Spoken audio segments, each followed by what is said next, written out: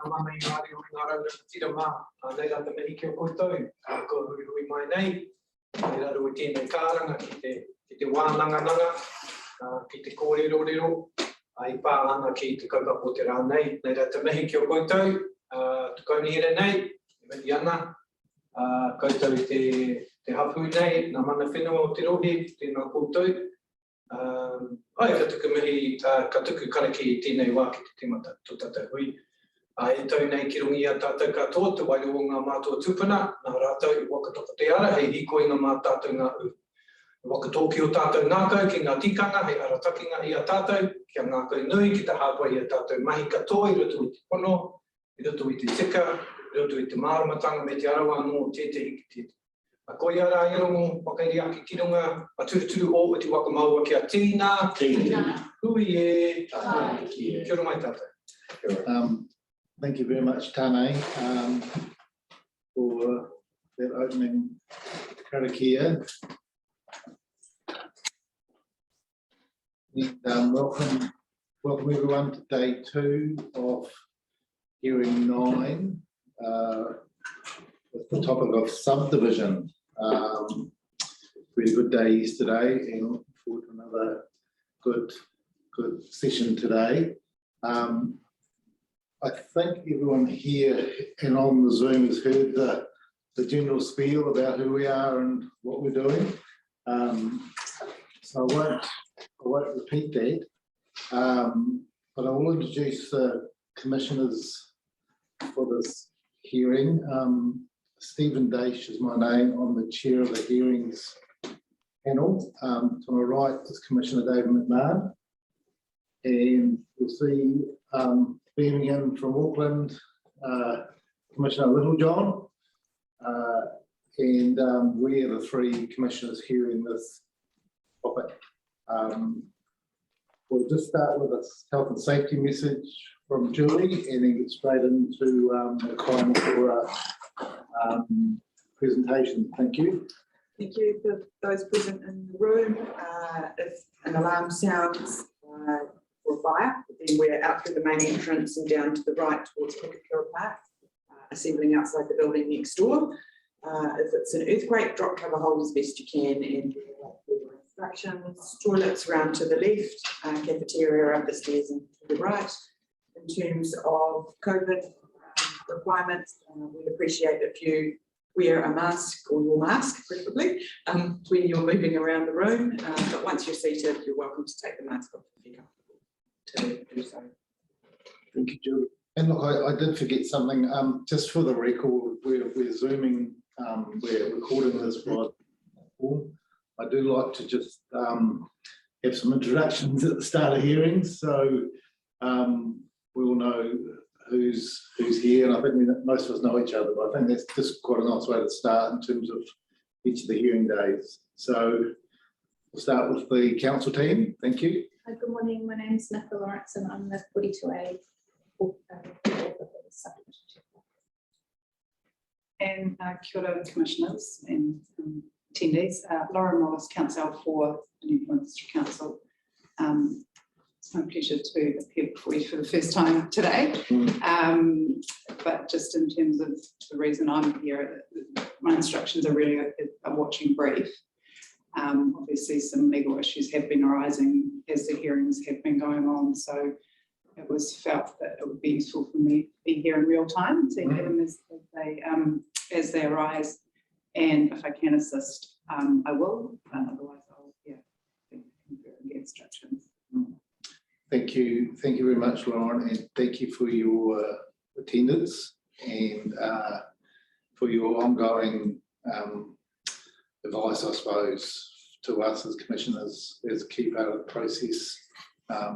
We do rely on council to really advise on some of these trickier legal issues in every process. Every RMA process has its own thing going on in relation to law and interpretation and good decision making. So really value your input. Thank you. Thank you. Holswich. Good morning, Commissioners. Kia ora whānau. Keith Holswich, Ngāti Rahiri, will be submitting later on this afternoon. Thank you, Keith. Chris Marsh, Thank you, Chris.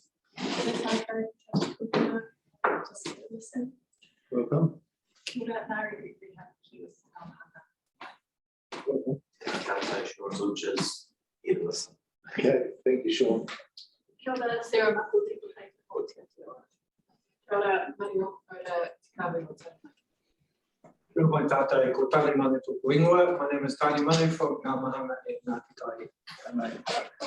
And just quickly going in the room, starting with you, Val, just introduce your team, or you can introduce yourself and they can introduce themselves, I think. Yeah. Thank you. Morena, everybody there and online. Bell Matheson, Council for Kāinga Ora. Morena, Michael Campbell, planner for Kāinga Ora. Thank you, Michael. Steph, do you want to just pop on and say hello? Morena, I'm just holding a watching brief today on behalf of the Department of Conservation. Thank you, thank you.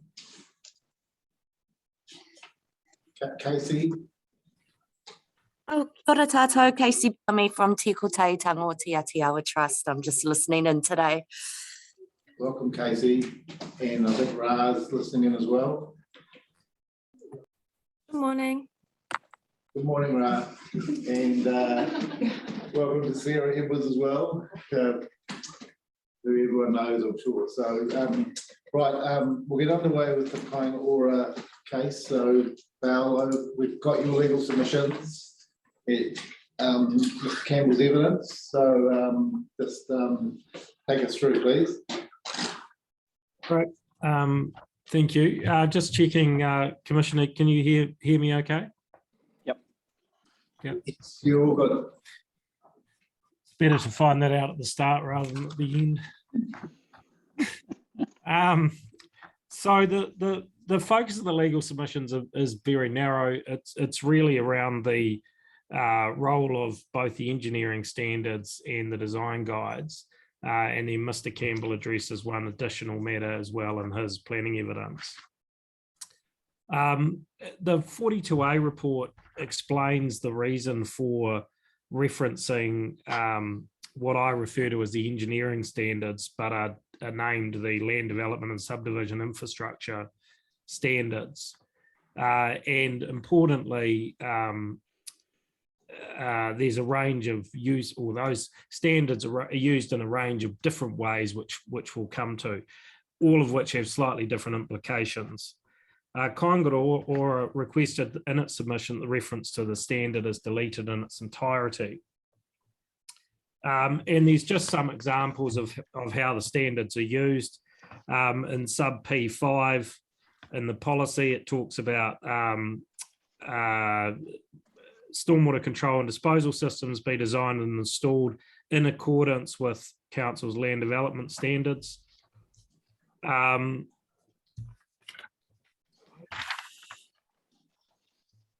That standard subsequently referred to throughout the subdivision rules, including as a matter of control and a matter of discretion in sub R5 and a matter of control in sub R6. Some of those provisions refer to the use of the standard in a mandatory manner. And there's three examples there. Standard 3, all development and subdivision design and construction must comply with the requirements of. S4.2, the means for treatment, catchment and disposal must incorporate low impact design principles in accordance with, and sub S8, in all zones, any requirements are set out in the engineering standards. Non-compliance of those standards is a discretionary activity. So in terms of turning to 2.7, firstly, it's obviously accepted that material can be legitimately incorporated into plans by reference. And in the early days, there was some debate around how that can and should happen. That was clarified by legislation.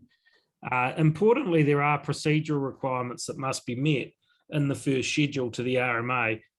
I looked through the Section 32 report. It's not entirely clear to me whether that process was followed. I can only assume it was, but I don't know that, and it wasn't clearly evident to me that it was. And that obviously requires, if material is to be incorporated, it needs to be advertised, an opportunity needs to be provided for comment, comments need to be considered, and all of that needs to happen before the proposed plan is notified. And the reason for that is obvious. If a standard or some other mechanism is going to be incorporated by reference, everybody needs to have an opportunity to at least comment on it. And the second point I make there in B is the form of any rules or other provisions referring to external documents has obviously remained subject to the overall test under section 32 of the RMA, i.e. being the most appropriate way to achieve the objectives. And in that respect, while it may be appropriate to incorporate material by reference into some parts of the district plans, and by that I mean into some rules, policies, standards, notes, explanations, it may not be appropriate to do so in other parts. Ultimately, the nature of the material being incorporated must be closely examined to determine whether it's appropriate to be incorporated into a district plan in the form proposed and with respect to the role that that standard or material is intended to play. In terms of efficiency and effectiveness, while the use of a cross-reference to a standard means the subdivision standards are admirably succinct, users of the district plan would need to wade through the standard to determine whether or not any particular proposal complies with the standard and therefore complies with an effect standard or is consistent with a matter of control or discretion.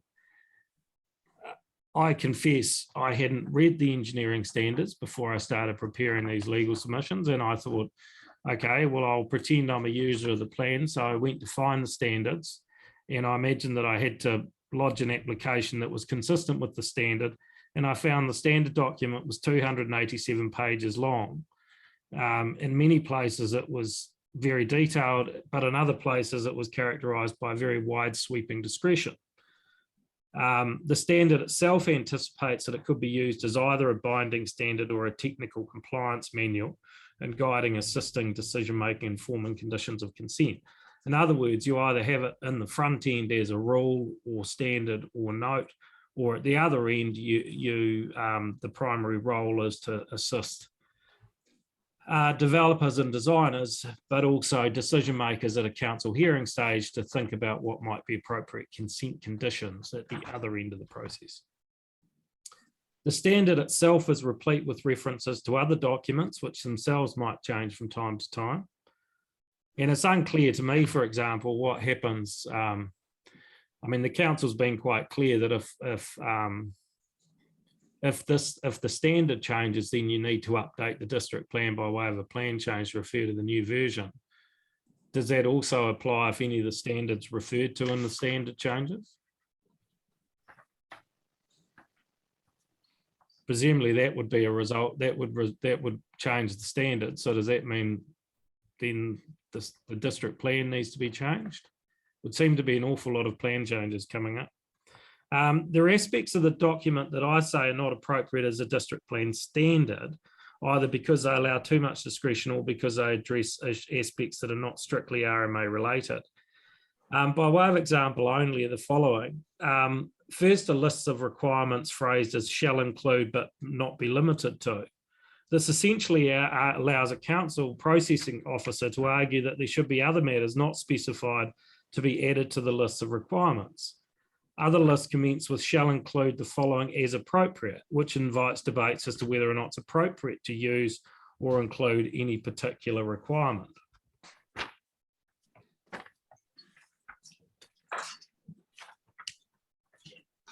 More generally, the use of verbs such as minimise and adjectives such as appropriate and phrases such as where necessary. Other phrases include a requirement to optimise connectivity and access to the maximum extent practicable. While road design might be seen as one area where the standard could clearly specify exact requirements, there's an extract below that highlights the degree of potential discretion in the ultimate design adopted and the inappropriateness of referring to the standard in the manner proposed by the PDP. And I guess I won't read that. If you've got very good eyesight, you can read that if you've made a mistake like I did of printing it out, and apologies for that.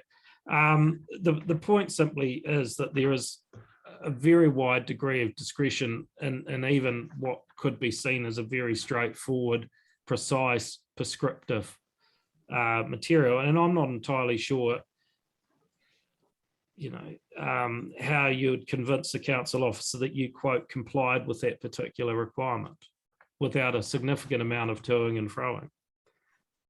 At a general level, how could a district plan user be comfortable that they've complied with this requirement so as to be satisfied that they've met standard sub S3? And by way of final example, and there are many, many examples I could have used, is the following common phraseology, which states a standard, but then indicates that the council might specify other requirements. And that's the phrase, generally a minimum clearance of 1 metre should be provided. The TA may determine other specific requirements subject to individual site characteristics.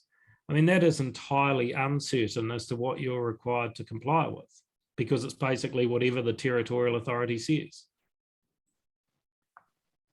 And I say, how is that sufficiently certain to be a valid rule in a district plan, let alone a standard? As discussed below, Kāinga Ora's preferred relief is to delete the standard from the policies and the operative provisions and simply retain it as a cross-reference in a note. If the PDP is to retain a reference to the standard in the operative provisions rather than simply as a note, then it would assist users if the particular parts of the standard could be precisely identified, e.g. the paragraph numbers and page numbers. These particular parts of the standard could then be assessed for certainty, and it would give all users and the council staff applying the standard, and I would add decision makers trying to decide on any applications, greater clarity is exactly what the requirements of the standard are in any particular circumstance.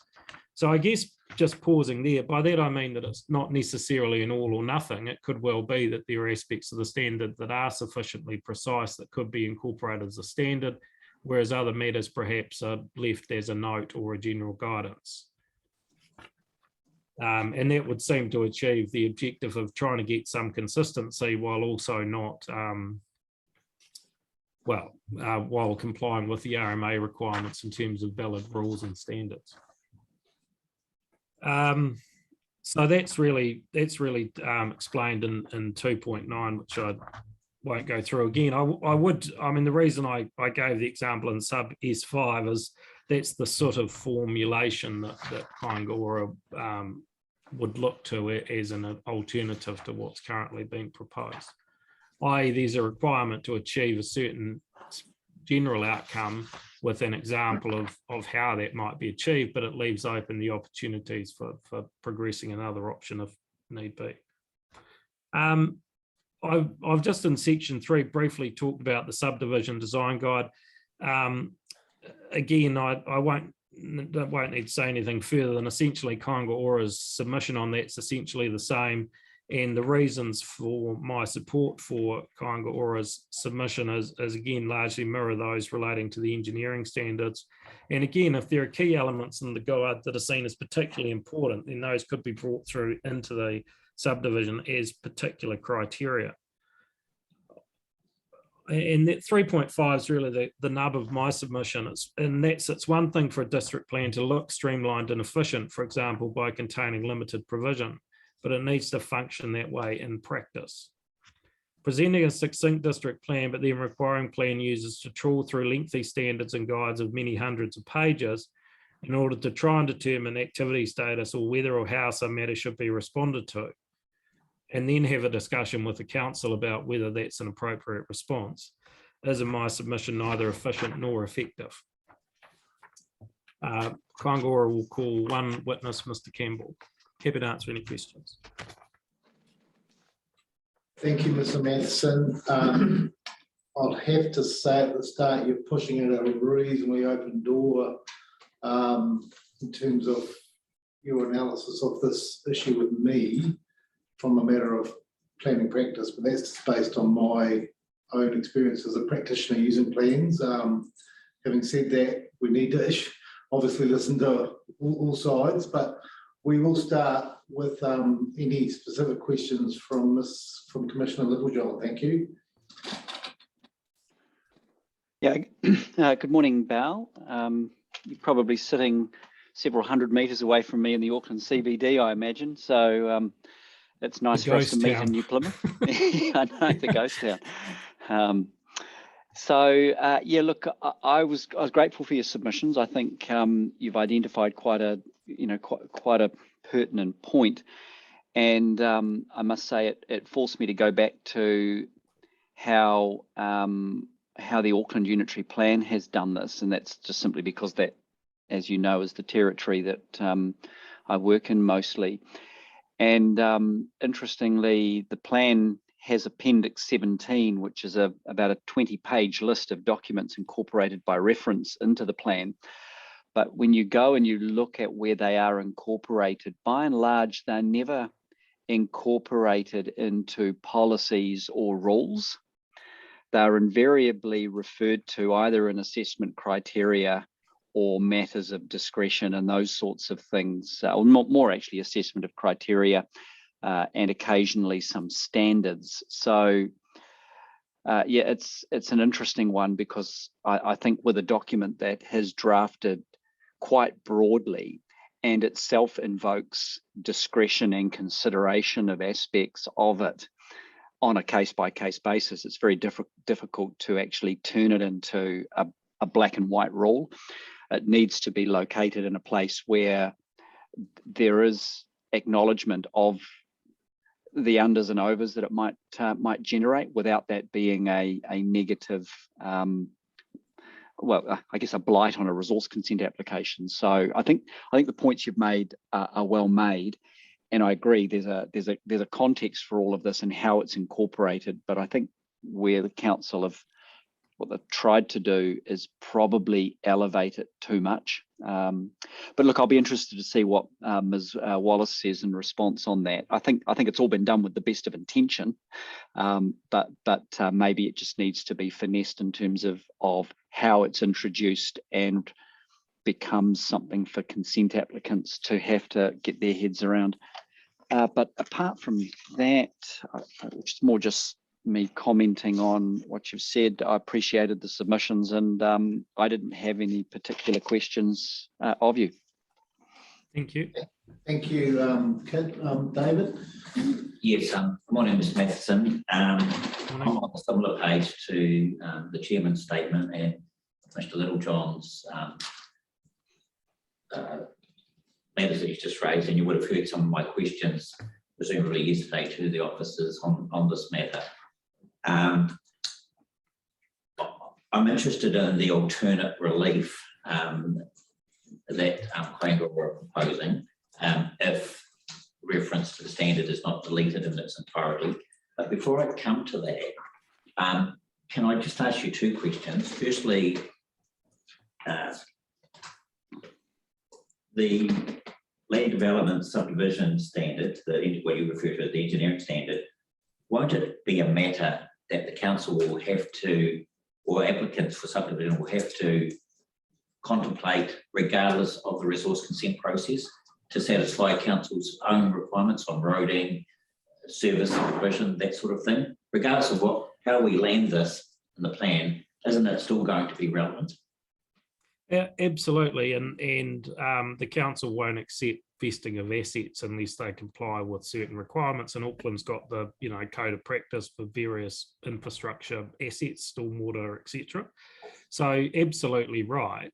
The question is, do you need to debate that through an RMA consent process, or do the engineers talk to the engineers and sort something out sensibly?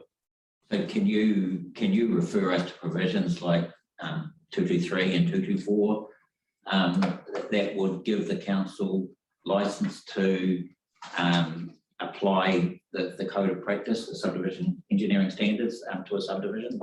And, I mean, do they have the ultimate veto under those provisions? Well, I'm not sure that they do under that, but they would have, I suspect that rather than there, I suspect it would be the Local Government Act certainly in terms of connection of water supply assets and stormwater assets. I suspect it's more under the Local Government Act than 223, 224. Okay. But at a practical level, a developer's not going to design a sewage network or a water network or something like that without knowing the council's ultimately going to accept it and connect their services to it, because you just have to dig it up and do it again. I mean, it's like, Yes, and where 223 and 224 might come in, where there are conditions relating to works that must be given effect to prior to the issue of a certificate. yeah, and there's normally engineering standards which, you know, might say, for example, you know, sign off from the engineering works approval or something like that, which again is just I mean, Kaingora doesn't necessarily have any concerns with the standards themselves. I mean, they're New Zealand standards and they're obviously quite sensible. That the difficulty is at what point in the process do they arise, and is it something at an applicant stage you're required to sort of trawl through and have a big argument about, as opposed to at the other end when you go, well, we've got a consent to do this, and then the engineers sit down in detailed design stage and work out how big the pipe's going to be and exactly where it's going to be and yes, stuff like that. Okay, thank you for that. The second question is, you put the reference to the subdivision design standards on the same plateau as the engineering standards in terms of your concerns, but the subdivision design standards are at least incorporated into the district plan, aren't they? That's my understanding. And presumably they've been tested through a public process in the same way that the engineering standards might have been. Does that change your legal approach to the subdivision design standards? I mean, is it the same? Are the same issues that you have with the engineering standards replicated with the subdivision design standards because they're in the plan?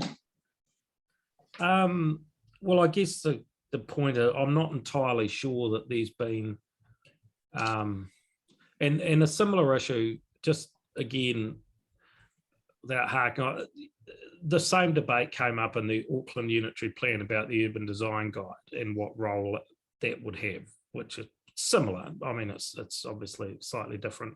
And there was a concern, I guess, that, you know, it would be applied too slavishly without an ability to sort of be a little more flexible.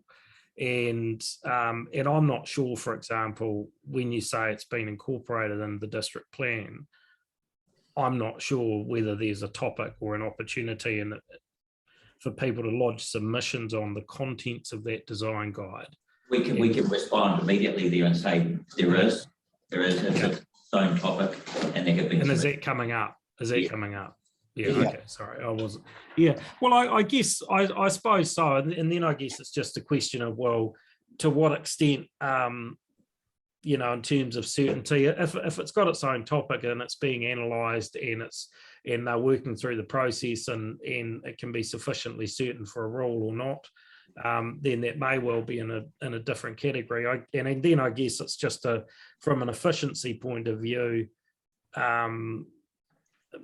you know, does it, is it sufficiently certain, or is it as a cross-reference to compliance with the design guide? And the phrase design guide generally tends to indicate a wide sweeping range of sort of options. As Mr. Littlejohn says, for example, an assessment criteria in that case, the extent to which it's consistent with the design guide, you know, which is far more acceptable than a compliance with the subdivision design guide as a standard. Yes. Yes. Okay, that's quite a nice segue onto my final question, and then I've written down, are the provisions sufficiently certain for a rule? And that's the theme I just want to explore in terms of your potentially alternate relief. I mean, I acknowledge the relief asked for the subdivision standards, the engineering standards to be deleted in their entirety, but and this is something I'll explore with Mr. Campbell, but would you have a problem from a legal perspective with reference to the subdivision standards at the objective and policy level, particularly the policy level, and in matters of control and discretion, so long as they weren't replicated as a standard or a rule? So the policy direction might be, look, when subdivision comes up, we want the subdivision design guide to be one of the matters to be considered. And the method for achieving that would be a method of controllable discretion as opposed to a mandatory standard that must be met and would trigger, say, if it wasn't met, and if you could tell it wasn't met, it might trigger a controlled activity to a discretionary activity. Yeah, I don't think the design guide should be referred to in the objective.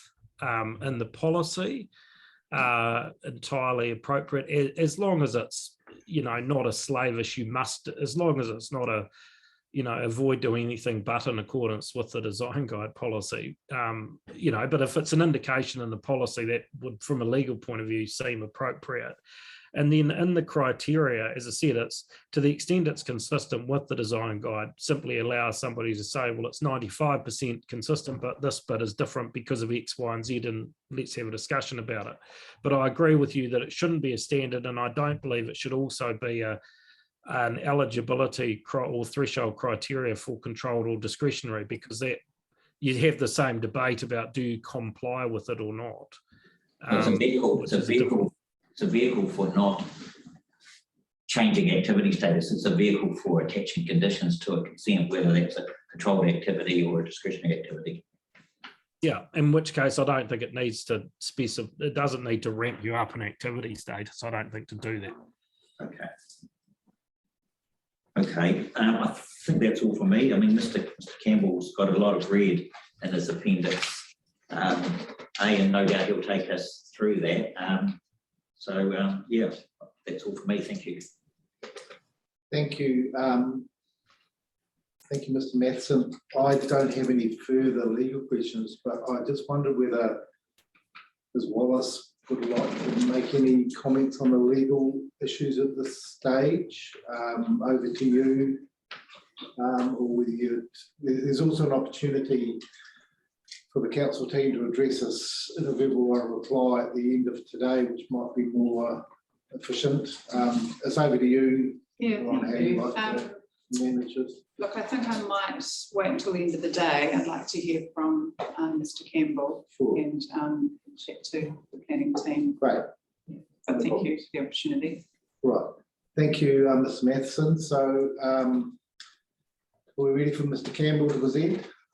Yes, thank you, Mr. Campbell. You're on. Morena Commissioners, just checking you can hear me okay? Yes, you're beaming in loud and clear, Michael. Great, thank you. Obviously my name's Michael Campbell, Kāinga Ora. What I was proposing to do is just briefly read my my summary, and then happy to jump into questions. I maybe have a couple of supplementary comments just at the end of my summary, having heard the discussion, I might just make a couple of comments, but then yeah, happy to jump to questions. So the key points addressed in my evidence are, I recommend. Sorry. So is this the summary in your evidence? Oh yes, correct. So I'm commencing on page 2. Sorry, Commissioner Dash. Thank you. Just bear with me. I'm working off a screen. I don't have papers, so I'm just going to have to scroll. Yep. So the key points addressed in my evidence are: A, I recommend amendments to the subdivision section of the district plan to better achieve the efficient use of land and patterns of development which are compatible with the role, function, and predominant planned character of each zone. I recommend provisions of a vacant lot size for all residential zones to ensure that a suitable vacant lot enables a future building. In addition, the proposed changes recognise that subdivision now often occurs either at the same time or after a land use consent, and in this case, the subdivision rules can be simplified to reflect the preceding approved land use consent outcomes. I recommend providing a restricted discretionary activity status rather than controlled for subdivision. In my opinion, this is necessary and appropriate as a means to properly assess the potential adverse effects of subdivision. I consider that restricted discretionary activity assessment frameworks assist to provide both clarity and certainty to the users of the district plan as to the development outcomes that are sought and the specific matters Council will assess development applications against as a means of achieving those outcomes. I consider that the subdivision guide and engineering standards should be used as non-statutory guides rather than having direct reference to them in the policies, effects standard and assessment criteria of the district plan. and I've recommended a number of wording changes to the objective policies, rules and assessment criteria as set out in my Appendix A of my evidence. Just one point, and that's my summary, but just a couple of points in my, on reflection, in my changes to the evidence in the section sub R6A, I'd made reference to the standards being complied with apart from standard sub S1, and on reflection, I probably would also include sub S2 in relation to subdivision around an approved land use consent. So there's a correction there.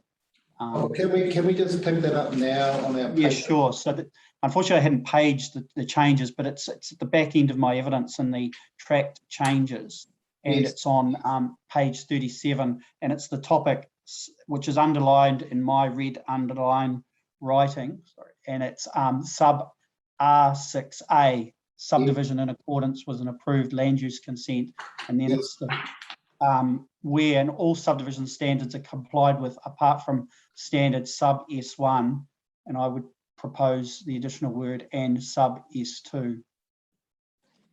Thank you. We haven't got there, it's towards the back, it's just got It's sub R6A, was it? R6A. Correct, yes, that's correct. And sub S2. Yes. Page numbers would be good. I don't have page Yes, numbers. apologies, I thought I had them on, so sincere apologies for that. All right, so you just, anything else there, Mr. Campbell? Just one comment, and just listening to the discussion from between Mr. Littlejohn and Mr. Matheson. And look, I'm conscious of not being the Aucklander rolling in here and telling you how it's done. That's certainly not my intention. I do get involved in quite a lot of subdivision applications in Auckland, and I thought it just might be useful just to sort of expand on that discussion around the process for sort of engineering approval and how it occurs in Auckland. And so typically with a subdivision, you know, matters of engineering are obviously looked at and focused mainly around you know, at the resource consent subdivision stage, you know, making sure that there's actually feasibility in terms of design and things like capacity, that you know, that you can actually achieve the outcomes in terms of services to the site, that there's practical means. Typically, you know, with a subdivision, what would follow is a series of conditions that then require the developer to then prepare detailed engineering drawings as part of the application that they would then submit to council for approval, and there'd be a quality assurance process. And as Mr. Matheson indicated, there's a code of practice in Auckland, and this engineering plans are checked. In that case, there's a process in Auckland, and I have to confess, I'm not sure if it's a similar process in other councils. In some areas, I'm aware of it, is what we call an engineering plan approval. And so at that point, the plans are sent to the council's engineering team, they're checked and signed off, and then the physical works are completed, and then the council kind of inspects those works, or they're certified to ensure that the works are completed in accordance with the agreed code of practice, and then those infrastructure aspects are then vested in the council, signed off and vested through this sort of 223, 224C process. That's a kind of very high level summary. I just thought it might be useful, and yeah, I'm happy now to answer questions. Thank you, Mr. Campbell. I can empathise with your issue about being seen as an Aucklander rolling in to tell councils how to do things. As a younger man, I was doing exactly that for the old Ministry of Works Town and Country Planning Division, but I was often from Wellington rolling around the country telling other councils how to do things. So it's interesting how the worm has turned again in terms of the way government agencies are set up now. So look, with that flippant comment, I will move to Commissioner Littlejohn for some more serious questions. Thank you. I'll take that as a compliment, Stephen. Yeah, look, I did have a couple of questions on your evidence, Mr. Campbell. I appreciated that. The conversation or the comment you were just making is certainly my experience. The engineering plan approval process that is always looked at for any infrastructure or that's going to vest in council as an asset, and it all happens within the consent after consent is approved. It's not a condition of, it's not a basis upon which consent is evaluated, because it's always assumed that there's an engineering solution effectively. And even though the standards there might have very black and white aspects to them, the discussion that happens between engineers, for whatever reason, it ends up always, in my experience, with a very pragmatic solution to case by case instances. So that's my sort of experience as well. And indeed, in the urban subdivision rules for Auckland, the only document that is referred to that there is a standard attached to is around in services. It says that where no reticulated water supply is available, sufficient water supply and access to water supplies for firefighting purposes in accordance with the NZS Fire Code of Practice, right. SNZ, must be provided. And that's the only document incorporated by reference as a standard into the subdivision provisions. So that's the only case I've been able to identify where a standard exists that refers to a third party standard as well. So there's no other general reference to subdivision design guidelines or urban design manuals and all of that sort of stuff, only in the assessment criteria. Anyway, look, I think we've sort of done that topic to death. I was interested in a couple of your propositions. Interestingly enough, Mr. Souza and you are pretty much on the same page in terms of presentations to us around providing this opportunity for approval around an existing structure, and I think he went so far as to say around an approved development. So that, and I think you're making the same point there, but you've come up with slightly different tweaks to the provisions to make it work. But certainly, I think you've got support by another planner in that space there. So the two things I was interested in was really your suggestion that in the medium intensity zone, well, actually your suggestion that subdivision shouldn't be controlled. I must say it's always a bit refreshing, I think is the right word, when a planner comes along and says, no, you're being too liberal. You need to you need to invoke more discretion, because that's essentially what you're doing. You're saying controlled is too easy. You need to introduce a bit more discretion by making it restricted discretionary. And so I wanted to really just get a sense of why you think the matters for control that have been reserved aren't good enough to sort of achieve the solutions that you might want to see by way of certainty for infill and new urban subdivision. Yes, so it probably does seem a little bit unusual, but I guess when I looked at the matters that the council's proposing to reserve its control over, and admittedly I've gone and redlined and added some more things, but even putting that to one side, when I kind of looked at those matters, it kind of struck me that what I've always seen as a controlled activity is really around you've generally the activity's acceptable, but you're going to impose conditions that will mitigate the effects. And I guess my concern when I read those matters of control, even as they're currently proposed, is there are quite a lot of matters that, to my mind at least, kind of strike to the actual potential design of a subdivision. And I guess is that balance is to what extent, if you're assessing a controlled activity and you're assessing those matters where you've reserved control, are you dealing with matters by way of conditions? Because that you've got to grant consent and you can only impose conditions.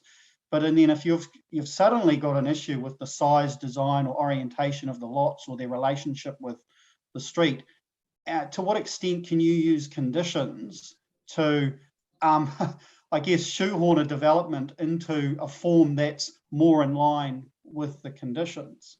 Yeah, I mean, you I'd do run into that, the limitation on the condition setting power. You can't say, yes, I'm going to approve your development, but you must do it in accordance with Plan X, which is the complete opposite of the plan the applicants put in. Exactly. So I think I understand the point there. Yeah, and I guess I kind of also, and this kind of comes back to, and once again, and what I've experienced more recently in the Auckland context, because of the approach in terms of really encouraging that kind of combined land use and subdivision.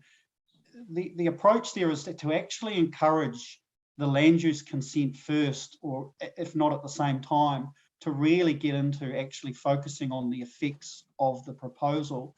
And more in the Auckland context, we very rarely see vacant lot subdivision. It tends to be more of an integrated subdivision land use consent design. And a lot of those issues are dealt with at the land use consent. I think vacant lot subdivision, whilst it occurs and it will continue to occur, I think as you move to a more sort of integrated response, the subdivision tends to be a sort of a consequential outcome of the land use decisions that are made. But I guess that was my thinking in terms of that particular rule around a vacant lot subdivision and whether or not it should be controlled or restricted discretionary. The way as we learned yesterday, the way the New Plymouth plan is structured is that in both the general residential zone and the medium density residential zone, it's a permitted activity to put 2 houses on a site, and then subsequently controlled to subdivide them, provided they've got a minimum sort of site area. In the general residential zone, 3 or more houses is discretionary, and in the medium intensity, it's restricted discretionary. So there is a logic there to aligning the status to encourage that more intensive development as an overall restricted discretionary activity. I guess the issue that always arises in these situations is, and one of the things that makes the subdivision land development transaction so much more cost efficient is if it's done with the clear expectation that there are, general compliance with the standards means that there's no need for neighbours' approvals and the like, or that there's not going to be any public notification. And the thing that's missing from this plan is there's no general statement about that at all. And so I can see to some extent the council's logic in that making it controlled sends a very clear signal that there's, absent special circumstances, there's no reason to even require any adjacent neighbours or anything like that to even think about it. Whereas if you elevate it up to restricted discretionary status, you're potentially opening that door a little bit, which then makes the whole transaction potentially more timely, time consuming and costly, just to create a 3 or 4 unit development on a site. I mean, do you have any sort of wisdom around that you might like to share? Yeah, it's a really good point. I think the matters for discretion are quite focused on internal outcomes for the site per se, rather than necessarily in terms of the assessment criteria, at least, rather than those effects that maybe expand onto other sites, in terms of land use matters, be it sort of height in relation to boundary height and coverage and those sorts of things, which may well open you up for neighbours' approvals. To the extent that there might be scope, I think there could be merit in clarifying those aspects of notification around restricted discretionary matters. And all I can say is that, speaking from the approach that we do here, they are restricted discretionary, and it doesn't tend, in my experience, to, at the subdivision level at least, to open that up to neighbours' approvals. Admittedly, that the land use consent, there are notification restrictions there that do enable that. Sorry, slightly convoluted reply, but I think there could be merit in clarifying that. Yeah, I think we've had that conversation, and I don't think anyone's made any submissions around rules around notification in this plan. So we're sort of stuck with whatever the Act says is the situation. But I think your point is right, that if the matters of because presumably if we switch this to a restricted discretionary activity for subdivision in the 5 zones that you've identified, then the matters become matters of discretion. Yes. And provided those were only focused on site design and internal aspects or other general urban connectivity issues and not neighbours amenity, for example, you That's might I think you're right. I cannot see a criterion there which talks about the extent to which the subdivision layout maintains or enhances the amenity of neighbouring properties, which would be a red rag to a neighbour's Yes. approval sort of approach. Well, not a red rag, but that would be a clear signal for a neighbour's approval sort of approach. That's right, correct. Okay. The other question I wanted to ask you about was your suggestion that there does need to be a minimum lot size in the medium density zone. Is that something that was specifically in the Kāinga Ora submission? I'd have to have a look. Let's have a look. I think we had, I'm pretty sure. Well, I'm assuming you wouldn't be asking for it if you hadn't. Yeah. But occasionally we come up with better ideas after we've lodged submissions. Yeah, Only occasionally. I'll double check, but I'm pretty sure we had asked for it. Well, look, I just want to check that now because that's quite an important point. I'll do it right now. Nicola's nodding her head here, if that's any help. Oh, okay. There we go. Nicola's the source of all knowledge. Okay. So, Okay. and do you think that's important for both? Well, winding it back a little bit, one of the issues that Mr. Souza talked to us about yesterday, and it's one that I've certainly experienced, is when a development is done by way of land use consent first, and then the subdivision consent follows, even though in New Plymouth, it's quite an interesting situation because it's a permitted activity to build 2 houses on a site, provided you can comply with the coverage, the height, the yards, and all of those sorts of things, which, from my understanding, occasionally leads to situations where the second house is able to exist on a compliant site that's much smaller than the minimum lot size. And of course, what happens is when the owner then goes to get the titles drawn and subdivided around the second house that they've built, the council planner goes, "Oh my God, you're breaching the minimum lot size." And the applicant says, "Yes, but the house is already there, the effects are there." And then it ends up, and Mr. Souza gave an example, going down a bit of a rabbit hole where non-compliance with the minimum lot size is seen as a reason to get really, really agitated about the proposal, and thereby not having a minimum lot size sort of to some extent addressed that issue, because you were only then just looking at whether the house had been approved and met all of the basic bulk and location. And so his notion was that not having a minimum lot size does address that issue. You're saying that we should put in a minimum lot size. Do you think that it should only apply for vacant lot, or should it be a guide for subdivision post development? My express purpose is it's only a standard for a vacant lot. As soon as you've got a land use consent, I expect that the minimum lot size is a superfluous rule, because you're then focusing on your subdivision around your land use consent. And once again, without labouring the point, that's exactly the process in Auckland. The purpose of the vacant lot is simply to manage those situations, to my mind anyway, where someone decides that they don't want to do a land use consent, they just want to subdivide a piece of their land at the back, and it's ensuring that there's a suitably sized piece of land to be able to create a vacant lot that could be sold for someone to be able to build on later. But presumably that person, if the intention is long-term to create a parcel of land that's viable for a new house, because that's where the value is ultimately. They're not going to carve off 100 square meters, are they? I mean, do you think there's a real risk? Do we need to hold their hand like that? I guess, I mean, I think at 300, you're providing what I would consider to be a reasonably generous small lot. And you do have aspects of things like height to boundary and the like. So yeah, from my perspective, there is a kind of a risk if you just have nothing. Then in theory, I appreciate that it's only a theory, but in theory you could create quite a small lot as effectively a controlled activity.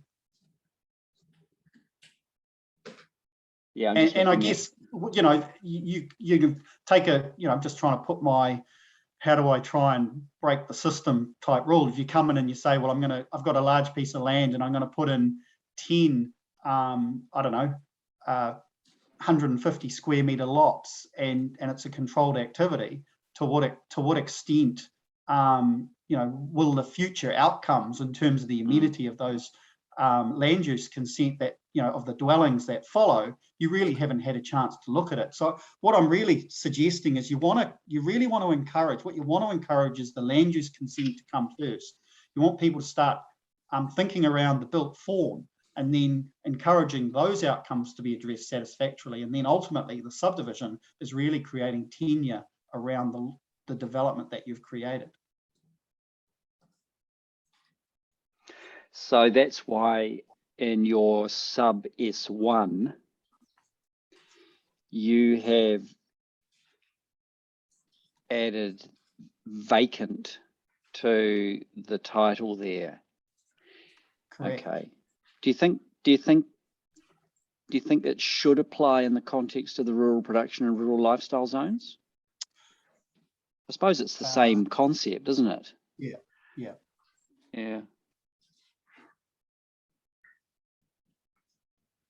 Does that mean though that if I build a second dwelling on a farm property and then go and just try to create it on a 2,000 square meter site?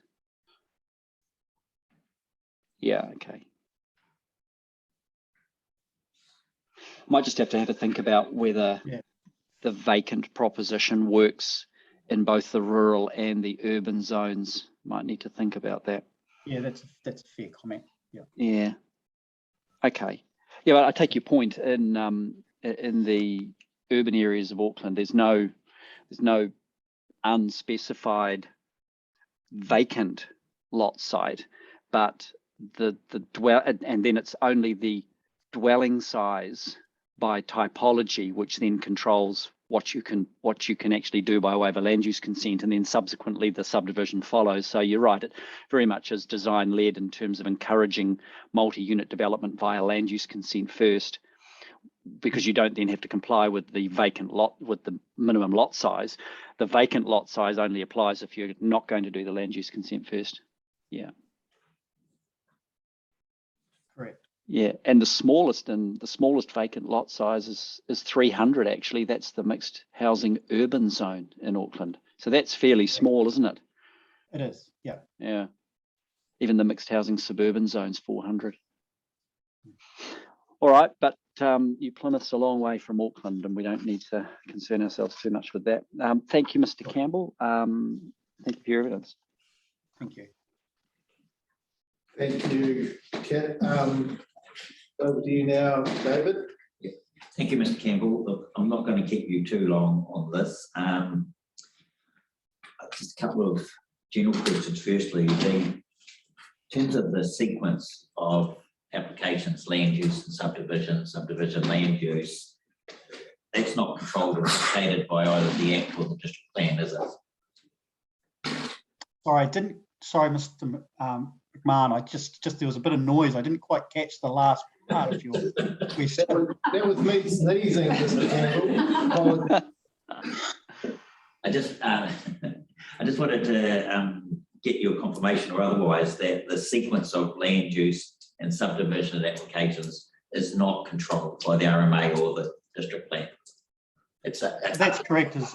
That is correct, and we, I guess, for our sins, we get involved in a range of different sequencing in terms of subdivision beforehand and subdivision after and subdivision at the same time. And dare I say it, even examples of, just as things that we're seeing at the present time is people obtaining a subdivision, integrated subdivision consent, say for a medium density development, and potentially creating titles and then selling those titles to future builders to build the particular smaller homes. So, you can have different ways that you can actually build out a development. Yes. So as decision makers, we have to expect the plan to be nimble in dealing with but the alternate sequences that could occur. Yes, I believe so. I guess that's rightly or wrongly, that's what I'm kind of trying to set it up for those scenarios. Yes. So if there's a strong desire to have comprehensive residential development that involves subdivision and land use occurring at the same time in tandem, then the plan should signal the need for that, presumably. Yes, I think it certainly would be beneficial to encourage that. I think personally, that is the best way to kind of deal with these areas, is to deal with it in an integrated way. But there are always exceptions to rules. Yes, and that approach would be better suited, presumably, to the medium density and higher density residential zones. Yeah, that's probably a fair comment. Yeah. Okay.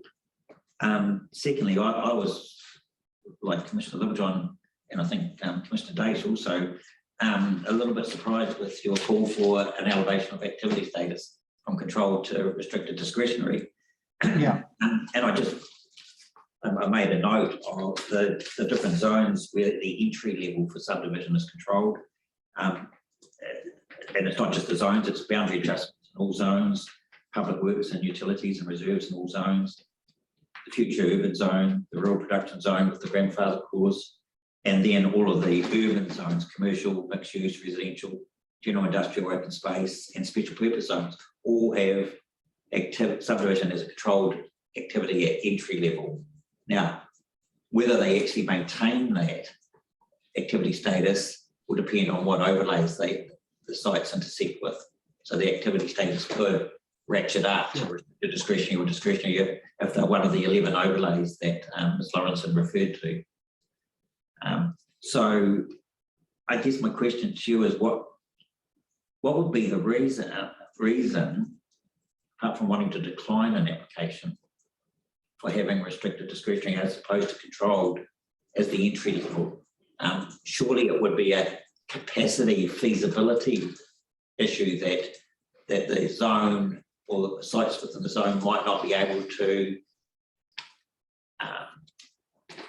facilitate the development because of capacity limitations, and then that should be reflected by the activity status, which allow full consideration of effects and the opportunity to decline if there isn't an engineering solution or isn't a capacity solution. Well, I guess it goes back to, and I touched on this with Commissioner Littlejohn, is the assessment matters go beyond just capacity. They really roll their sleeves up, and to be fair, I'm probably most focused on the residential context. They really do focus up on design matters, and whilst I've in my evidence and suggested changes suggested removing the design guidelines, there's a real focus on the outcomes in terms of shape factor, orientation of the lots and things like that. And I go back to the point I made, is that if those issues are things that need to be controlled, to what extent would a controlled activity give the planner the ability to be able to influence those outcomes? And I just have some doubts that if you're wanting to control those things, then I think there's a little bit of a carrot and stick that for the council officers to be able to say, well, look, I'm sorry, it hasn't met the criteria. I've got some concerns around some of the subdivision design. Now, subdivision design is not an issue, and we're just focusing on engineering capacity of the lots and a crude sort of shape factor. Then controlled activity may well be appropriate. I don't have a problem, but when I look at the criteria, it just seems to me that there are words in there that talk about protection of certain things. There's talking about connectivity. those aspects, to me, to my mind at least, as a controlled activity, it weakens your ability to get good urban outcomes, particularly in the residential context. Look, and I understand that. I just wonder whether it's the tail wagging the dog, that the standards are perhaps inappropriately listed or described as opposed to the activity status itself. That maybe for a controlled activity, the standards go beyond what's necessary for the zone. And therefore, if the standard was removed or reshaped, then controlled activity might still be appropriate. Yeah, I mean, I guess using subdivision design as an example.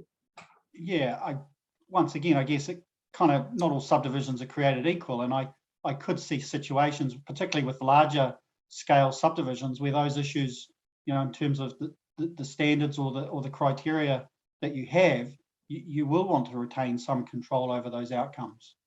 Okay, well, let's just go to an example. Sub R6. So this is subdivision to create allotments in those listed zones, largely the urban zones, but special purpose zones. And so it's a controlled activity entry standard. And this is a question I put to some of the witnesses yesterday. If you look at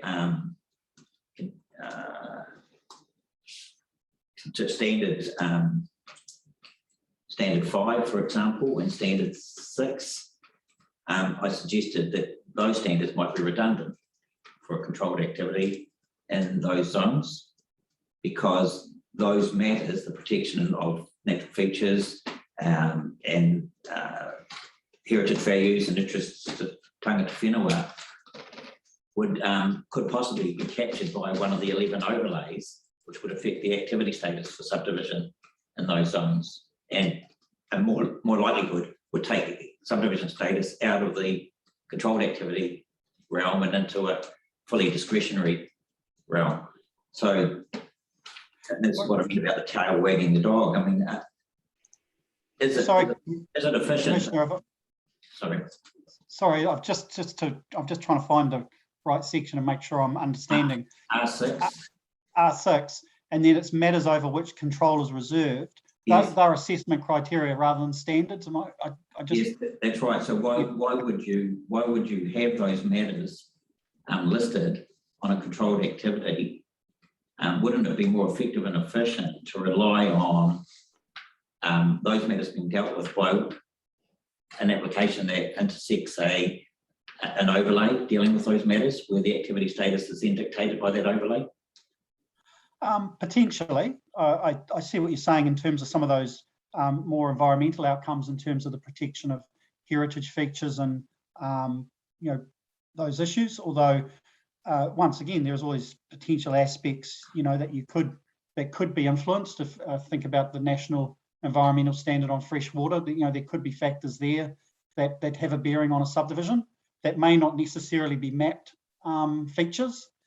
But I still go back to some of the fundamental aspects of a subdivision design, which is particularly in relation to, in the case of the ignoring my changes, the size, design, shape, and location of lots, and also particularly although I'm seeking to remove that section, consistency with the subdivision design guide.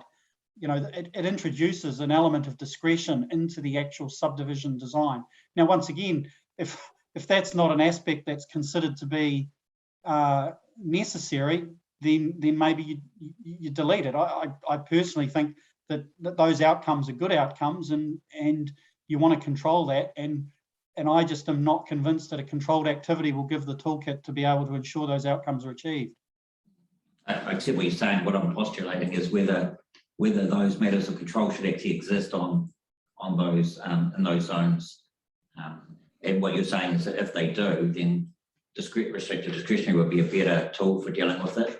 And what I'm suggesting is if they don't exist, and if we can rely on the overlays to deal with it, then controlled activity might be the efficient and effective method. If you conclude that those matters don't need to be considered and the other matters can be dealt with, then it may well be that control is appropriate. but I'm just taking a leaf out of Mr. Matheson's legal submissions from hearing one, where he referred us to the Forest and Bird Whakatane District Council case, and where he said that where the same environmental outcome can be achieved, then you should use the lower activity status to achieve that. That was a David Patrick case that Mr. Matheson provided us recently, and I just wondered how the scenario fits with that.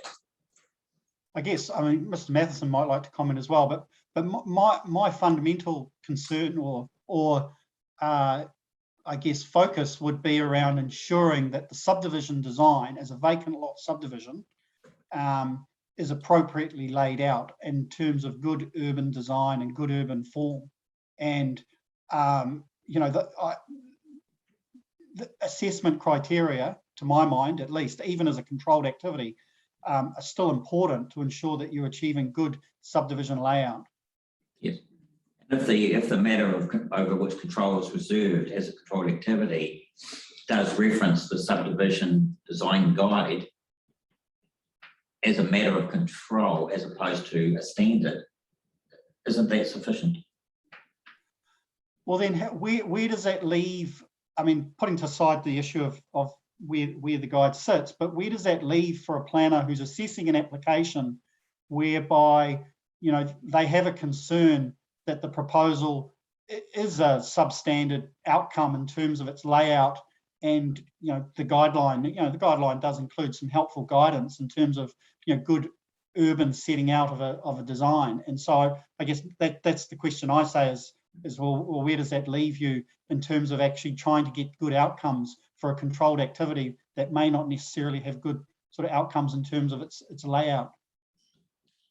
Why would a higher activity status achieve that in a more appropriate manner other than having the ability to decline the application? Well, it has the ability to decline, but it also, you know, has the ability, you know, through that to, you know, generally to perhaps be able to negotiate with applicants to get outcomes. Very, very rarely, in my experience, consents get declined. But what you can do is then have a conversation with the applicant to say, well, look, here are some concerns, and those concerns will be best addressed through some slight redesign to address those aspects. And if we're able to do that, then we can obviously do it. Worst case scenario, then there may be that you head down a decline. But in my experience, you know, with a restricted discretionary, you can work with an applicant to and with the council. I work on both sides to address those issues. And in the rare occasion, well, that's where, you know, sometimes you get into hearings and contested situations, but that's the exception to the rule. But Mr. Campbell, is it solely the threat of decline that makes those negotiations successful? Because if you take that out of the realm, what's the essential difference between a matter of control and a matter of discretion in that sense? Well, can you not have the same negotiations between the subdivider and the applicant as part of a controlled activity? Yeah, but you certainly can, and certainly you would. But ultimately, you know, are you putting conditions on, which is a controlled activity, or are you getting into a situation where if there's a fundamental difference of opinion or issue with a particular design, you know, the council has no discretion to ultimately decline it if those issues are of significance. So it's ultimately the differences decline. Yeah, sorry. Sorry, if I could just add there from a legal perspective, if I may. My concern, which I think Mr. Campbell just explained, is a developer saying, I comply with the standard. You've got these very broad matters of control, including, for example, the matters referred to in section 108, the first 108(1)(a) of which is any condition you think is appropriate. So it's basically an unlimited degree of control. At what point does an applicant say, well, you're making me do something that's not my application? That's effectively a decline, which you're not allowed to do as a controlled activity. Yeah, I mean, I'm not suggesting... That's the difference between an RDA and a controlled activity. And I think that's Mr. Campbell's concern, is that if, for example, they went back and said, well, the layout's wrong, you know, you should do this. And they say, you don't have any jurisdiction to change the layout as a controlled activity. I wasn't suggesting or promoting the subdivision design guide as a standard. I'm talking solely as a matter of control versus a matter of discretion. So, Well, I mean, I think, I mean, just to throw my 2 cents in here, David, I think you've hit the nail on the head. It is who holds the power. And with a controlled activity, the applicant holds the power of design. With a restricted discretionary activity, the council does. And it's a question of who do we have the greatest confidence in to achieve the better outcomes ultimately. And I mean, the courts have consistently said that the difference between the two, controlled activity where all of the matters are relatively benign and can be dealt with by way of conditions because the overall scope of matters that might come out of it are very limited and don't have huge environmental effects. But we are in an area where you've actually got an element of things you need to control and manage because there could be environmental effects. Then you start moving up into the restricted and then the full discretionary ones. So I think the answer to your question is yes, it is the power to decline, which ultimately, you know, makes the difference in the whole thing.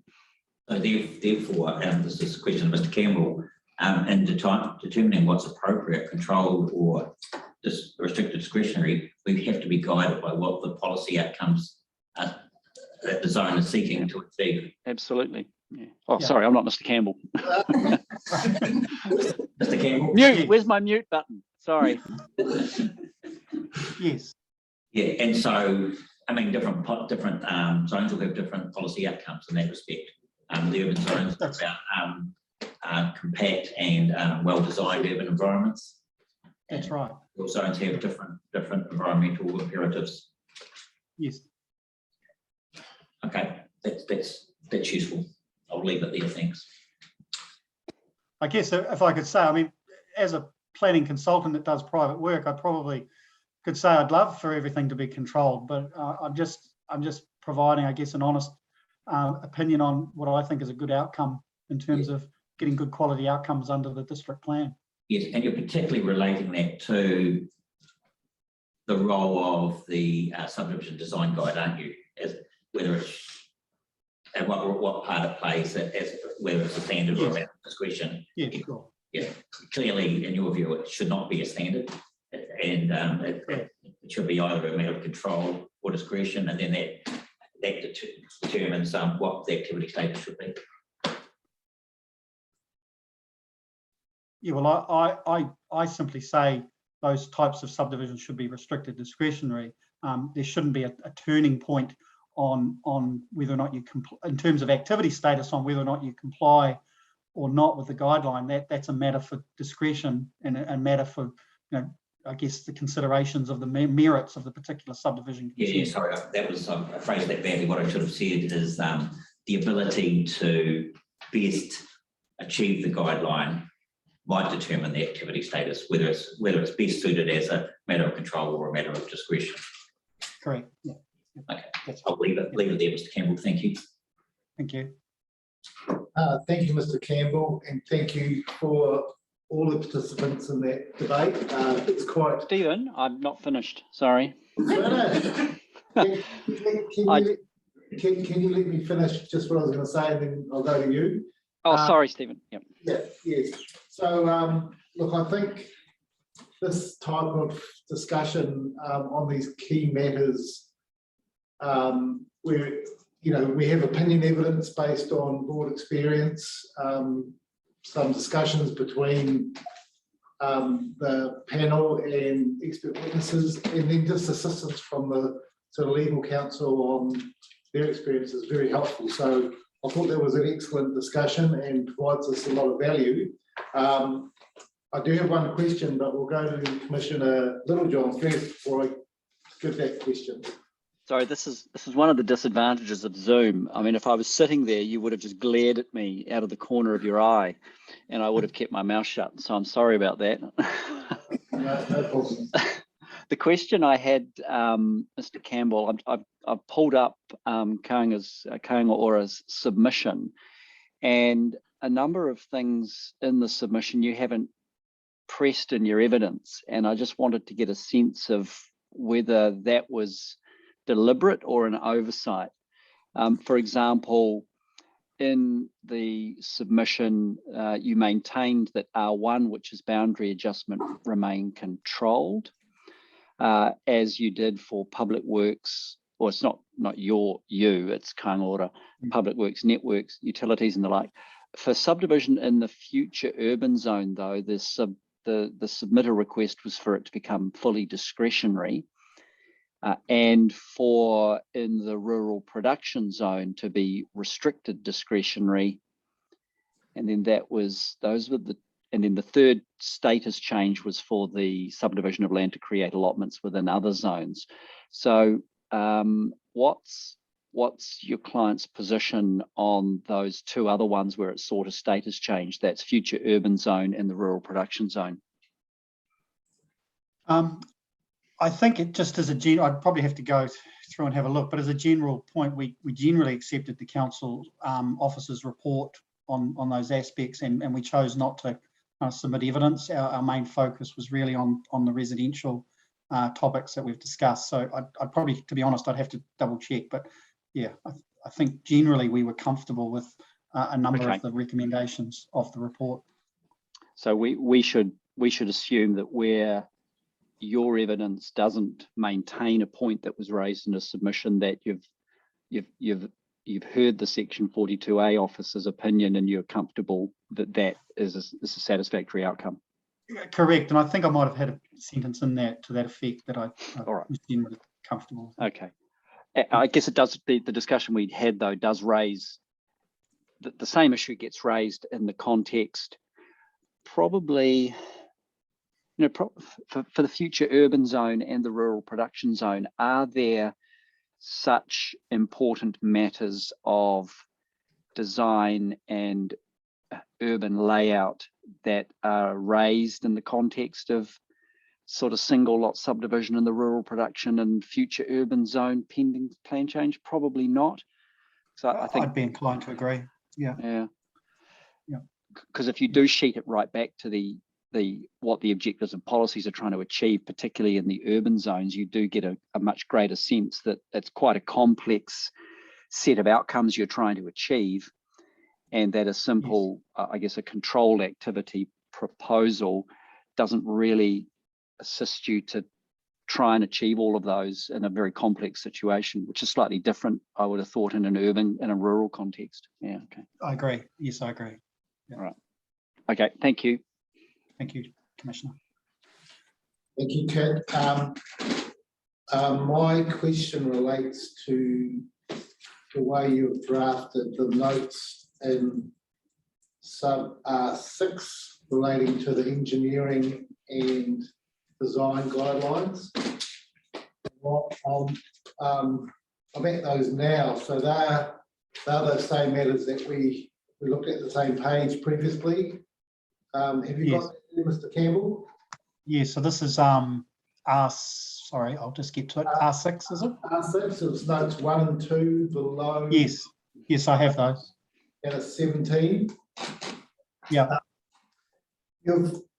My question is, you've worded these differently, and it's the interplay in the words between acceptable and contained in note 1. So you're just saying that those matters that are acceptable is contained within the design guide.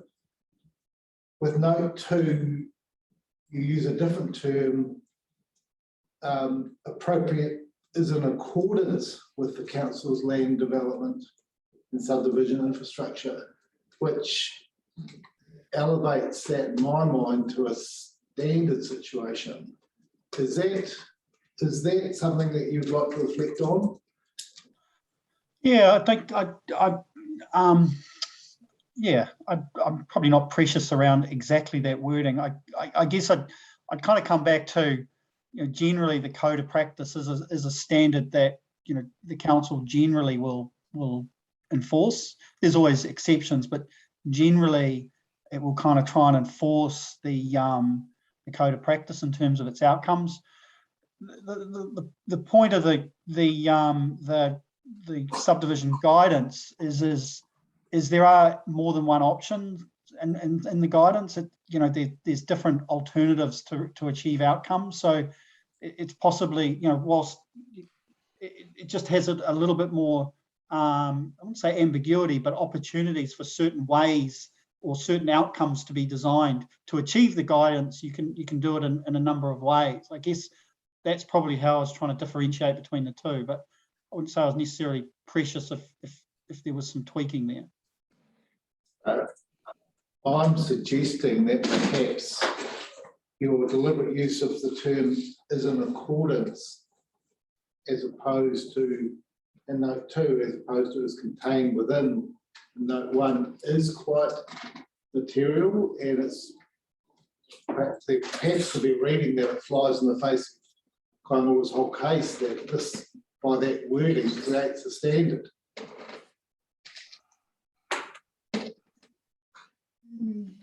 Commissioner, potentially. I could, if I may comment briefly from a legal perspective there. I think that in maybe it may be something that Mr. Campbell could reflect on and perhaps update the panel quickly. But from a legal perspective, my only suggestion for the wording would be that I'd be more comfortable with note 1 than 2. Yes. And note 1, I would probably also slightly tweak to say one acceptable means of compliance or an acceptable means of compliance is as per the design guide, accepting that there may well be other means of compliance. So it's just noting, I guess I was just concerned, I was supposed to make clear to the reader that this isn't the only way that you can achieve it, and this isn't a binding standard. But as a starting point, if you wanted to go somewhere that said this is generally what would get you over the line, go look at this document, worded in a succinct manner. But I think as far as note 1 is concerned, that could potentially be changed just by adding the word "and" to the front. An acceptable means of compliance is contained within. And would your preference be to use a word on the third line of note 2, and an acceptable means of compliance is contained within the council's land to be? Yeah, absolutely. Yeah. I think similar wording would help. I mean, consistency is important, right? Because otherwise people say, well, it's worded differently. So the planners or commissioners writing it ultimately must have meant something different. So I think wherever we can make those sort of provisions consistent, it always helps. Thank you. Look, that's the only question I had, and I think we've got that recorded, and the staff have got that noted as a matter as well. Thank you again very much for your contribution, Kainora team. Really valuable for evidence, and we'll see you next time. Thank you, very Commissioners. much. Really appreciate it. Good discussion. Thank you. All right, I think we have Waka Kotahi patiently waiting. So Ms. Wade, you'd like to, and you also have a colleague, I think, is that Ms. Jones? Yes, Morena Sir, Kathy Porthwaite here, and Claudia Jones is with me today from Waka Kotahi. Claudia will answer questions. She is sitting in for Alan Catchpole, who is away next week, but will be returning for the remainder of the hearings which follow at this stage. So, Sir, I think on Tuesday evening, I circulated around a short summary statement, which I'm not sure if you have received or, to be fair, had the opportunity to read yet. So I was going to just quickly go through that today, if that's helpful. Yes, we have that. Thank you, and welcome back, and welcome Ms. Jones. Quite different having Mr. Catchpole sitting there, who I know very well. But welcome to our hearing, and we'll listen attentively and ask questions when the time comes. So yes, you go through your summary, Kath, and we'll go from there. Thank you, Sir. Paragraphs 1.1 to 1.2 just confirm my name and that I will continue to abide the Code of Conduct. From paragraphs 1.4 onwards, I summarise what are just the 2 points which I wish to give the evidence on, and that is objective 3. I consider some changes to objective 3 are appropriate, and I've listed those there, with red being my changes and blue being the 42A report changes and black being the notified provisions.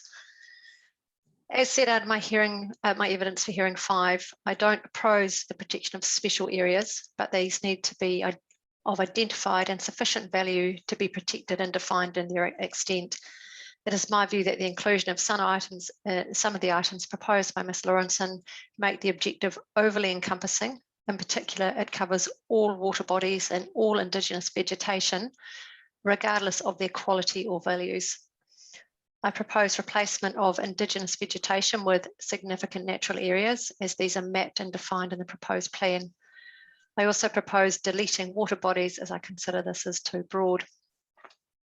In addition, I do not support the word of protect. It places an extremely high test on proposals, which is above maintain and enhance, and nearly as prohibitive as avoid.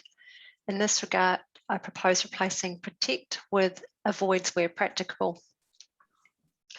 More broadly, I do not consider the provisions for infrastructure, which are in objective 3, and the provisions in subdivision and objective 2 need to directly align.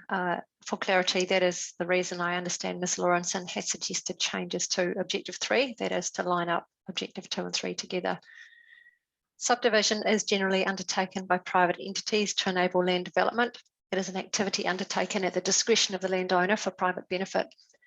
Often there is design flexibility and choices on location of items such as boundaries or building platforms. In contrast, infrastructure is generally undertaken for wider public benefit by a network utility operator and is often publicly funded.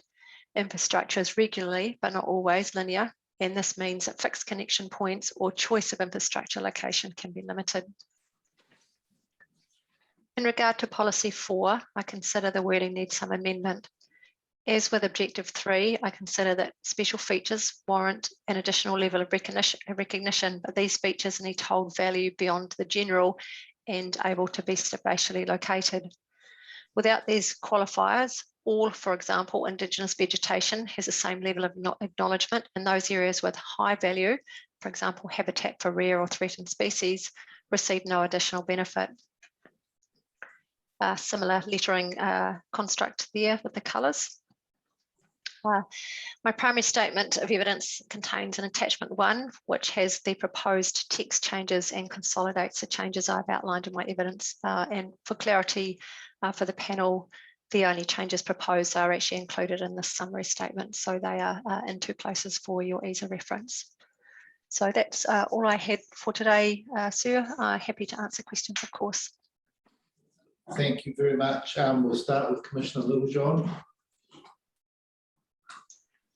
I don't have any questions.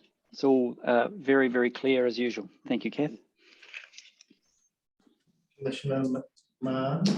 Yeah, I'm largely in the same boat. I guess, I don't know whether you were listening in yesterday or earlier this morning. No, sir, sorry, I missed all but the last probably 10 or 15 minutes of Mr. Campbell's questions. Okay. I'm interested in your paragraph 1.5 regarding protection of special areas, so long as they're identified and have sufficient value to be protected. Ms. Lawrenson has indicated that there's 11 overlays that will impact on the subdivision chapter, and a couple of those will deal with ecosystems and other specially identified areas. Is that what you're referring to when you talk about identified and sufficient value to be protected?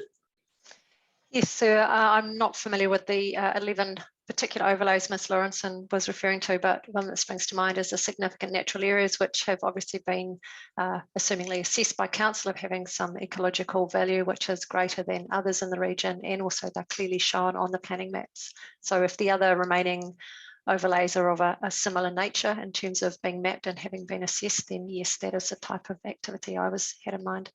Okay.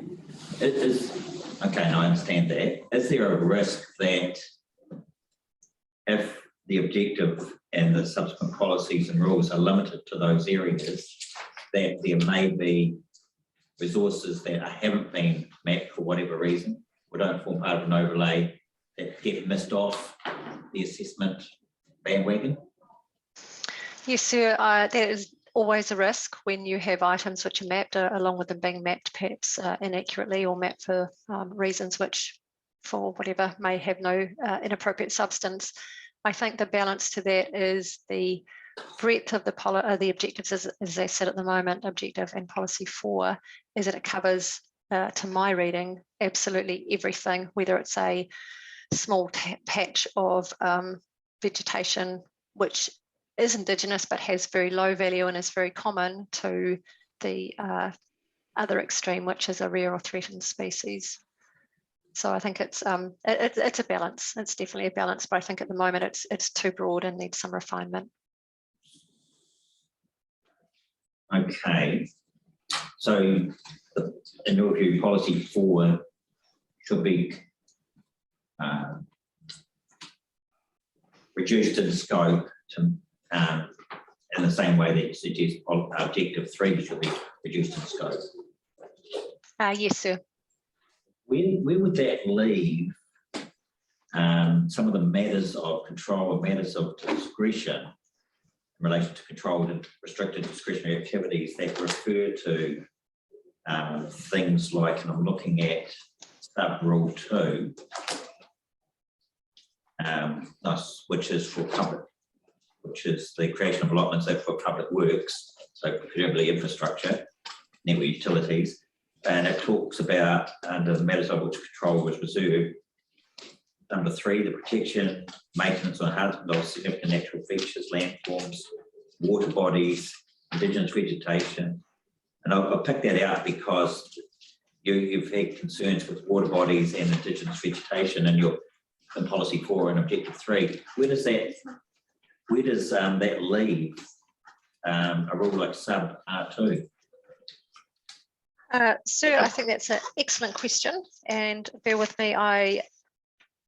My recollection is that Waka Kotahi has no scope to comment on those provisions, but if the panel was mindful to take on board my recommendations, I would expect that that might be something that would be needed to be considered as a consequential change to reflect the alterations. And yes, I can confirm Waka Kotahi's submissions only related to objectives and policies in the subdivision chapter, which is why I haven't made a specific comment, but certainly consequential changes would need to be considered. I would anticipate if the changes to objective 3 and policy 4 were made. Okay, right. Because that particular matter of control, number 3 in that rule, does use the term significant natural features, but which are mapped, but it uses the word water bodies, which we've had a concern with in policy 4 and objective 3. Yes, sir, and also indigenous vegetation, which I prefer obviously the mapped vegetation layer to just the broader term indigenous vegetation. We had a discussion with Ms. Lawrenson yesterday about the use of these terms, indigenous biodiversity, indigenous vegetation, habitats of fauna, and so it's a live issue as to what terminology is used, and we're trying to, well, the suggestion's been made that we go back to the eco chapters to see which terms are the most appropriate ones, and that chapter do the heavy lifting and cross-reference in the subdivision chapter. Okay, that's just a point of clarification for you. Apart from that, it seems that your relief is fairly ring-fenced, and I understand what you're asking for. Thank you. Thank you, sir. Thank you, Civil Freight. Were you online when we were discussing these matters with Ms. Nicol from Department of Conservation? No, sir, I wasn't. I did pop in 3 times yesterday afternoon and did note Miss McNichol was giving evidence, but I didn't stay when I realised that it was still a long time before Waka Kotahi was going to be required. Yes, and look, apologies for the way things evolved today. No problem, sir. It's the nature of these things. We're having, you know, a pretty very useful sort of discussion with all the submitters. Sometimes it takes a bit longer. So look, I do think there's a significant disconnect here in my own mind between some of these terms that have been used or proposed through the objectives, policies and rules. The discussion we had yesterday with Ms. McNichol was around this matter over which control was reserved, and there were 3 terms bouncing around. There was Indigenous vegetation, habitats for Indigenous fauna, Indigenous biodiversity, and just following on from what Commissioner McMahon has said, you're now suggesting deleting Indigenous vegetation and replacing it just with significant natural areas. So that's a 4th term. And again, supporting what Commissioner McMahon has said, it's a live issue. The council team will have to think about this and how the terms of art, both in the Act and the plan, are defined and how they relate, both across the eco chapters and through into the other associated chapters. And I'm looking here, the beauty of being in the room is I can see a wee nod there from Ms. Lawrenson. So it's an issue that is very important. So whether that's merely an observation, I think it is a substantial issue to work through. I'm aware with public works and large projects that the ability for a hard avoid or a hard protect of all things is practically impossible. So the plan does have to be realistic with regards to large projects and public works, and that's always a tension because of direction of the Act with some of these matters, but we have to work our way through that. So just any observations from you, either Ms. Jones or Ms. Hepthwaite with that position? Yes, sir. I think you've touched on why I consider the Objective 2 and Objective 3 can be different. Subdivision is, as I pointed out, generally a matter undertaken with some more flexibility than infrastructure. Infrastructure, at least where it's provided by network utility operators, is, and I speak fairly generally here, I do other work for other utility services in addition to Waka Kotahi, but often it's linear and often the choices are limited, and avoid and protect are very difficult. So I agree with your point there, but also balancing doing one's best to avoid or to protect with an outright avoid is a really careful thing when it comes to wider activities such as subdivision, where avoid might be appropriate in some instances or protect might be appropriate. So I agree, not straightforward. If it is helpful to the discussion on the 3 other options that have been put forward around how to define Indigenous vegetation or habitat for fauna, 2 observations. One is my primary driver, in my opinion, is these things need to be clearly defined and ideally mapped. Now, I do appreciate the Commissioner's point about what if something's missed. I think that's always a risk with all plan provisions. Nothing is 100% perfect, whether it's a mapping or whether it's a written rule. There's always quirks amongst those things.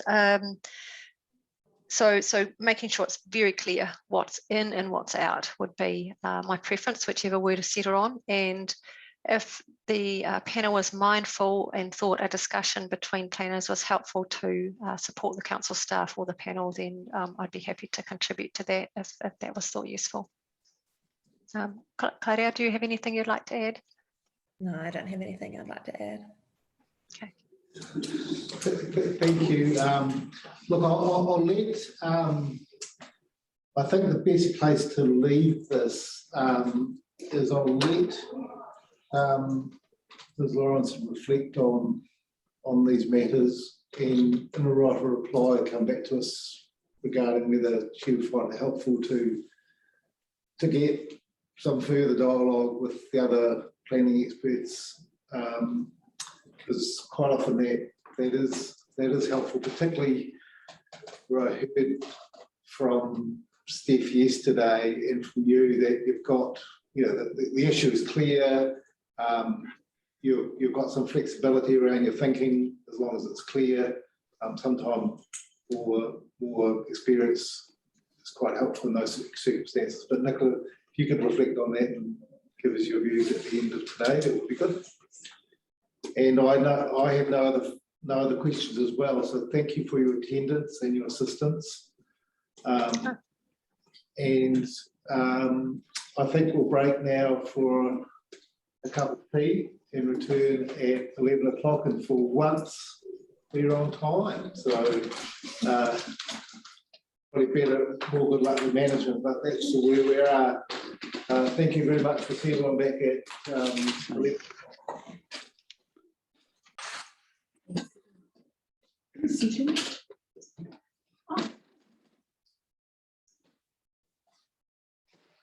Oh. Sorry, mate.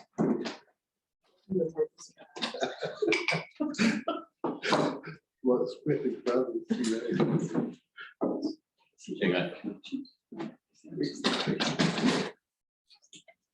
We're recording. Thank you, everyone. We're just waiting for the start team, so we'll up to them.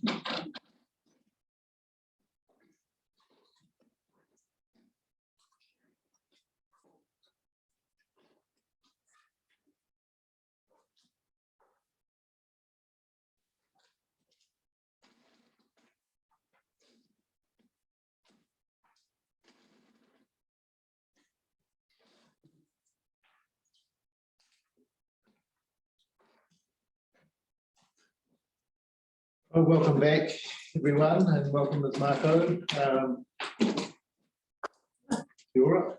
Tēnā tātou, nei rā tamihi, kia koutou. Anyway, it's nice to be back. Nice to see you back, Commissioner McMahon. Yes. In person. Struggled on the Zoom. I know. Poor Commissioner Dash was pretty lonely. Looked lonely. I don't know if you were lonely. Just before we get into our submissions, I just thought I'd better run over a little bit of admin. So Te Koteitanga and Te Kahui o Taranaki, obviously Maia Wikaira represented us at hearing 5, and we had anticipated that she would represent us, provide legal submissions to this hearing, but following kōrero with Maia, and I think through our evidence we are from a legal basis generally happy with where the plan is landed, subject to obviously a few matters. So that's why Maia isn't here today. But if the panel do require any legal submissions, Maia has indicated she's happy to do that and could turn that around relatively quickly. There's a slight issue with legal budget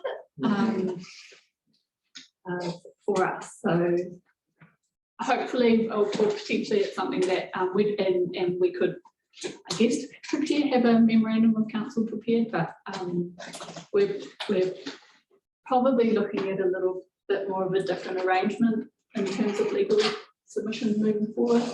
Just a little bit of flexibility because of our budget contracts and all that. So just open and honest and transparent. That's our position. Appreciate it. So that's why Maia isn't here. Yes. So today we are hoping to run it similar to how we did run Hearing 5. So the hapu, who are the cultural experts in our opinion, will, in my opinion, will provide that cultural narrative up front. And then Maria from this company and I will provide that planning narrative that we do. So that's good. We'll run it that way. Yes. So from Te Atiawa, so we've got 2 hapu. We did, sorry, step back. So Te Koteitanga also engaged, so three hapu from Te Atiawa to provide expert cultural evidence as well. So those hapu didn't necessarily have submission scope, so that's why we've asked them to present as a cultural expert. So Ngāti Rahiri have also presented evidence, and they did have submission scope. Originally, we had thought Pukerangi Order would also provide evidence, but they were actually they knew that they were going to be unavailable for this hearing, so they actually chose not to provide that written evidence and aren't there to submit today. So we'll hear from the 3 hapu cultural experts. Being listed here. Yes, and sorry. And Pukerangi Order, they'll be involved in other. Yes, definitely. Yeah. So Anadu White did present to Hearing 5 as well, on behalf of Pukerangi Order, and they'll definitely moving forward. Great, thank you. Well, that's good to explain that. Yeah, and so also Tani Manu from Ngamahanga will also be speaking to submission evidence. Yes.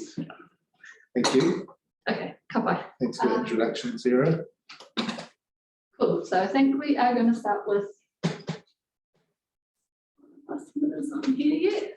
So Puketapu, the firm branch is on their way. So what we'll do is we'll start with Manukuri here. So that's okay. Thank you. And Manukuri, do you want me to stay here? It's up to you. I think it's fine if you do, Sarah. Oh yeah, that's right. I've got to kick Jo if she stays in Jo's my the she's sister. talking to me. Yeah, okay.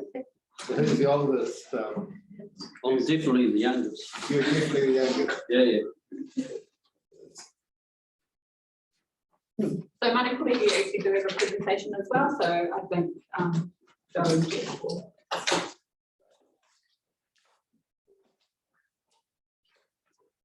Ai mihi ana ki ngā o kani o Ngamotu. Ngā koutou, ngā kaimahi o te Kaniro dialect, tēnā koe, rau ko ngā tangata katoa, tēnā koutou katoa. Ko tarana ki te maunga Waitara te awa, te Atiawa te iwi, o wai te marae, Manukuri te hapu, Deputy Manu Arupe White, Maua ko Joey Mere White, Ngā uri o Manukuri hapu, e kōrero ana nei. My name is Deputy Manu Arupe White, and I am a descendant of Manukuri hapu. I am the chairman of the Manukuri Hapu Charitable Trust and am a trustee of the Kōwhati Tūmoranga Trust.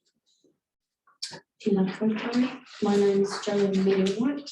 I'm a descendant of Manukuri hapu. I am the administrator of the Manukuri Hapu Charitable Trust. I have been an active member of the hapu for over 20 years. I'm a mandated rep for the hapu in relation to resource management matters, specifically informing cultural impact assessments to inform subdivision and development in the Manukuri rohe. I'm also the kaitiaki of the Tauranga in relationship to Manukuri Wahitapu. Thank you. We've both lived in Waitere our entire lives, raised at Manukuri Pā, Oi Marae. Manukuri Hapu is submitted to the proposed district plan, submitted number 517. However, we are providing a statement on behalf of Manukuri Hapu in support of the submissions of Te Kotei Tango Te Atiawa Trust. Purpose of the scope of this evidence, the purpose of this evidence is to address subdivisions. Subdivisions, the Oroki of Manukuri extends from Ongātiki in the west. Each of the coastal.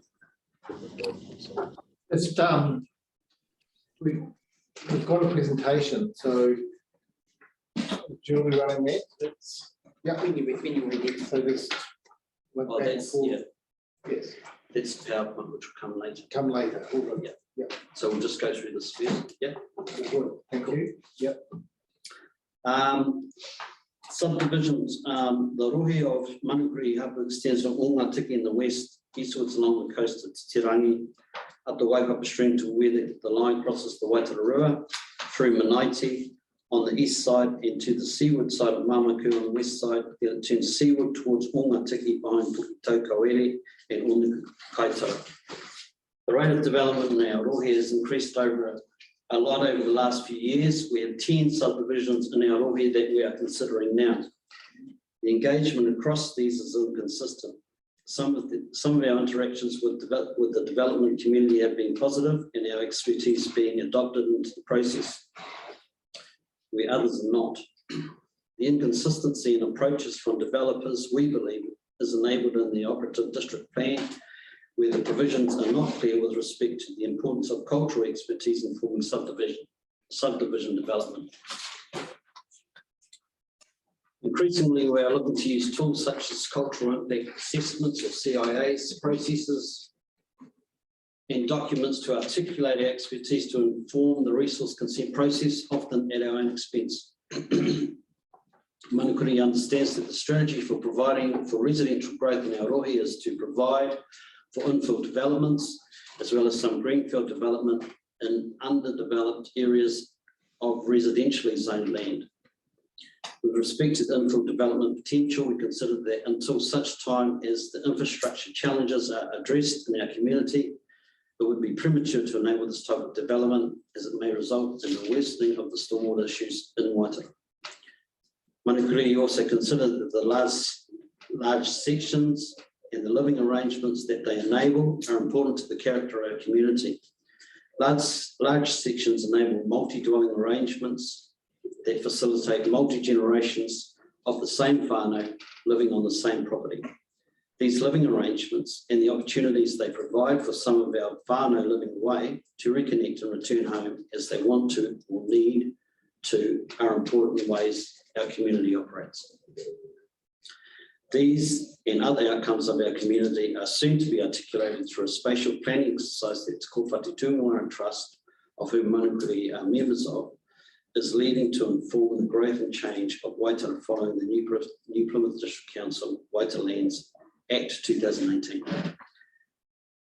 To foreshadow that process and reiterate the evidence Manukuri presented at hearing 5, specifically in relation to water bodies, water is the utmost importance irrespective of where it is located in the district or its current state of degradation. Water bodies are not stormwater infrastructure. See, all water body is interconnected through whakapapa. The water has its own mana, its own mauri, and its own intelligent being with memory, spirit, and feelings. And our relationship with water must be recognised and provided for. Our narratives, place names, and active relationship with our rohe now and into the future are inseparable from the character of Waitara. Our expectations are that in this plan, these are attributes of character that urban growth and subdivision that facilitate it are recognised and provided for.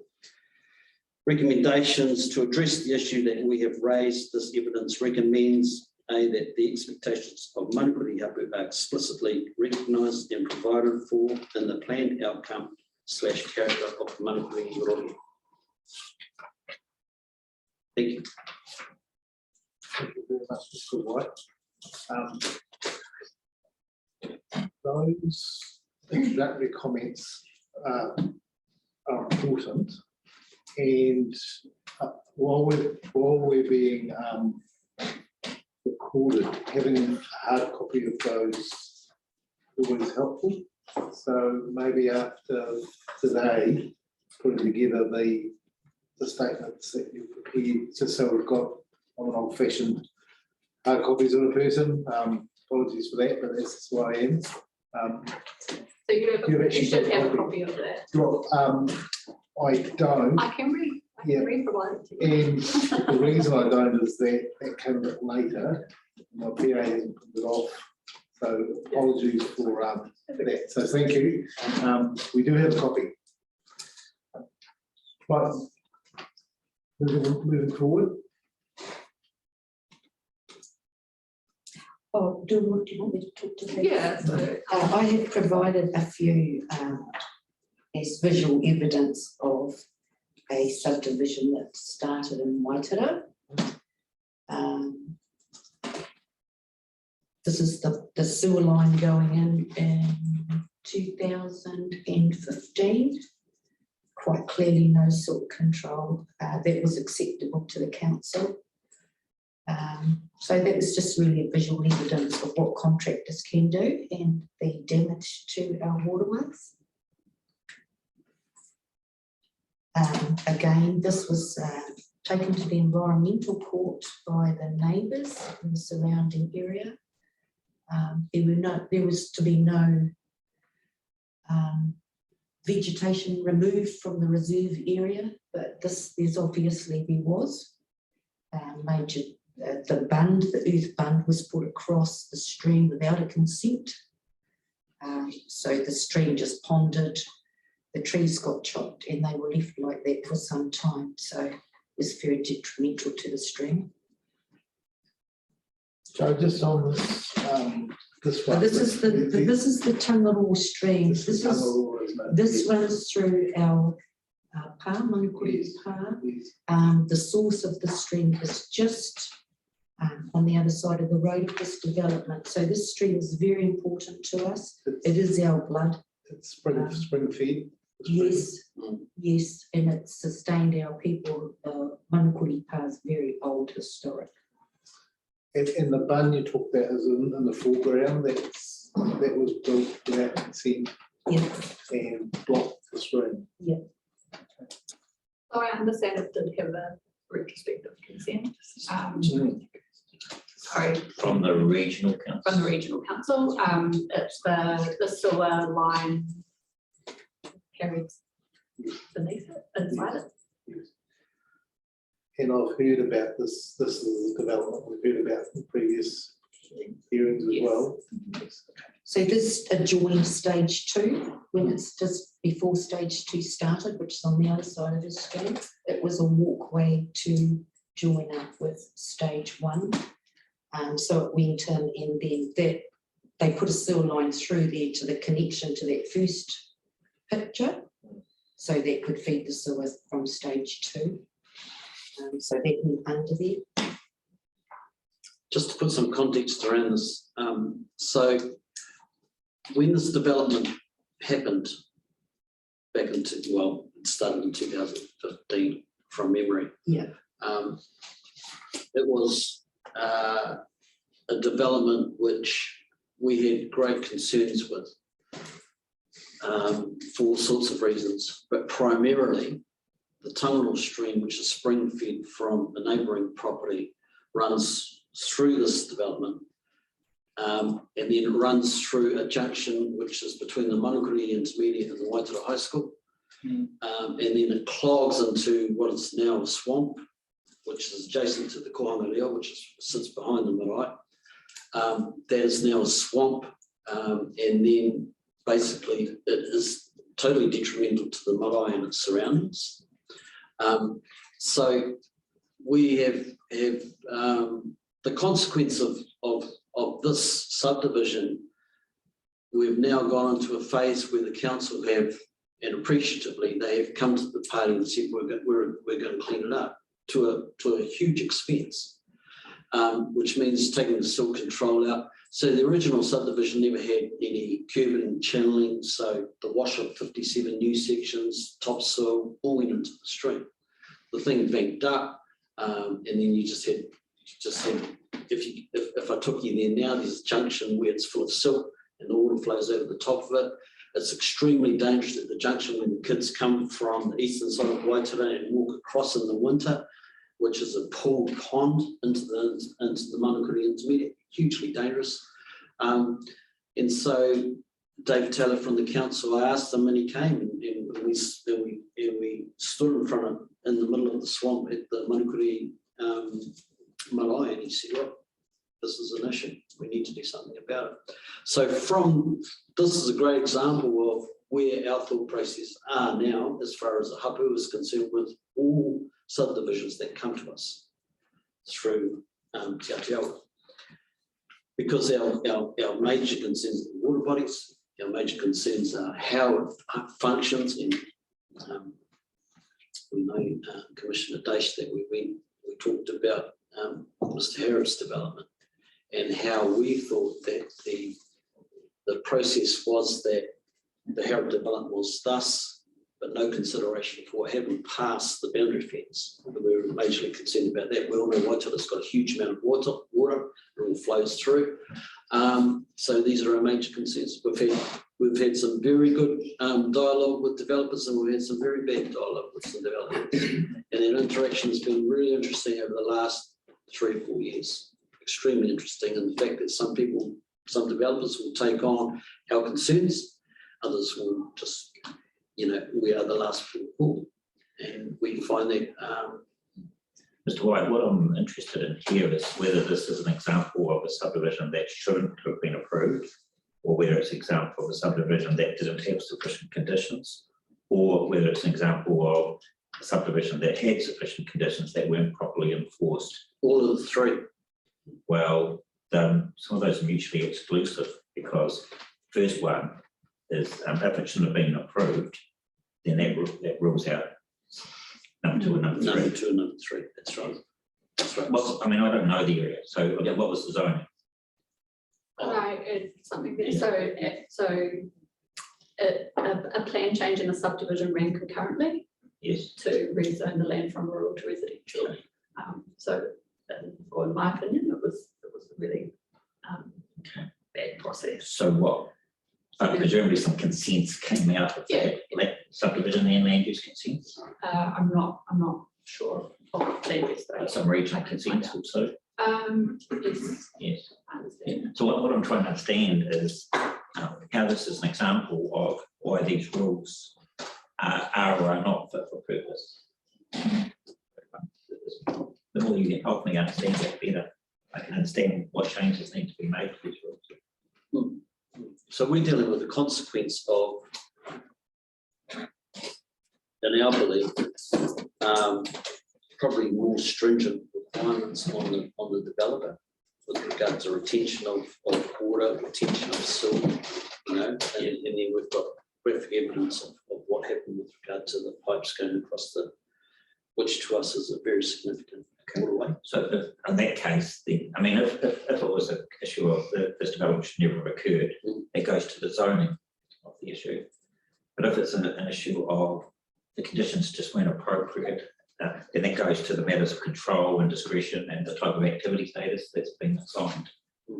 2 different things. So trying to get a feel for what's the key concern here, the zoning or the rules in the zone.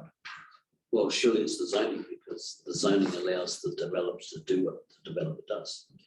That's how I understand. Could I add something as well? I think what Joe and Jeff are trying to get across is the bad outcomes that have also come from the operative district plan, and that this is what we're hoping. Sorry, yes, not speaking for Manukuri, but from based on the evidence, that my understanding is that these are the types of outcomes that we don't want a second generation plan to allow now moving forward. We don't want a first generation plan with a few sprinkles and maybe a cherry. We want, it's about that protection. I understand that, but I'm also cognizant of the jurisdictional limitations between the regional council and the district council. So we can't control what the regional council has in their plan and what consents they require, but we can definitely control what the subdivision requirements are and I think it's key what we discussed in hearing 5, or the kōrero that was had, that it actually is, that for us, Te Tai Ao is so interconnected that it's all well and good to say that TRC or Tamaki Regional Council are only looking at water quality, but at a holistic level, it's difficult to not look at that, the outcomes of that. So could you just go back to that? Sorry, I'm now totally overwhelming your presentation. So just on the left-hand side, so that is the Tangaroa. So this is looking downstream. So it's the Tangaroa on the left-hand side, and this is the sewer pipe was going in on what is the reserve area. Okay. So in terms of like looking at the water bodies rules and that setback, and those setback provisions. So this wouldn't need consent under the proposed district plan. Wouldn't need subdivision consent. It would have needed subdivision consent, but Yes. this is the protection of the water bodies and protecting and restoring that mana of that water body, which is the bloodline for Mangakōriki. That right there does not give effect to Te Manawa Te Wā, in my opinion. No. And the subdivision consent has allowed that. That's and sorry, I will get to that in my, Maria and I will explore that in our kōrero around the infrastructure. Sorry, I was jumping the gun a little bit there. Just one thing I'd like to add was, with the conditions, I got involved in this project quite late in the piece. There didn't seem to be any monitoring of the conditions. Right. They were set on the paper, but what was actually physically happening wasn't being monitored. Monitoring by the council or the developer. No, the council, to make sure that he was following the conditions.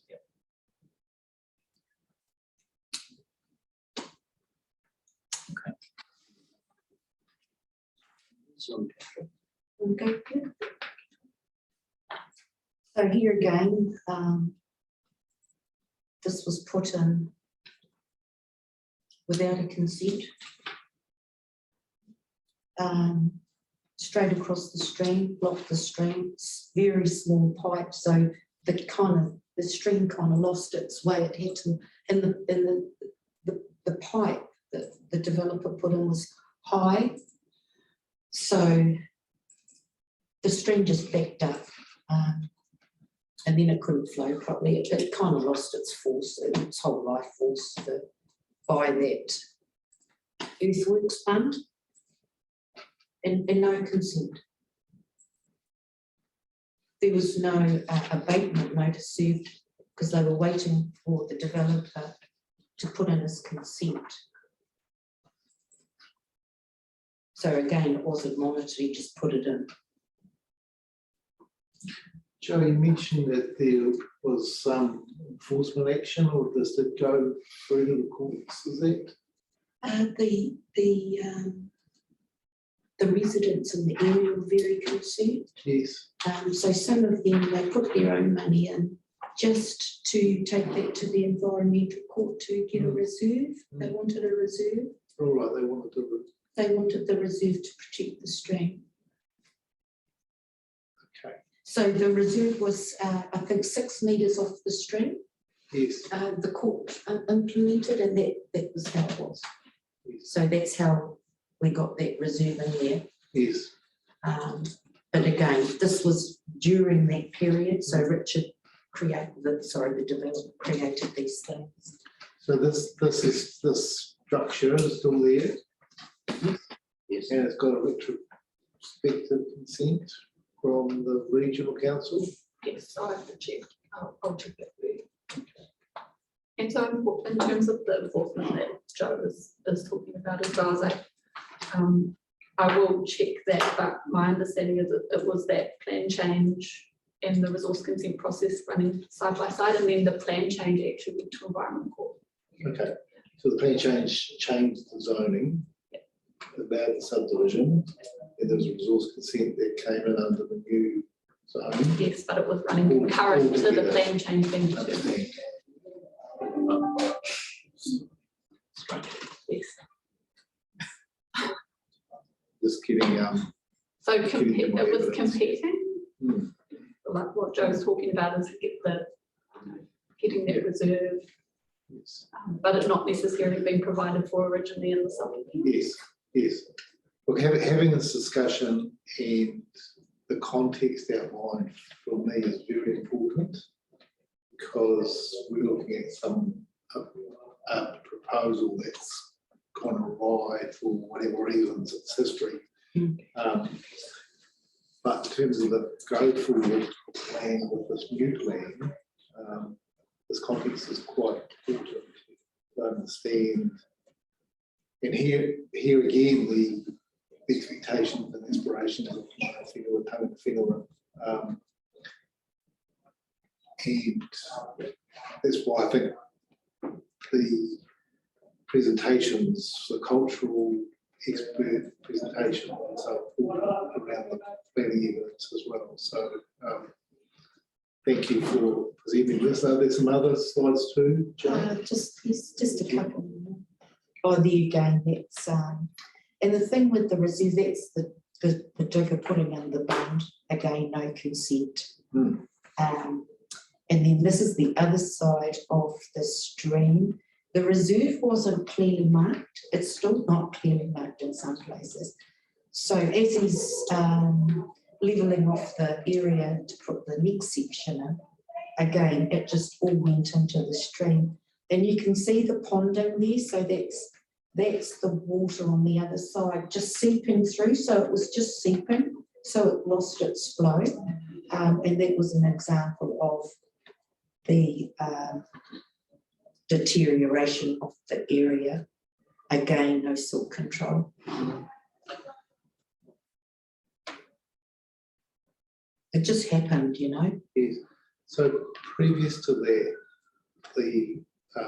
the stream flowed past the Marae, as it's always done from the spring, and that joins with the Wairua River. Yes. Yes. But now that force has been lost by the subdivision development process. I believe the stream's lost its mode, its energy, its life, really. Yes. So we're on a project now to try and reinstate it, to restore to the best of our ability. And this is a common story around New Zealand. Unfortunately, you know, I'm quite tied in with Waimara Marae, which is on the east coast, where the same things involved, and the council's working with that Marae committee quite closely about just organising the flow again past the Marae. So, but again, we're in this go forward phase. The context of this is important to understand. So thank you for bringing this information to us. There's just a couple more. Well, there's the effects of no channel tubing. That's one day rain. So it just all floats down the road, goes up in the stream. Here's another one. The council actually had to buy this. This was the end section of the subdivision, the last one. So the developer put a stone wall. Can you see the white peg in the trees halfway down? Yes. That's the sewer pipe. Okay. So the issue was here. They put the wall up. If there's something happened, they couldn't maintain the sewer pipe. They couldn't get access to the settling pond at the end of the development. So the council had to buy that section to be able to maintain their asset.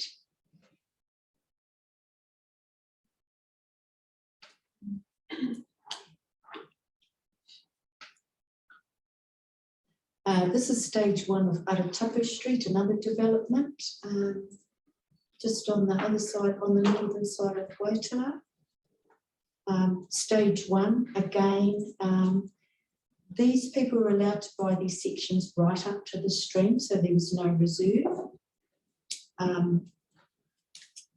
So again, there's ponding there. If you go to the next photo.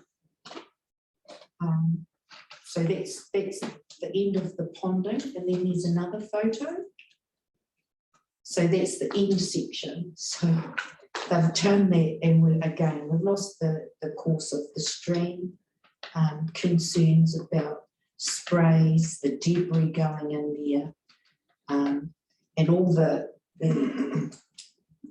growth on the right-hand side there. That kind of just was created after the development went in there. So the stream splits, and it actually goes right round half of it goes around the right-hand side, and then it meets back to the outlet. So it kind of split it up. But that's just an example of why we would like to see reserves and developments. Because if you had 80 of those on the stream, you know, it's pretty derogatory to the waterway. Joe, you use the word reserves. Are you talking about esplanade reserves or strips as opposed to public open space? Well, how would you see that when we're making Mr. Court? What sort of reserve would we call that, Sarah?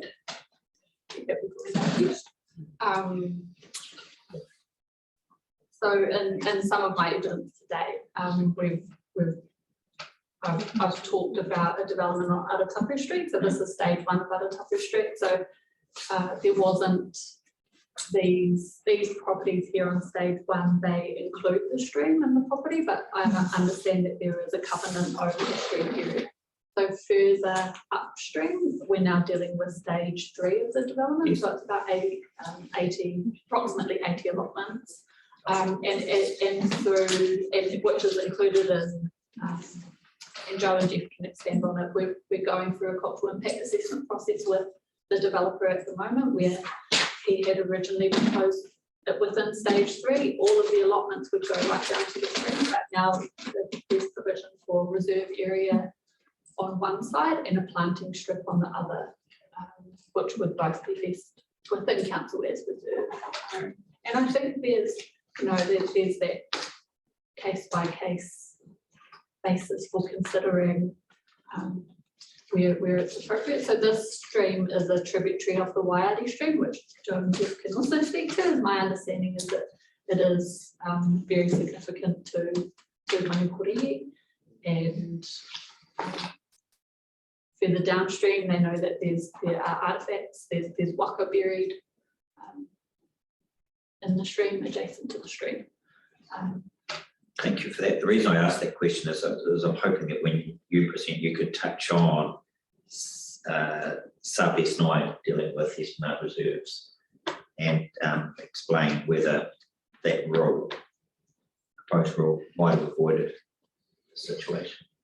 And in the proposed district plan, this isn't a significant water. I was going to ask Ms. Lawrence about, is this stream or these streams mapped at all? I've got the map open at the moment, and it's called Unnamed Stream 64. But that is mapped as a significant water body. Not as a significant water body, no. Okay. It's a water body / And this is an outcome we've worked through with the council and with the developer to come to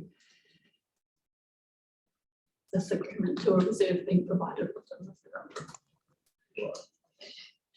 And so just a little bit more context. So this is on the southern side of the state highway. It's known as the Rahiri of Waitara, that's my understanding.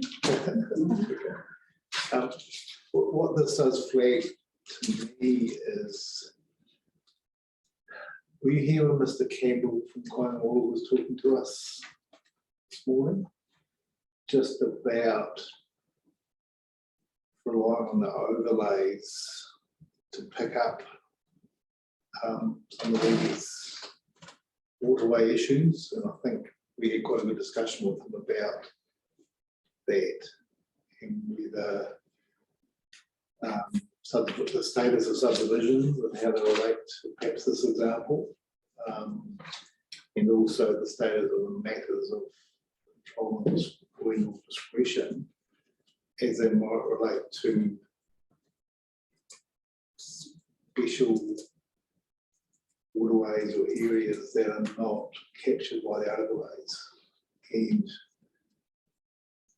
having been around Taranaki a fair bit, you know, these streams are a real feature of the landscape. These Winfield streams and other streams that flow off the mall. I'm just reflecting on how this discussion is going to get us visually on the basis of this case study, some of the linkages that we will need to work on in our decision making. Well, that's not a question. Sorry, I'm not supposed to be doing this. I'm supposed to be asking questions, but I'm reflecting in front of everyone. So Maria and I have been talking about that while Mr. Campbell spoke. So maybe as a big cousin, I'll get you to talk to that. But we'll explore that as part of our Yes, corridor. and I did make a note to speak to you about that proposition kind of order, and Commissioner Martin certainly been exploring that theme as well with the staff. So yeah, I just don't want that to be interpreted as us focus on the terminology per se. Terminology is critical, but the terminology should give effect to what the objective is. So if the objective is to protect and enhance all water bodies, which is how it's written at the moment, then that needs to be reflected in the terminology that's used in the policy and the rules. But if the objective is to protect and enhance only significant water bodies, that's quite different. And again, that will have to be reflected in the rules. So don't get too, whilst the terminology is important, don't get caught up on it. Is to work out what the objective is first and then work through, because then the solution will go through nicely. I suppose it's the definition of a water body. Exactly. Is an actual water body? Is a water body? Is a significant water body? But you know, these provisions that we're talking about are all giving effect to the objectives. So we need to see what the objectives are seeking first. So that's why I think the continuity of involvement through component submitters as we evolve, we're learning along the way. There's these linkages which are real, go down on the paper and guide making a really good plan for the future. Is there anything else you'd like to cover, Chief or Joe? We'd just like to say that with regard to the Waiari and our I suppose relationship with the subdivision owner and his surveyor, our initial discussions were, we walked it, we were invited to walk it, we walked it. The surveyor had an idea of cutting and flattening, which didn't go down too well. And so over a period of 18 months, 2 years, I suppose, we put our views to them, and we couldn't, you know, we said, what is the point of taking the boundary of the property right to the waterway? You're diminishing everything that it is. And so, and with a whole lot of relief, and thanks to them, they've decided to move it back and to take into account what the waterway means to a lot of people. And this particular waterway will have potentially 5 subdivisions that will border it. This is the top end. As it flows down through Waitara, there's potentially another 4 that will have major significance to this waterway. So hence, it's very, very important that we protect it. It's our obligation. Can I just ask a question? Did you lodge submissions to the plan change? No. I'm not 100% sure. I think I wasn't around when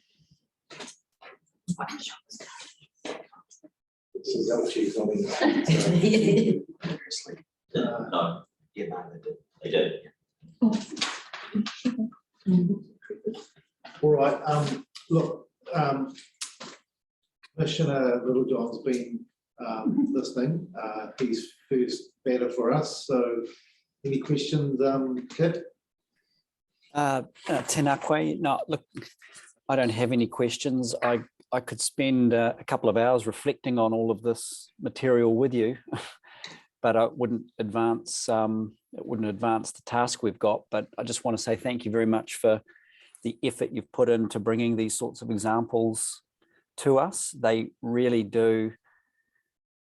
I mean, I don't want to dive down into the detail, but they do create a very strong platform to really for us to make sure that this plan puts these issues in the right place. And I'm not saying that's not a criticism of the plan as it is, but it really just emphasizes the journey we're on to try and achieve that. So just wanted to say thank you. No, I don't have any questions. Thank you very much for your assistance. Thank you very much.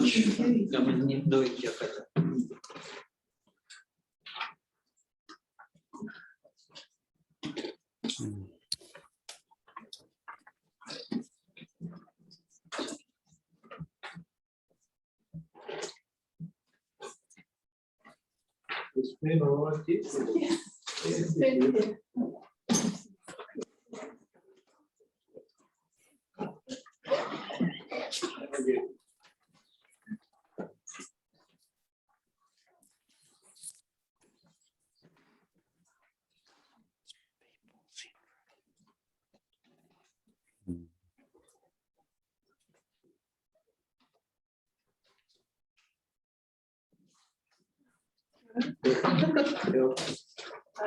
Sorry if I were late. No,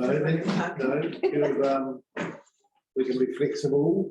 The way Juliet, the thing here, the one that was here, it's locked off. Be flexible. So thank you for attending, and the floor is yours. Kia ora koutou. So not a formal one, but I do have a so ko waiongana te awa, ko murido katoa te marae, ko pukatapu te hapu for tiatiawa te iwi. Ko Fern Brand takoa. So I'm Fern Brand. I'm secretary for one of the hapu or tiatiawa, pukatapu. So I'm here to support pukatapu, tiatiawa and their submission to today. So in my role, I guess I've spent a little over 8 years with Pukatapu in my role. So in that time, I've spent much of it dealing with the council and others, developers and the like, particularly with subdivision and development. It's been an eye-opener. It's been a struggle. It's been a challenge. I've learnt a hell of a lot in that process, but unfortunately it's been learnt the hard way. Some of our policies that we take forward at the moment are developed because we've seen how wrong it goes if you don't hold the line.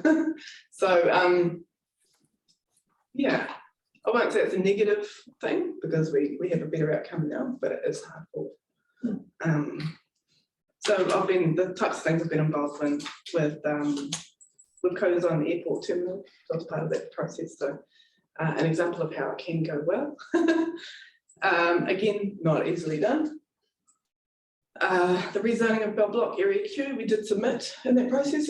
None of it was taken into consideration, and now we're seeing exactly what we were concerned about in the greenfield development occurring now.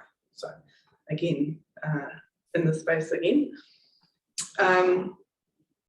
The rural environment, so that was changed from rural environment area to a residential A, and we have further areas under consideration for future urban development overlays. The proposed subdivisions within Area Q and through the airport regions around that area are all, or most of them are greenfield of quite sizable ones. We have an entire tributary, or all of the tributaries in the entire streamway of the Waitaha is being developed both sides. So that's our major mahi at the moment. We also have other developments occurring around Wahitapu and lagoons that are 99 sections and more in stage 1 alone. So again, trying to defend the Wahitapu that we have left for the future generations. So yeah, New Plymouth is developing north into our block. LLP is effectively from, I'm not sure how familiar you are with this area. Yes, explain, because we. Yeah, so I guess there is, I'm not sure if you know the Sunset, how would you describe the Sunset area? Is there a map that we could help us? I provided one. Yeah, Julie can probably find one. Sort of just west of our block. I think it'd be useful to pause and just go to a plan. Just have a look and you can take us through.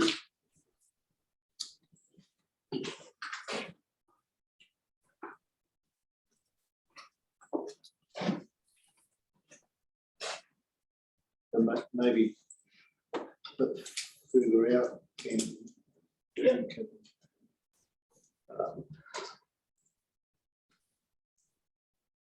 Okay, so I guess our western area would be the extremity of the industrial area, that purple on the southern side of there. So yes. Sort of in that area, just around there, yeah. And then through to the sea from there, sort of angling north. Yeah. A little bit over, but more. No, sorry, the other way. I'm not going to feel like. Yeah, don't point for us. Yeah. So, sorry, I'll just share the screen. That's right, I've got it open on my own screen. Okay. So we're looking sort of here. Yes. This is Orapururi Park. Yes. And this is under development now and up for an area change to industrial, Yes. rural. Yes. So engaging on that. And then in here is a almost 600 house retirement village called Somerset. And so sort of through there, that's Tapawedo pass site and PKW through here. So pass sites, Urupa. These are two or three lagoons, Waipu lagoons, one of which was dedicated purely for the preparation of Te Pāpaku, or recently deceased, for burial. So this is the 100 lot subdivision right here. And then there's another one which is proposed through here, which we know there are belongings and interred bits and pieces from when we were in our nomadic phases. So yeah, it's an incredibly hot spot right through here, but most of it's been deleted already.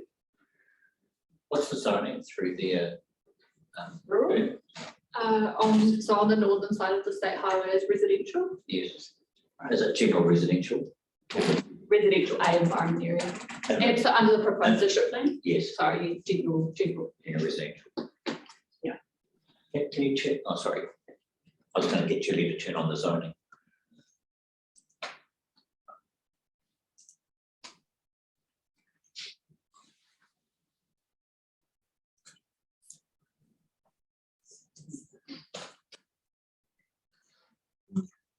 So, this, but all over here was Pickford Park.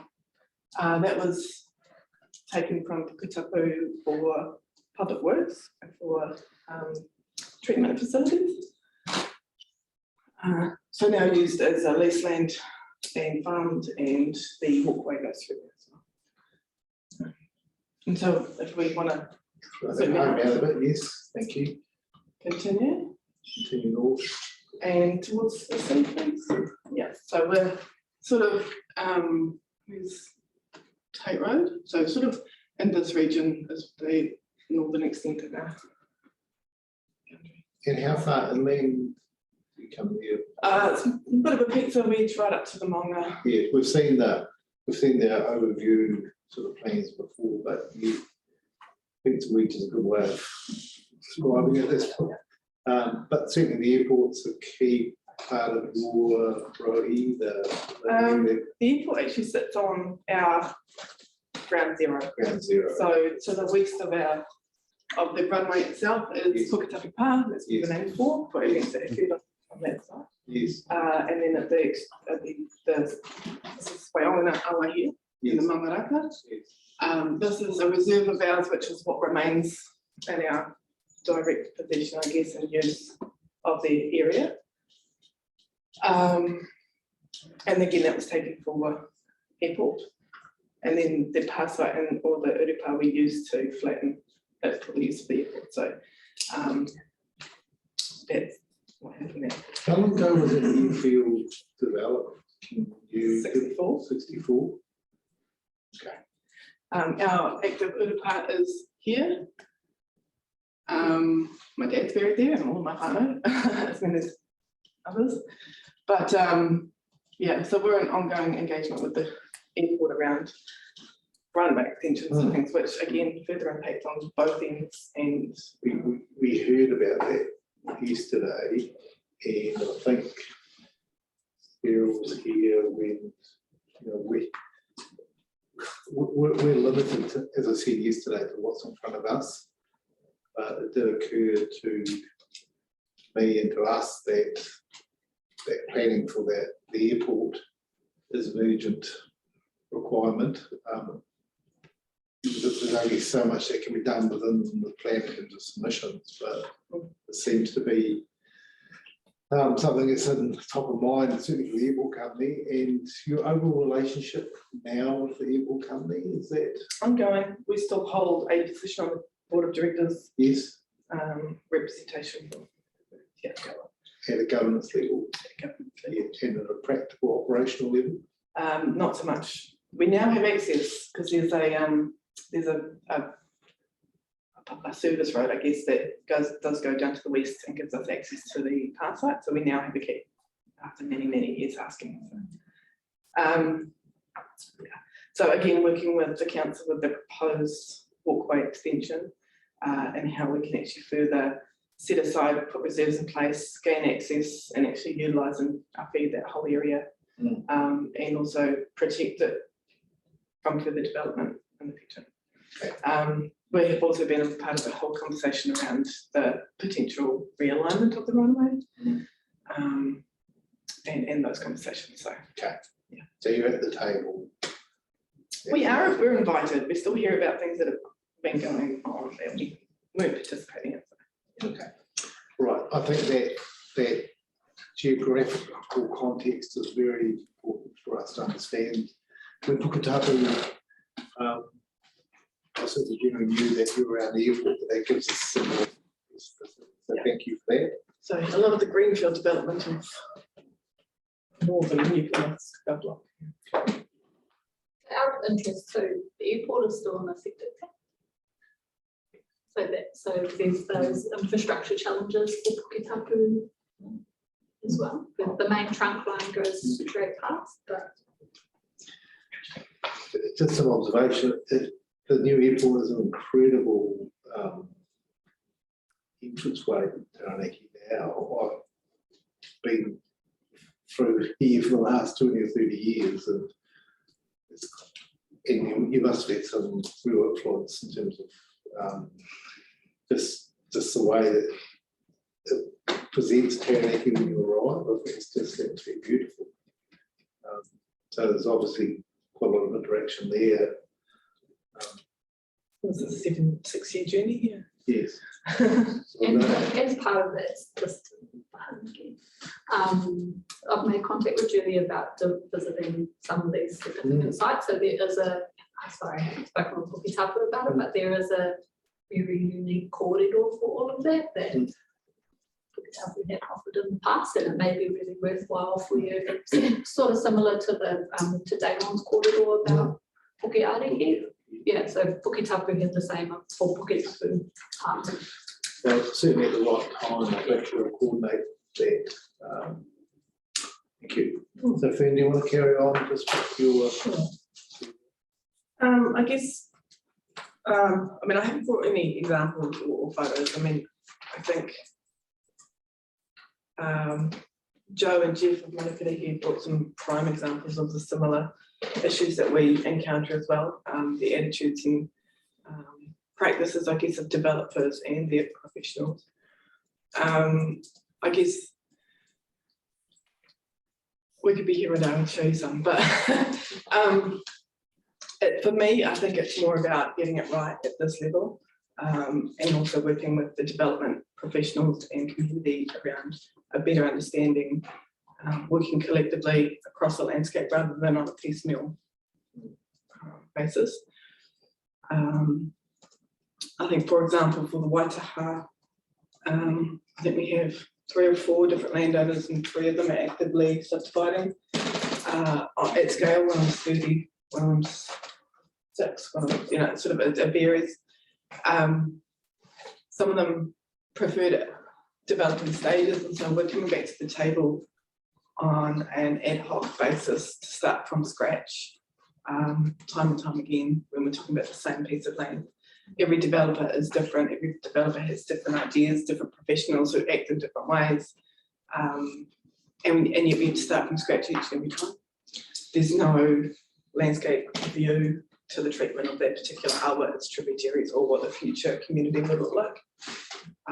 There's a whole lot of restoration opportunities that if we looked at it as a cohesive package, I mean, plant out place 10%, you'd be there within 10 years, or no, not even 10 years, you'd be well and truly above that. So it's one of those things where by working more strategically, better at a directive level, so that when it is come to be developed, there's no surprises. The developer doesn't go, oh, but I need most bang for buck, or it's not, you know, it's actually eyes wide open. They knew that before they purchased the piece of land, or they knew that it's what they're going to have to incorporate or plan for when the time comes.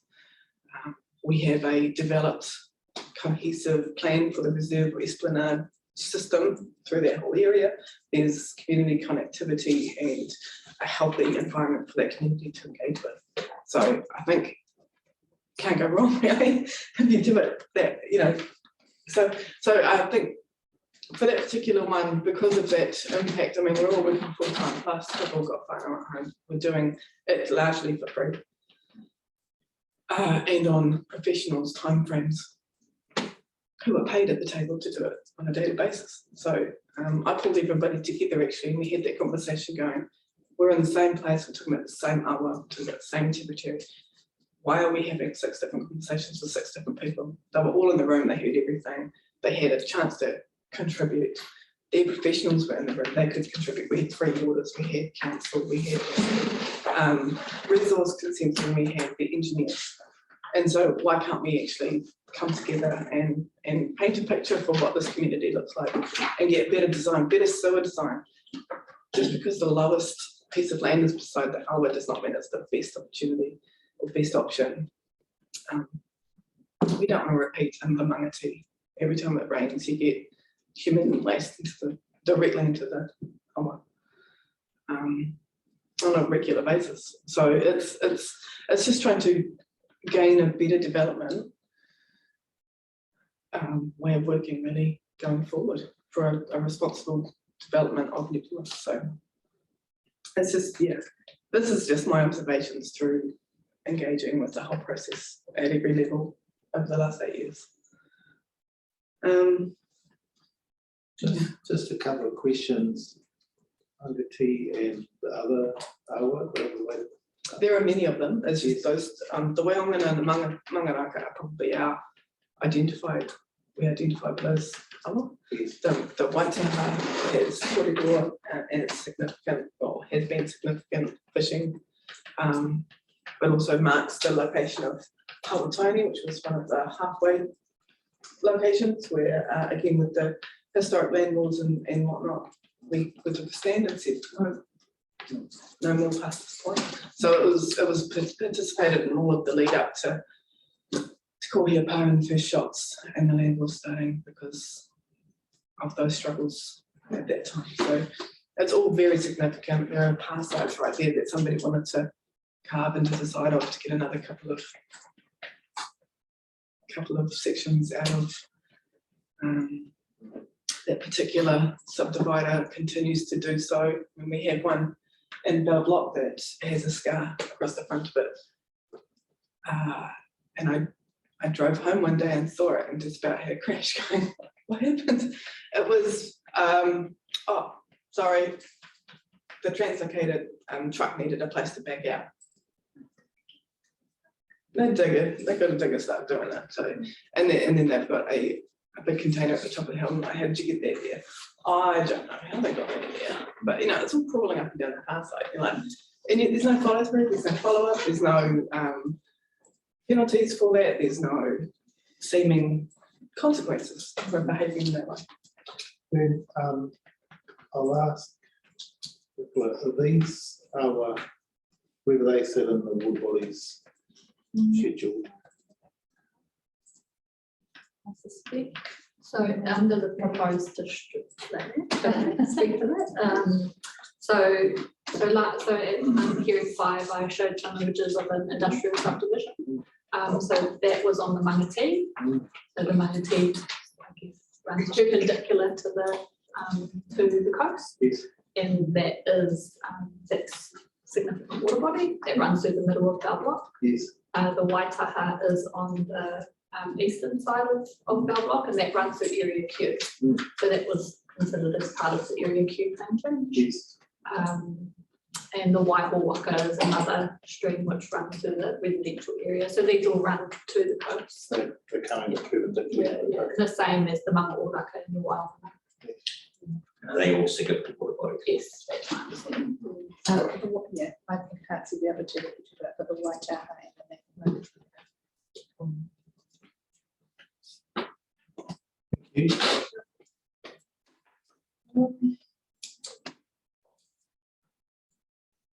I guess one other thing that we did as part of the piece of work around the Waitaha at least was to work with the council to develop a standard set of conditions that would apply as a baseline for each of the developers in the area, and then each of the applications and subdivisions would be worked up depending on their site-specific conditions and proposals. And so I think to a large degree it alleviated a lot of the repetitive, combative processes that have been in place today. I mean, it seems to be the case that you need to be extremely explicit when you do set conditions or have an understanding, because interpretation is rife and interpretation is based on personal preference and perspective. And so that is where I think we continue to run into issues, that we think we've come to a really good agreement, we all agree on something, but it's interpreted completely differently. And we turn up and there are entire hillsides missing, and it's sort of right what we said we didn't want it, because that's how you do things 30 years ago. And I've literally been toe to toe with developers trying to intimidate me and run me off because we're having a site meeting. And I pointed out a few things. And so it's like, it shouldn't be that way. We're not an ambulance at the bottom of the cliff. We really want to work at the top of the cliff and actually get a view for the future, really. So yeah, there's just so many opportunities to be had by working together and working well. Yeah, I guess for us, and actually this is something I wrote today in response to another application to you, and it was about, for a lot of these applications or resource consents, building consents, boundary changes, all those sorts of things, it is almost guaranteed to be the first, if not last, and only opportunity we get to influence any sort of protection or better design for that particular stretch of river or stream or wetland. And if we don't take the opportunity, many things which have in the past just been okay, this is their only opportunity. And to a lot of people we come across too hard or too rough, or we've got too many expectations. We're painting it all brown, but it's actually, it's the last and only opportunity that we might have to influence any of these decisions, because the provisions don't currently ask for it, so we do. You know, responsible development should not be at the expense of the environment, or at least not no longer at the expense of the environment. And the significant wetland loss in Taranaki is well documented. And every opportunity we get to restore and regenerate for resilience, future resilience of particularly new communities, we should take it. So that's pretty much me. Unless you've got any questions. No, thank you very much for that. So, John, do you have any questions? Not of Ms. Brand. Thank you again for your evidence. It has prompted me to have a number of questions of staff, but I don't want to interrupt that now, so I'll worry about that and keep a note of those for later. But I'm keen to press on and continue this, Kōrero. It's very enlightening. Yes, I'm going to say. Yes, thank you very much for leading.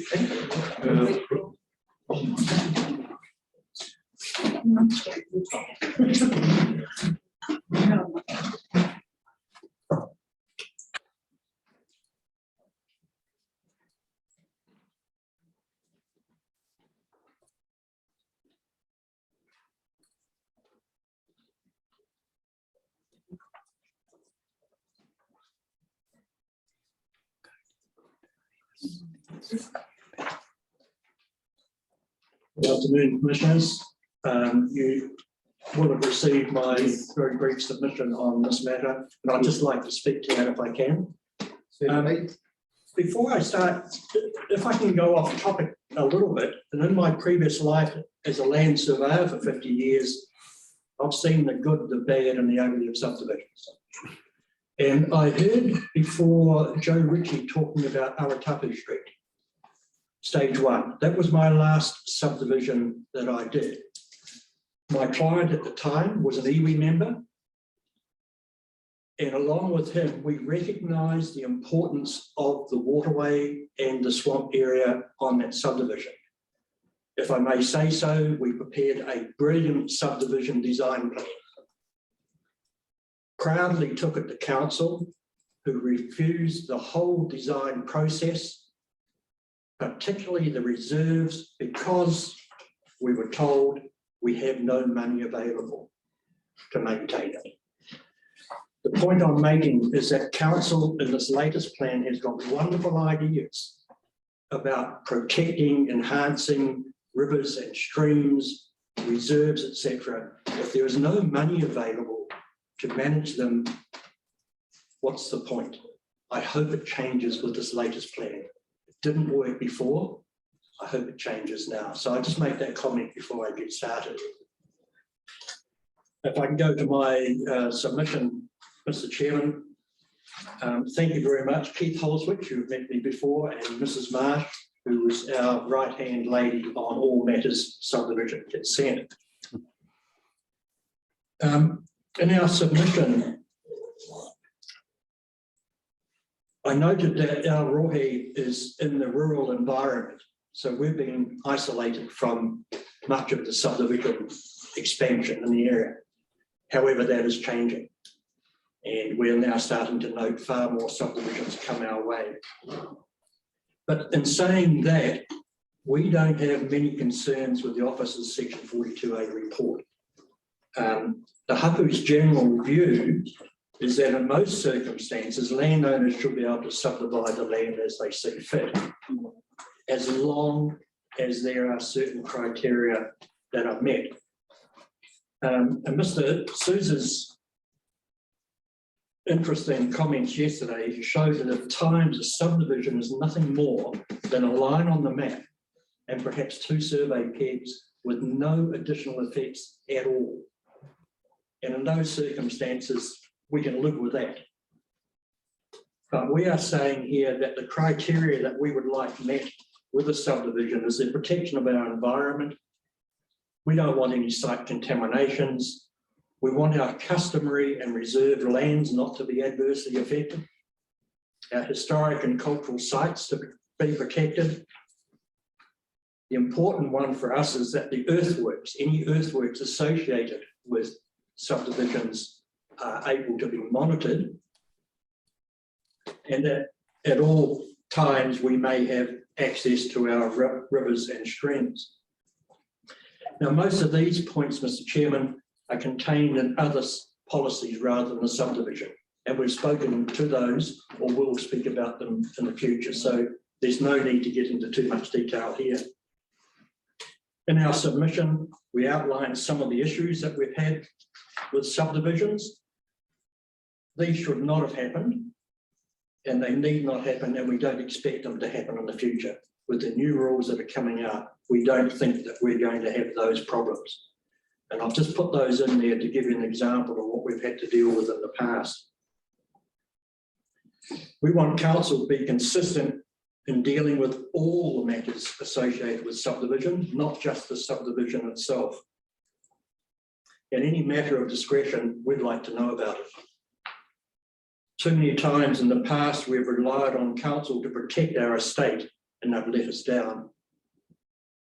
We now want that control to protect our estate, and we don't want to rely on others. We know that council don't monitor all the conditions of subdivision consent. We want to do that ourselves.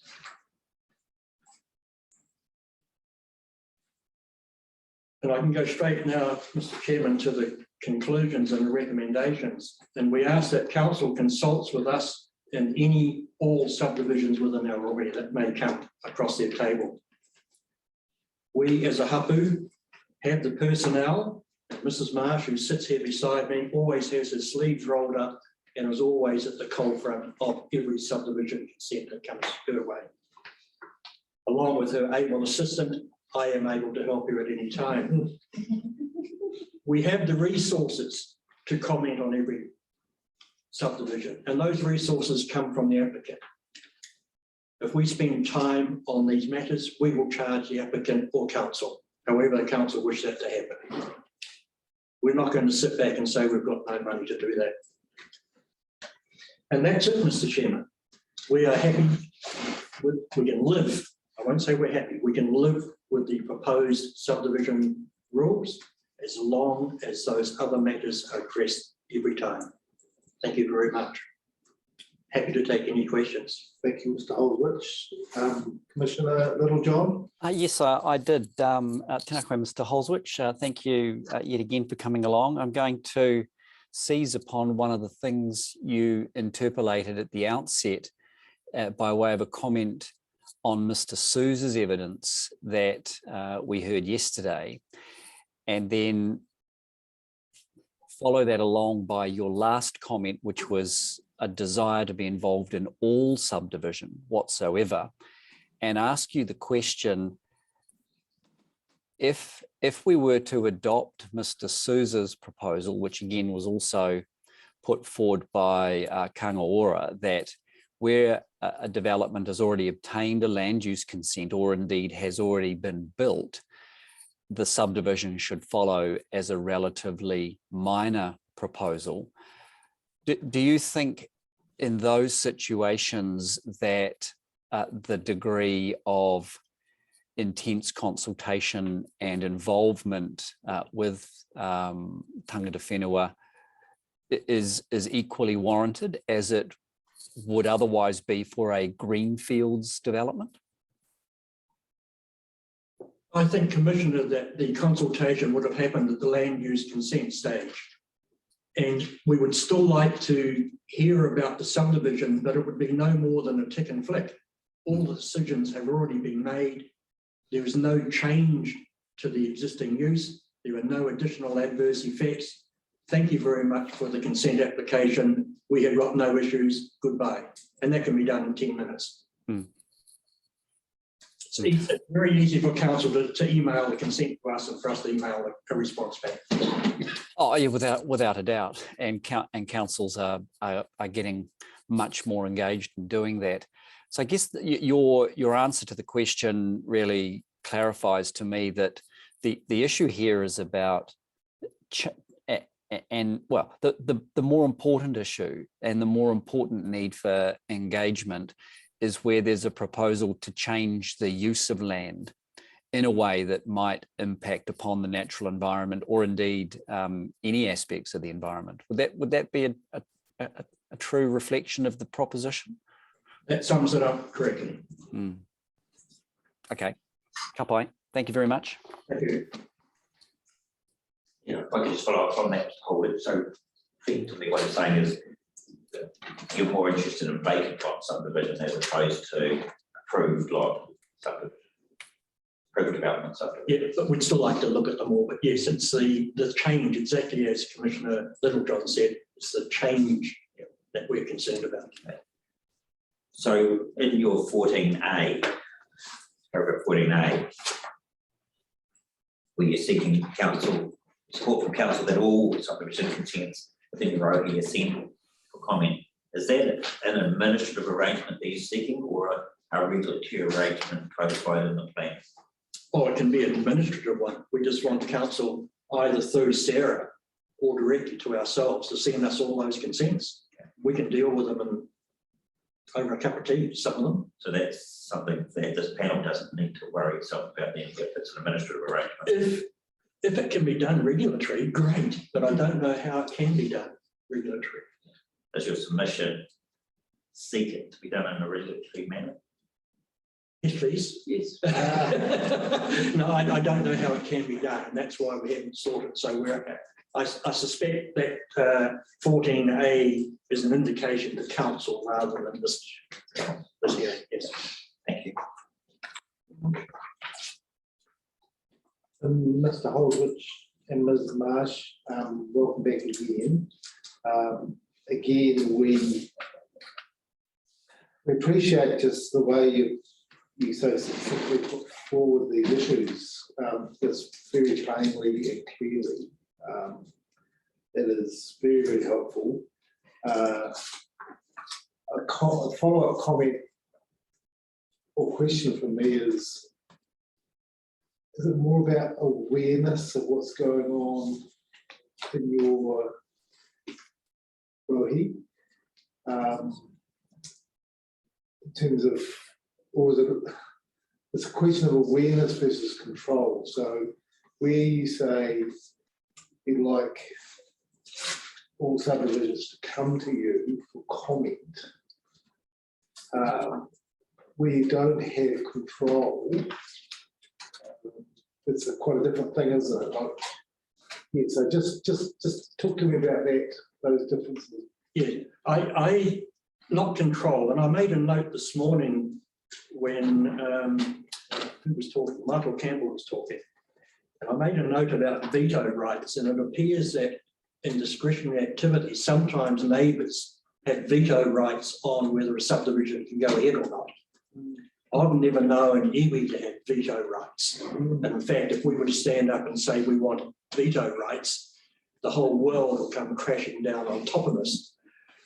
I think the balance that we've got is that if council give us a consent and we submit comments to council, and council ignore us without veto rights, but don't take into account what our concerns are, then we've got a finger to point at council, not at the developer, not at anybody else.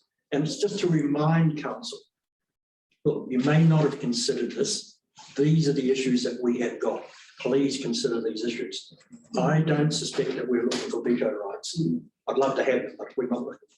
So you're looking at awareness on both sides. Awareness correct, and the council team's awareness that there's things around about that either feel comfortable with or there's something that you're aware of. So and we're very wary about what's going on. And Mrs. Marsh and I were on site excavating a site last week, and someone comes past and says, "Do you know there's a bulldozer in the paddock down the road with a big pile of dirt in the paddock?"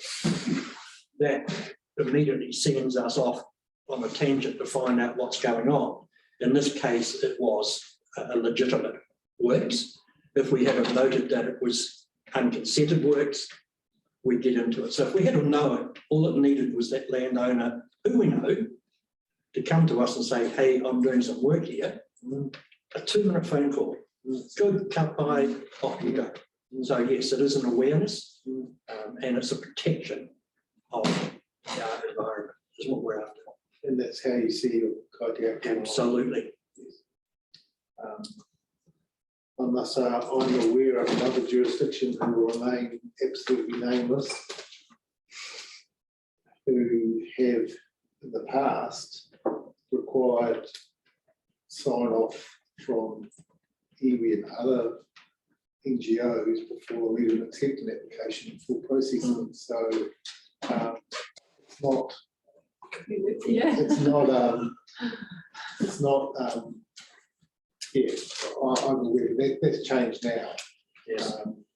Yes, look, that's very helpful. So that was arranged. That was noted yesterday by one of the submitters, the building gentleman of Latitude Homes, who said before they even consider anything, they contact the local hapu or the local iwi to discuss the matters. And more that is happening. Yes. And I think it makes it a lot easier for us to look at something and say, give it the Nike tick and move on, rather than see the application and say, what the heck is going on here? So yeah, that's the way that we see it. Yes, and just I'm interested that with your surveying background, you've obviously, unfortunately in this hearing, we're not hearing from any surveyors. I had pointed that out to my colleagues. Yes, and Mr. Soul, I think, we've got some, we think his evidence is excellent and is really thought-provoking. It would have been good to be able to have a chat with him because we agree with quite a lot of his thinking, but fortunately he's not available either. So that's the nature of these processes. People can make submissions, they're available to talk to us. We'll hear whatever people would like to talk to us about. Because the real value in that sort of situation is testing the evidence with the person in person. Yes. Without that ability, I wouldn't say the evidence is weightless, but it just, you can place this weight on it. Should we go drag him in? We'll leave that here. Staff have been talking with him, but that's all right. We'll see him at other hearings, I'm sure. Thank you for that.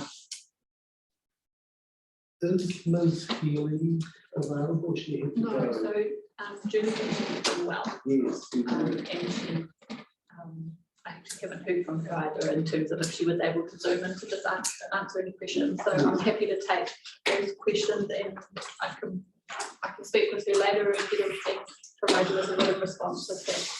Look, I'm thinking it's a good plan. I do. It's nice to be sort of on track and in control of time. I'm just thinking it would be quite good to, before we get through the cultural evidence, if we had any questions of Ms. Healy, Commissioner Littlejohn or McMahon, we could, we have read those, I've read them online. I don't know. For my part, I was looking forward to talking to Mrs. Healy because I grew up on the shores of the Huatoki and I was going to tell her lots of the stories of my childhood, but it wouldn't have advanced matters in the hearing. and I'm sure it wouldn't advance much for me to disrupt her recovery. So no, I'm quite happy with the evidence as it is. Yes, I am as well. So thank you. Can you just give the best wishes to Mr. Healy and say we're thinking about her? That's great. Thank you. Mr. Chairman, just before I go on, look, it's perhaps out of order, but I think it's entirely appropriate that I know we're almost halfway through the process. Almost. And so, look, I haven't told anyone, sir, I rise to thank you and the commissioners for the utmost respect that you have shown us so far in these hearings. Too often when we come to hui like this, we get the impression that the people on the other side of the table are trying to do Clark Gable impressions of, quite frankly, my dear, I don't give a damn. That impression has not come through at all. And for that, I thank you all very, very much. You've given us the respect, you've shown genuine interest, and you've shown a lot of attention to what we've got to say, even if it's not perhaps on topic. So again, I thank you for that. The questions that you've asked us at times are pretty much on the cutting edge, and that's appreciated also. We're never going to agree on all matters. And it would be silly of us to think that we are going to get everything we want. But we've made the point.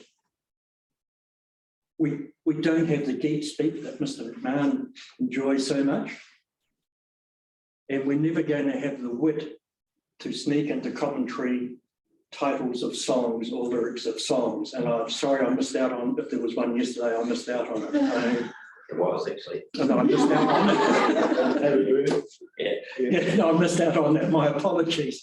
We're never going to have that wit. If these hearings continue as they have done to date, in the end, no one can say we have not had the opportunity to have a say and to be listened to. So again, I acknowledge it. I thank you very much, Tēnā koutou. Tēnā koutou katoa. And if I can at this stage to thank Julie and her team as well for the work they've done today. So totally out of order, Mr. Chairman, but I felt I had to rise to say that. Thank you. That feedback is certainly appreciated. And I think I said we're at the start of the hearing, we're here to listen and to hear with respect and to understand the issues. So it's a two-way street as well. We couldn't have this conversation if there wasn't the work and the dedication put into submissions, attendance, and the coordination through Sarah and others, Sean and those involved as well. So it does make for better planning, just so we can have these good discussions and open discussions. I thank you for those comments. They are necessary but appreciated. We're just trying to do our job. So on that note, at 12:30, I think it'd be good to have a break unless there's someone that you'd like to get So going. we've got Ngāpuhanga Atai Yes. as well. Yes. A contrary evidence. Yes. Okay. So I don't know if you want to do that before lunch or first. What do you think? Thank you.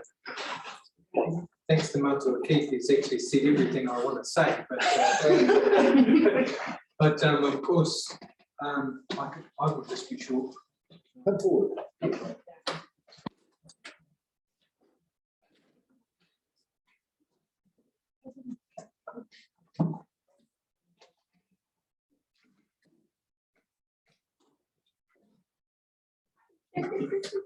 Kia ora mai tātou.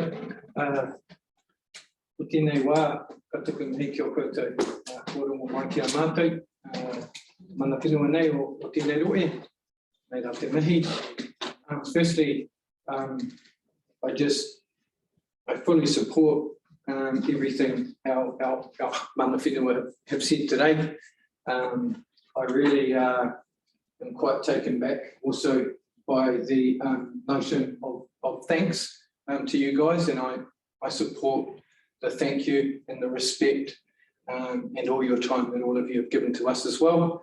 I remember the first time I spoke in this room at the start, I said something like, when I first walked into Ngā Kaitiaki, my rangatira and my kaumātua were used to getting the door slammed in their face. And that had happened for 20 to 30 years. Today, it's certainly a big turnaround to hear Matua Keith's kōrero. And of course, I wanted to bring forward our kaumātua Whai Sharon to actually to have her here today for me is pretty special too. We're just gearing up together as a whānau, as a hapu on these types of issues. But of course, yeah, having our whānau and Kazimari here today to reflect my kōrero. So my kōrero is really, really short. I've got 1, 2, 3, about 5 lines. And really, I wanted to hit the head on development and also what development means to me. So I grew up in Taranaki. I commuted to the coast a lot as a kid. Certainly as a young fella under the age of 10, I remember commuting a lot in my uncle's 1978 blue HQ Holden. And of course, one of those fond memories of us kids was that we never had a seatbelt on because there were no seatbelts back then. A lot of things have changed since then. Some of those things that I recognised back then, when we would drive out the coast, we would have to have our lights on full all the time. These days, you don't need that. There's actually lights that are actually in built up areas. When I was a kid, you could drive for miles up the coast and not see a house and not see a light on. Impossible to do that today. And that's impacted me and my mahi that I do supporting our hapu today. We have, I'll say, approximately 40 resource consents that we're dealing with. A lot of them in the Omata, Oakura, and the Okato area, and down to line 2, by the way. One of the things I remember about growing up in the area was all the farming. It's all gone. There are houses there now. So back in those days, when I was a kid in the 80s, I went to school with those farmers' sons. It's actually those sons now that are the farmers and that we're actually dealing with. Some of those are still really good friends. And I think what I'm trying to say is that so much has changed in our area, and some of the critical things that we've spoken about today around our awa, around our waitapu. And I think that the message was clear, Matua. Just stay away from our waitapu, stay away from our awa, and stay away from those special places that are special to us. And I think that's one of my big reflections today. But knowing me, I've got a whakatauki for you. And of course, you know, I couldn't stand without one. Whakangarongaro te tangata, poitui te whenua. Very, very simple, this one. As man disappears from sight, the land remains. And for me, this demonstrates the holistic values of Te Ao Māori and the utmost respect that we have for Papa Tuanuku, for Ranginui, for Tāwhiri Mātia, Pāngaro, Maru, and the list goes on, for all of those connections that we have to our taiao. I'm reflecting on the Tangaro kōrero just before. Tangaro was one of the very first rivers that I started learning how to monitor awa. And all those years ago, all of that mamai, all of that hurt came back to me this morning. And it's actually really deepening to still have those feelings, but also it's really deepening for me today to be able to stand here and to be able to engage with you on positive actions that might reflect better opportunities, not just for Nāmaanga, but for all of our hapu. Again, the lessons that we're learning together as hapu, as commissioners. I've really enjoyed the connection, I've really enjoyed the relationships, and I've certainly really enjoyed learning from you guys, and I hope you've enjoyed learning from us as well. Nā reira, i tēnei wā, katua hau ki te tuku titihi waiata, so I just wanted to sing a waiata, reflect another whakatauki I've shared with you before. This one really reflects us as mana whenua. It's only one line long, and I'll end on a waiata. Tō reira, tēnā koutou, tēnā koutou, tēnā koutou katoa. Te toka I tauria e te kuku para. The small black mussel that clings tenaciously to the rock, that's us as mana whenua. We were here then, we were here now, and we will still be here in the future. Kia ora mai tātou. Thank you very much, Sharon and Lee for coming. Do we have any questions? No. No. Receiving what I can say evidence through Waihata is just so special. It's really, really interesting. So well done. Thank you very much. We'll take our break now, and perhaps 1:15 is enough time for people. Okay, let's see that.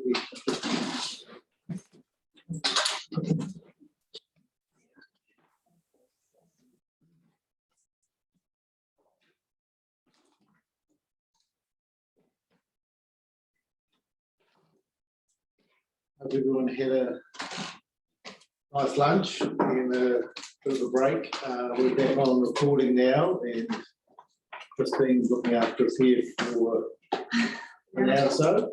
And Julie's welcome to our little huddle, Christine. Nice to see everybody. I think we're ready. For you, Sarah? Yes.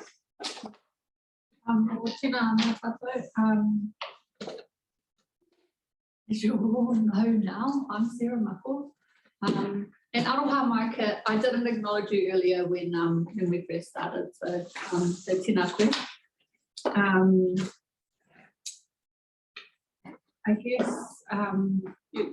you've obviously had the opportunity to review our evidence, and actually again massive mihi to Christine and Julie and Charles as well for all of what they have to put up with from me. Very greatly appreciated. But that's, I guess, what I wanted to just touch on from my evidence is that, and Fern spoke about it as well did Keith, that subdivision is one of these processes which is the only opportunity for us to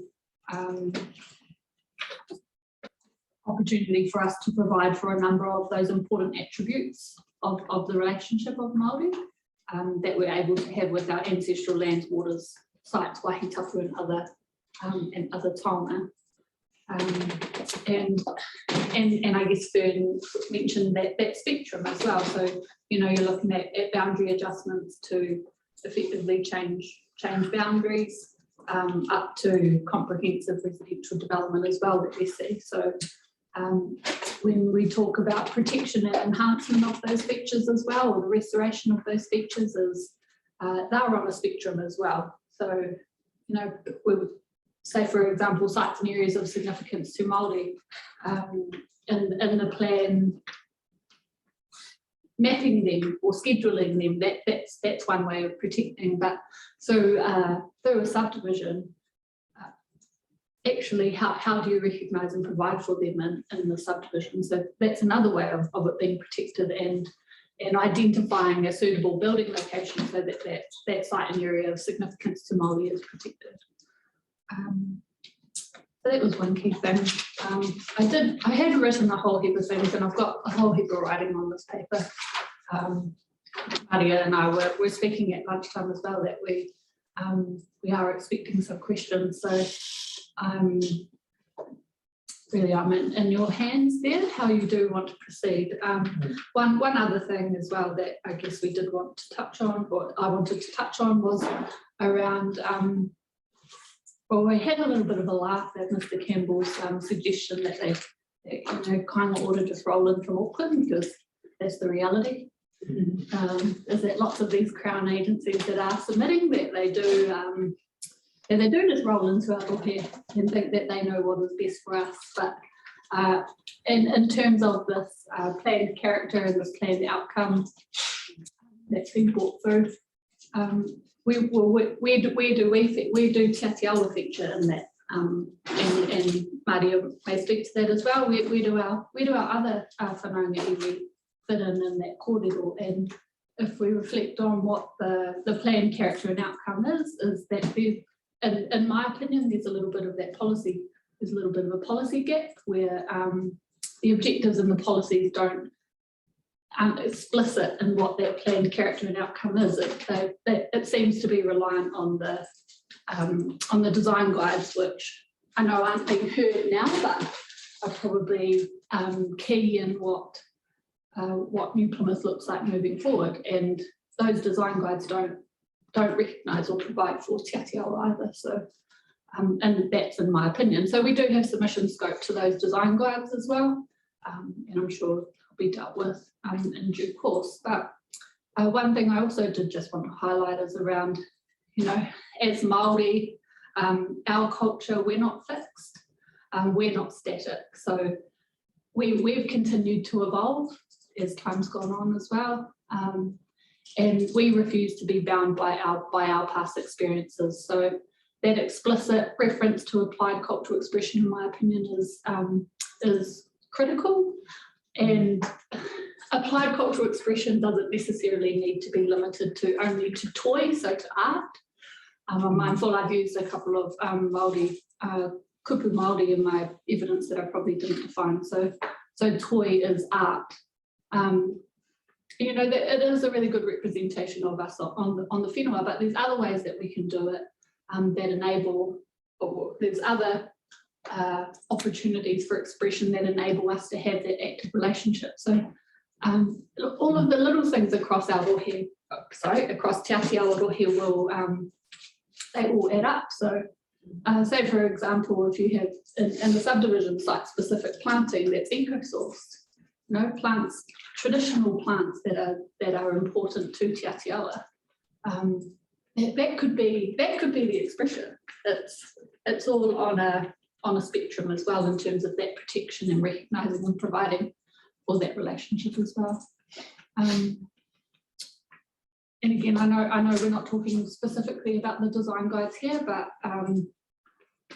and both of you and Kit as well may be familiar with the Mata Pāpore design guide that's come out in Christchurch as well. So that's actually a piece of mahi that some of our creatives in Te Atiawa have actually endorsed. They really support that way that cultural expression has been, a guide for cultural expression has been developed. So that is something that Te Atiawa are also looking at, given Te Atiawa rohe covers much of the New Plymouth district, and I would assume that we would extend that to our whanaunga iwi as well. So in the future hearing, so particularly in relation to the urban zones, we intend to provide more evidence in relation to that as well, but also into the rural environment is that, and what we spoke about in hearing 5 and hearing 4 as well, is that there's all those features, sites and areas of significance to Māori and water bodies and Indigenous biodiversity. They are all, they all form part of the rural environment as well as the urban environment. But in the if it's a planned outcome that we're trying to achieve, then actually in the rural production zone, objectives and policies, it doesn't provide for that in the definition, or not in the definition, and the description of what forms a rural character. And in our opinion, those features all are important in that environment as well. So we do have some kōrero around the infrastructure standards and specific engineering decisions that are made, I guess, reflecting on... Yeah, before we go on to that, I wonder about, just had a couple of questions along the way about the design guides. Was the Kaitiaki group or yourselves involved in the design guide development at all? I'm not 100% sure. Look to the facilitator or of the extraordinary? No, not specifically. They came quite late in the process. Okay. So our Kaitiaki at that point in time were quite focused on the objectives and policies as they were being designed out and not so much on the design. But, yeah, you know, other have submissions on the content of the design guide. Yes, So yes. we'll be able to look at, including content. I think, Kit, you and I, we're on board for that hearing, so we'll wait for that. But I think the referencing, we have been talking about how design guides fit into the rule framework, and we'll be asking some questions about that, obviously, when you carry on to infrastructure. Sure. Well, so just on the design guides as well as, and we've probably have reflected that on it in the previous hearings, as well as around the development of the city centre strategy for New Plymouth. So Ngāti Te Piti and Tiko Teitanga have been involved in the co-design of that strategy, and actually one of the things that has fallen out of all of the engagement that has happened is the development of a design guide for a Māori design guide for the central city area too. I'm not sure if that just means as in we have our own lens over top of things. I'm sure it's more integrated than that, but that's one. That's a work in progress, that one, though, isn't it? Yeah. So that's due to go live next week, I think. Okay. So that, Okay. you know, that's just another thing that will be considered as part of the zone chapter. Okay. Yeah. So in relation to the engineering, we haven't so much, we don't have so much submission scope in relation to the infrastructure standard in particular, but was just reflecting on that corridor that had been had with, I miscalled him Campbell Michael, with Michael Campbell this morning, is around those engineering decisions aren't haven't had the benefit of tangata whenua advice as well. So and the evidence that Joe and Jeff White this morning gave on behalf of Manukurihi is that example of Armstrong Ave and the location of the sewer being essentially right there next to the corridor. So just you know, I think those engineering decisions and that consideration is also really important for tangata whenua to be involved in, so that those sorts of outcomes don't occur moving forward. And I guess that it sort of flows on a bit into that activity status discussion that's been had this morning, and that if we do have a controlled activity, how are we engaged in that process?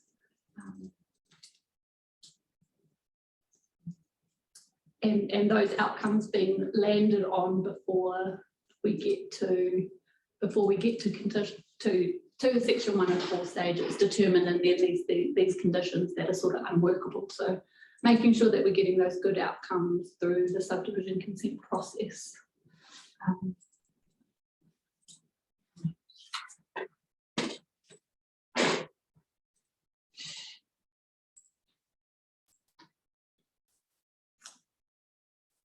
Also, so one other point that was discussed this morning with Waka Kotahi as well is around those matters that are considered in subdivision only being limited to scheduled items. So I do have an issue. I do have some concerns with that. You know, that the Aratapu Street example, we wouldn't have been able to have that discussion with the applicant and the council around a potential reserve if it was only limited to significant water bodies. And I guess that will flow into the corridor that we're probably going to have around Esplanade areas adjacent to water bodies, to all water bodies.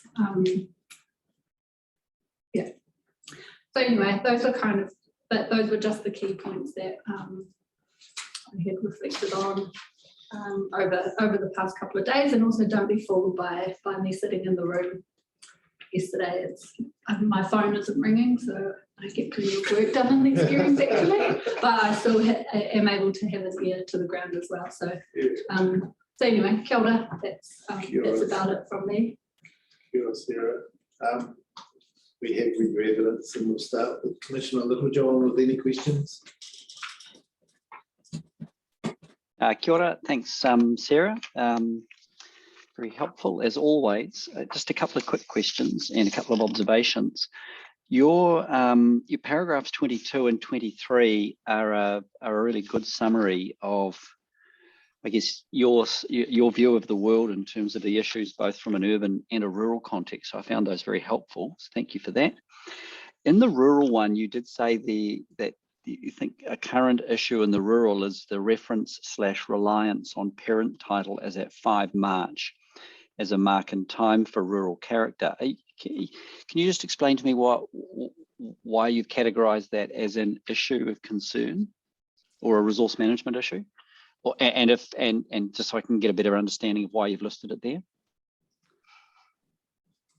I have listed it there because my understanding is that in March 1999 there was little regard given to the protection of, say, sites and areas of significance to Māori and to Indigenous biodiversity. So is it a good measure of time? And when I was thinking about that, that was in terms of the potential development of Māori land,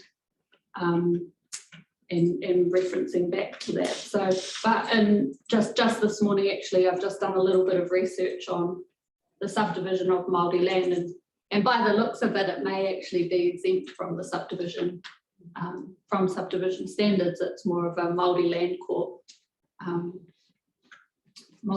court process rather than a subdivision consent process. So. That was kind of what I had reflected on, is that there was a lot of decline in the environment has happened over that time, and that we don't want that to be, and that to be, I don't want that to be the status quo that we're aiming to. It's that, and what is coming out of central government now around that protection and that restoration. Well, the interesting thing is that by setting an eligibility for parent title by date, what you're effectively doing is you are maintaining a consistent message that if you want to subdivide in the rural production zone, then it has to be, or it can only be, of a title that met the qualification 20 years ago. So that just effectively prevents, every time you bring in a new set of rules in the district plan, for example, you effectively end up resetting the opportunities. So that's how that works.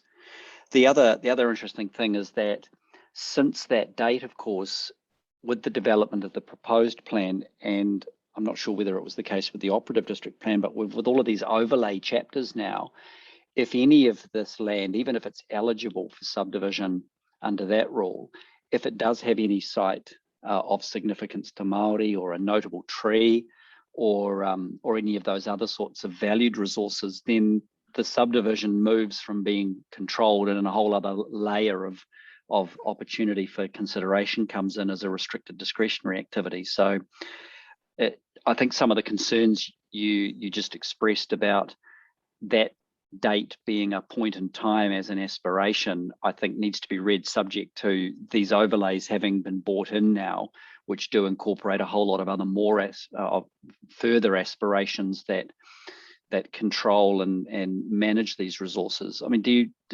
you see how the two operate together? Yes, and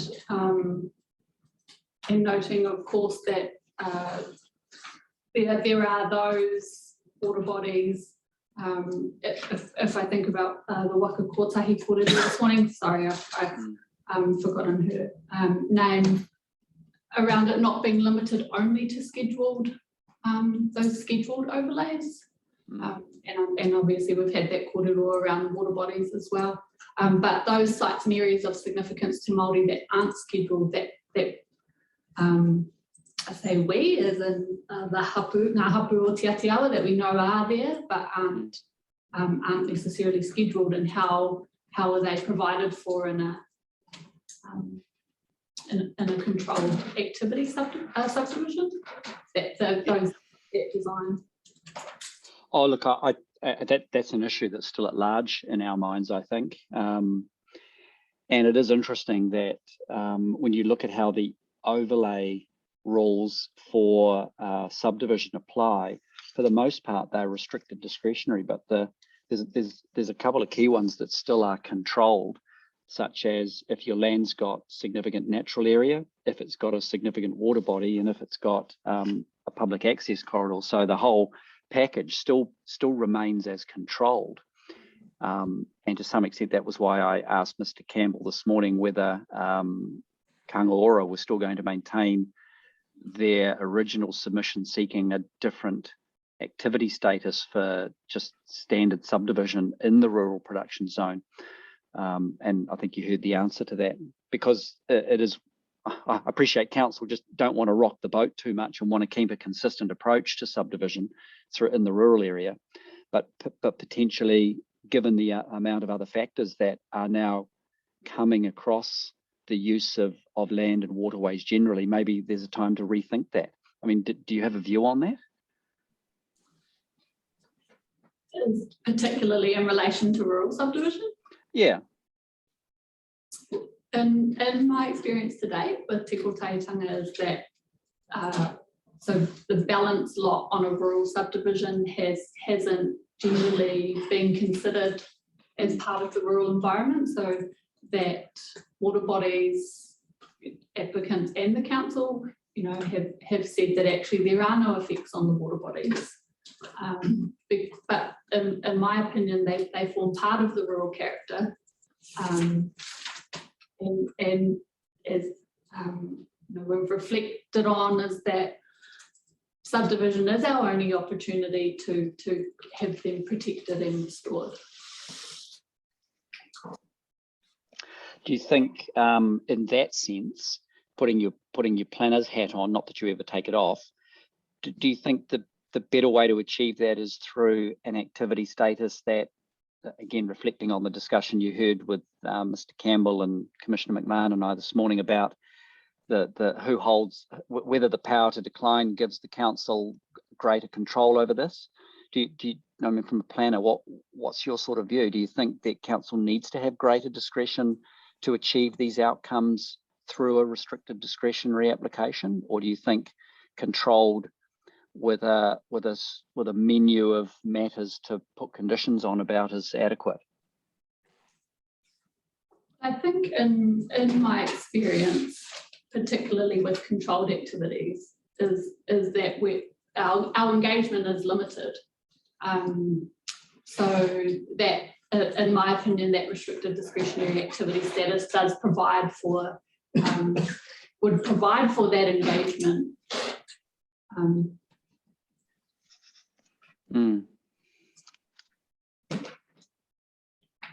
Okay, well, thank you for that.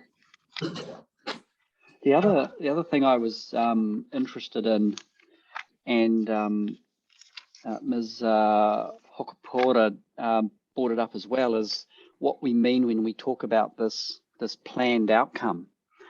And it's a really interesting point, because it's a phrase that, again, has grown out of your northern cousins up in Tamaki as a device to alert the world that alert the existing people in an environment that it's not going to be like that forever. And that the fact that we've changed the density limits and the height limits and changed all the yards doesn't give you a right to now claim the world should not change. And so planned in that sense has come about in a very urban context. But you raise a really, really good point, that if there's no reason why it ought to just stay in that sort of work, in that sort of space, and that if we are putting in very, very aspirational and forward-thinking strategic objectives for the district that recognise and provide for Te Mana o Te Wai, then isn't that a planned outcome for the district? And doesn't that need to be reflected in everything that's happening down within in the specific areas? So I don't know if there's a question so much as really an acknowledgement that that's a very good point to make. And we do then need to be careful if we're going to infuse this phrase through our provisions or the provisions in this plan, that everyone knows what we're talking about. Do you have any advice to us on how we might be able to better express those planned outcomes, not just in the expect more houses everyone context?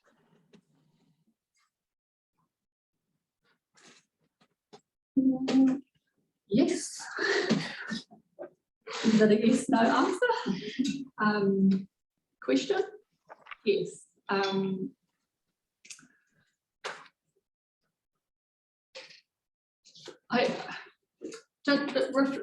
We're always reflecting back on the past hearings that we've had is particularly for the rural environment, and that planned outcome is that there should be an expectation that waterways, if this is a planned outcome, and in my opinion it is, that water bodies will be protected. They will be planted with site-specific and eco-source plants to reverse that damage that has happened. They will be planted. They will be fenced to restrict stock, exclude stock from those waterways, and of course that all aligns with the advice that's coming out of central government now. So those are definitely, in my opinion, those are planned outcomes that that plan users should expect, that we would expect. Yeah, it's yeah, okay. To that extent, the strategic objectives and all of the aspirational objectives and policies within each of the overlay chapters themselves are all that planned outcome at the same time, aren't they? Mm-hmm. And I guess how you make that clear is the real challenge, because otherwise you've potentially got people who say, well, there are multiple planned outcomes. How do we reconcile them? I guess yeah, I think the strategic objectives potentially sort of shine the light there, don't they? Yes. And if I could just give you an example, so I did a Control F search in the rural zones chapter as well. So so under objective rural production, objective 4, the predominant character and amenity of the rural production zone is maintained, which includes, and sorry, I'll just shorten these, extensive areas of vegetation, indigenous vegetation, low density built form 2, 3, a range of noises, smells, light overspill and traffic, interspersed existing rural industry, the presence of rural infrastructure. And no reference to that water bodies form an important part of that character, in my opinion. Historic occupation sites and areas of significance to Māori, historic heritage, archaeological sites as well. Yeah, I know I've got those objectives right in front of me now, and I must say they aren't very aspirational, are they? Particularly for a zone that covers probably what 80% of the land in the district. Yeah, well, I'll be looking forward to your evidence on that chapter. I'm sorry, and just sorry, noting that objective 6 does refer to natural features, and I guess we've had this. Te Ko Taitanga has a consistent submission throughout the district plan around the extrapolation of those natural features. So I guess there's the potential for that water bodies to be included in there. Well, I mean, I'll be really looking to see how an objective which relates to those features, even let's say, for example, they do include or ought to include water bodies, how an objective that in the rural zone they simply not be compromised is consistent with some of the strategic objectives we've been contemplating about the natural environment much higher up in the plan. So it's yeah. And also noting that throughout Taranaki and through the New Plymouth district that the Taranaki Regional Council riparian planting management program has been actually really successful, and we really commend those rural based people, farmers in particular, that have really committed to that kaupapa. So it has been really beneficial to Tai Ao now. It's how do we build on that as well? Yeah. And I think that Tangata Whenua haven't been involved in that program. That mātauranga of Tangata Whenua hasn't been, hasn't informed it.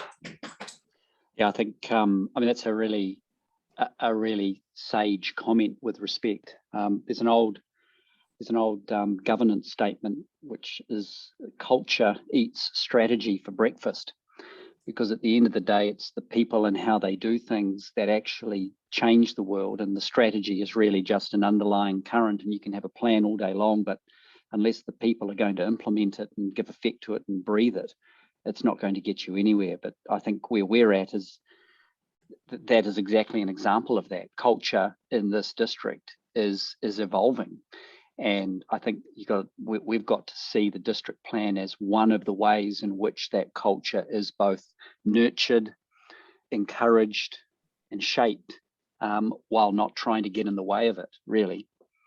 Sorry, that wasn't a question. That was me waxing lyrical. So I'm sorry about that. I didn't have any other questions, Sarah. Thank you for that. Thank you. Thank you. David? Yeah, Marco, I've just focused on your appendix and the red line changes that you've sought. I've managed to group them into 4 key areas. The first of those being the deletion of the word significant in front of natural features at the objective, policy, matter of control, and matter of discretion levels. So there's acknowledged there's consistency in that relief sought. The implications of that would be that the objective policies and rule framework would therefore focus on any natural features and landscapes, not just those that are mapped in a spatial sense. Was that the relief that you were wanting, the outcome that you were wanting? Yes. And have you thought about how that might occur on the ground when controlled activity subdivision comes along for, say, a boundary adjustment? How the council might practically deal with that? So the boundary adjustment involves shift in the legal boundary between two allotments. No new allotments are created. It's assumed, for argument's sake, that the allotment sizes are actually declined. There's no mapped natural SNAs intersecting with the site. What would be the impact of that objective policy, and whether it's a matter, in that case, a matter of control as a controlled activity for a boundary adjustment? What practical effect would that have in council's decision making?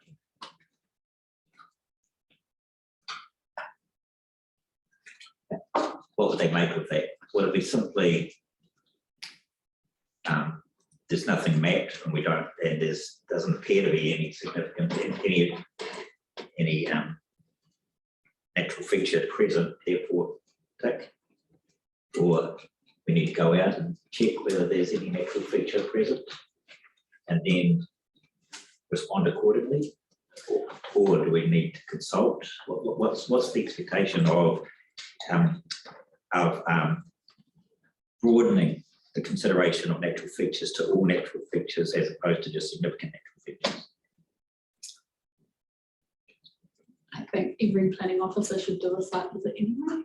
I've been called out by not doing a site visit, even on what is a minor boundary adjustment.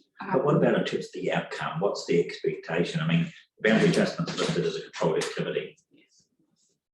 So the expectation is that it will be approved subject to conditions.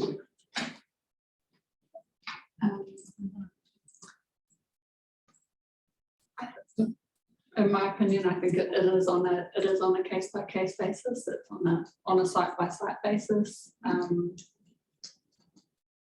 It really depends on that site by site. Does that natural landform form part of the water body, a wetland? Well, how would that translate into the decision that the council would make? What would you expect that decision to contain? In terms of the protection of that natural landform? Or giving effect to that matter of control? It may, in terms Because the matter of like control- getting to a section, to the 104 decision. Yes, the matter of control over which is reserved in your red lining under sub R1 is the measures to avoid, remedy or mitigate any adverse effects on cultural, spiritual, heritage values, interest associations. Oh, sorry, no, it's not. It's protection and enhancement of natural features and landforms. Number 3, at the moment, as notified, it was protection, maintenance or enhancement of significant natural features and landforms.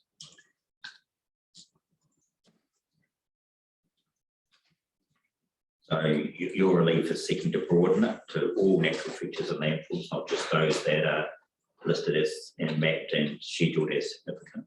Mm-hmm.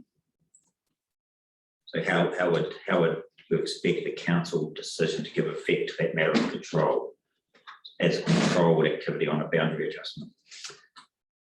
They would have, if that natural landform was worthy of being protected in some way, if a consent notice could be applied. And what would that notice say? It may depend on where that particular landform is. It may require no earthworks to be undertaken on that landform, for it to be planted for a particular reason. No buildings, no structures, no driveways, no fences. But those sort of conditions, and this is a boundary adjustment. So it's the two allotments that exist. It's the boundary between the two is shifting in some way, for whatever reason. I guess I'm just trying to understand the necessity for council to exercise its control over that. Mm-hmm. At what's probably the lowest type of subdivision consent we could anticipate the boundary adjustment. Mm-hmm. I mean, some plans actually list boundary adjustments as permitted activities. Yeah, and I guess reflecting on the operative district plan, it allows for those minor boundary adjustments between allotments now. Okay. I think in my experience at Te Kotautanga that I haven't dealt with sort of a pure boundary adjustment, or in very rare instance dealt with a pure boundary adjustment. For a boundary adjustment to reflect, farming practices. That's, I guess, so reflecting on that, I haven't. Okay. Moving on to my second question, and that's really changes that you've asked for over matters of control or discretion that relate to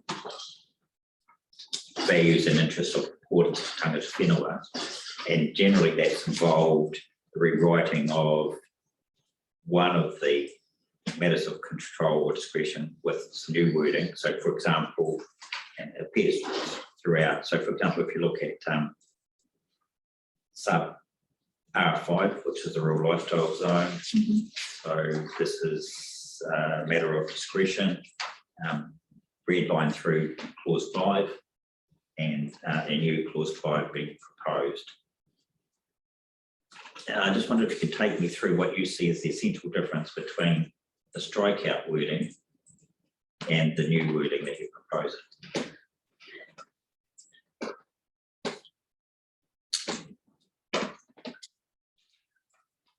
Question.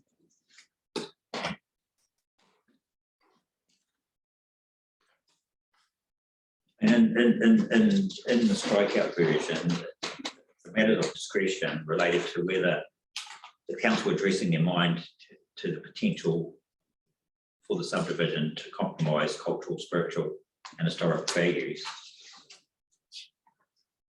and to take cognizance of the outcomes of any engagement with tangata whenua in respect to 2 or 3 matters.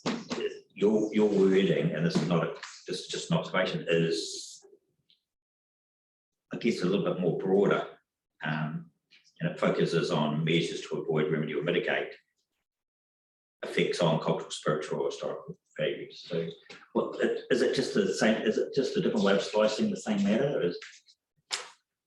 I just couldn't understand what the essential difference was. Yes, I think a different way, but also to reflect the changes we had sought in the policies around policy 5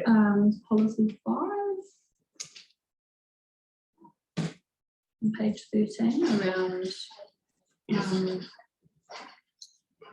so we've made reference here to tangata whenua being the cultural expert and being suitably qualified to do that. And what I've done there is taken that actually from the eco chapter, and I can't remember, I may have put it in, but it was also to align that with that chapter as well. Those that wording of revised clause 5, and sometimes it's 6 or whatever, depending on whether what we're dealing with, seems to be broader than just the policy change and policy P5, which policy P5 has a focus on stormwater control and disposal, whereas those matters of discretion and control relate to matters in addition to stormwater control and disposal. But look, there may be nothing in it. I just wanted to understand why you preferred why you arrived at your wording as opposed to the notified plans wording. And what was the deficiency in the notified plan wording that you were seeking to remedy?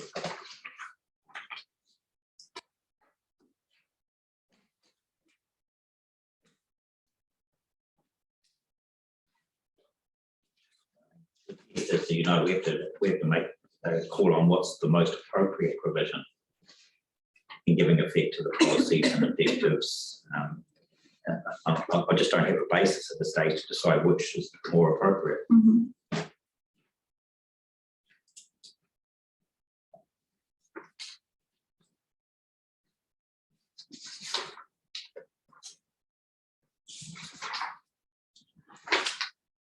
So also just so P5 and P8 as well, the changes being made. Yeah, it's So all those in the matters of rural discretion. subdivision. You've been very consistent in the Yeah, wording so- on all those matters of discretion or control. The answer you've given me so far is that they give effect to the change to policy 5. And 8. And 8. And 14. 5, 8 and 14. So I think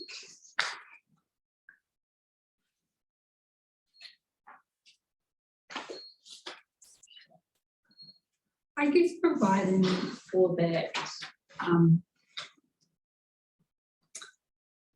that it's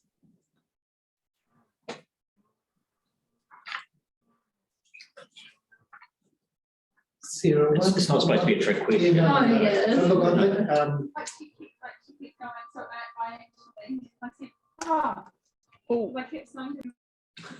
maybe the team.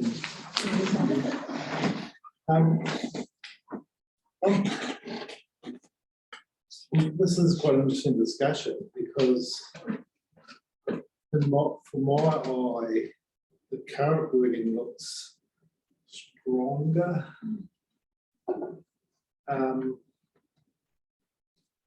terms of an outcome,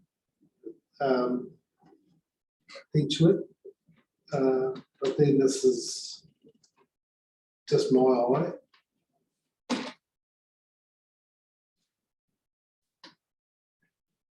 And you may look for consistency. Yeah. Yes, I think that is just looking at the 32 AA as well. But I think it was to achieve that flow through from the vertical alignment from the strategic objectives. Just to get that consistent wording through the strategic objectives to the objectives, the changes that I have recommended in relation to tangata whenua being that expert into here, and not limiting it to only, that tangata whenua have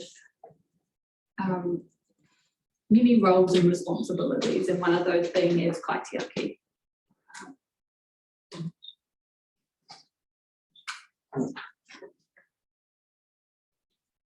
I'm happy to move on to my last question. Thank you. But what I would just say in response to that answer is, don't feel obliged to replicate strategic objectives in assessment matters, because they exist. The role of the assessment matter is to drill down into the detail, as long as they give effect to the higher order of policies and objectives. So rely on the higher order objective. It's not going to disappear.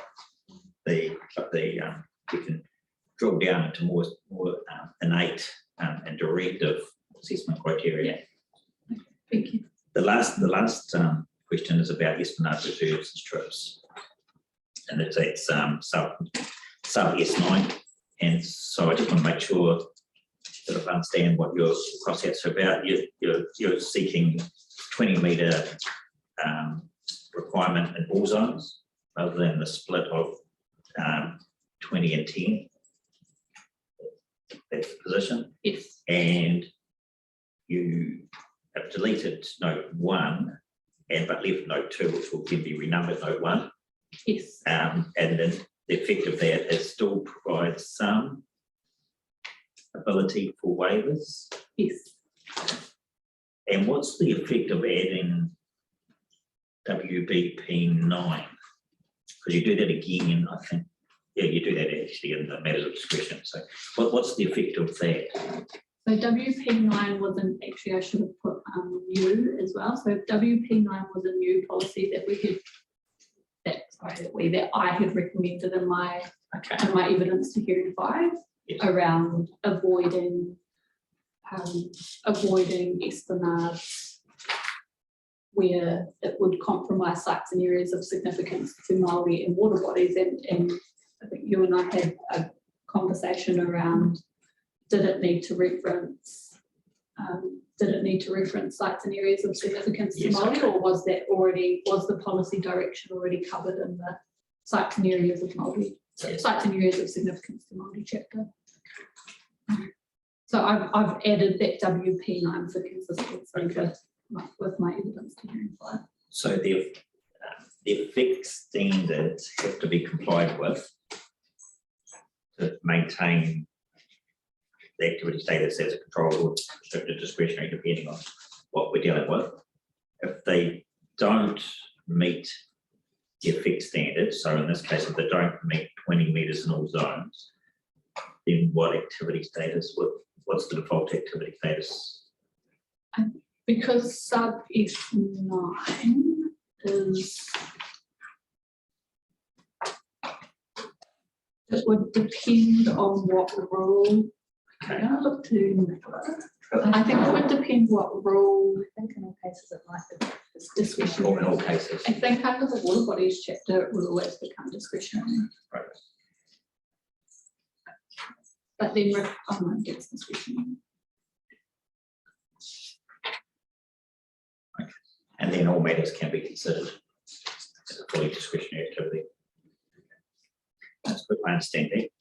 My final question is to the reporting officer, and it's just Commissioner Littlejohn's analysis of the defaults on some of the overlays, which I think if I heard you right, Kit, you were saying some of the faults go from controlled to controlled. So you've obviously done some analysis that I'm waiting for from the reporting officer in terms of the table we talked about yesterday. So did I get you right there, Kit? Was that what you were saying? that some of the controlled activity stages, you don't default to a higher order? No, I was saying that in situations where there is an overlay resource that's got a subdivision trigger in the rural production zone, the trigger for the overlay was restricted discretionary, while the underlying zone subdivision was still controlled. So together it would be bundled as a restricted discretionary, although you run into that problem that you've still got an underlying controlled activity for the rural production zone subdivision. Yes. I guess I'll understand that better once I see the table. Yeah. Yeah. There are instances though where you don't meet that. For example, where's my plan? You guys are really lucky you can't see my desk. So for example,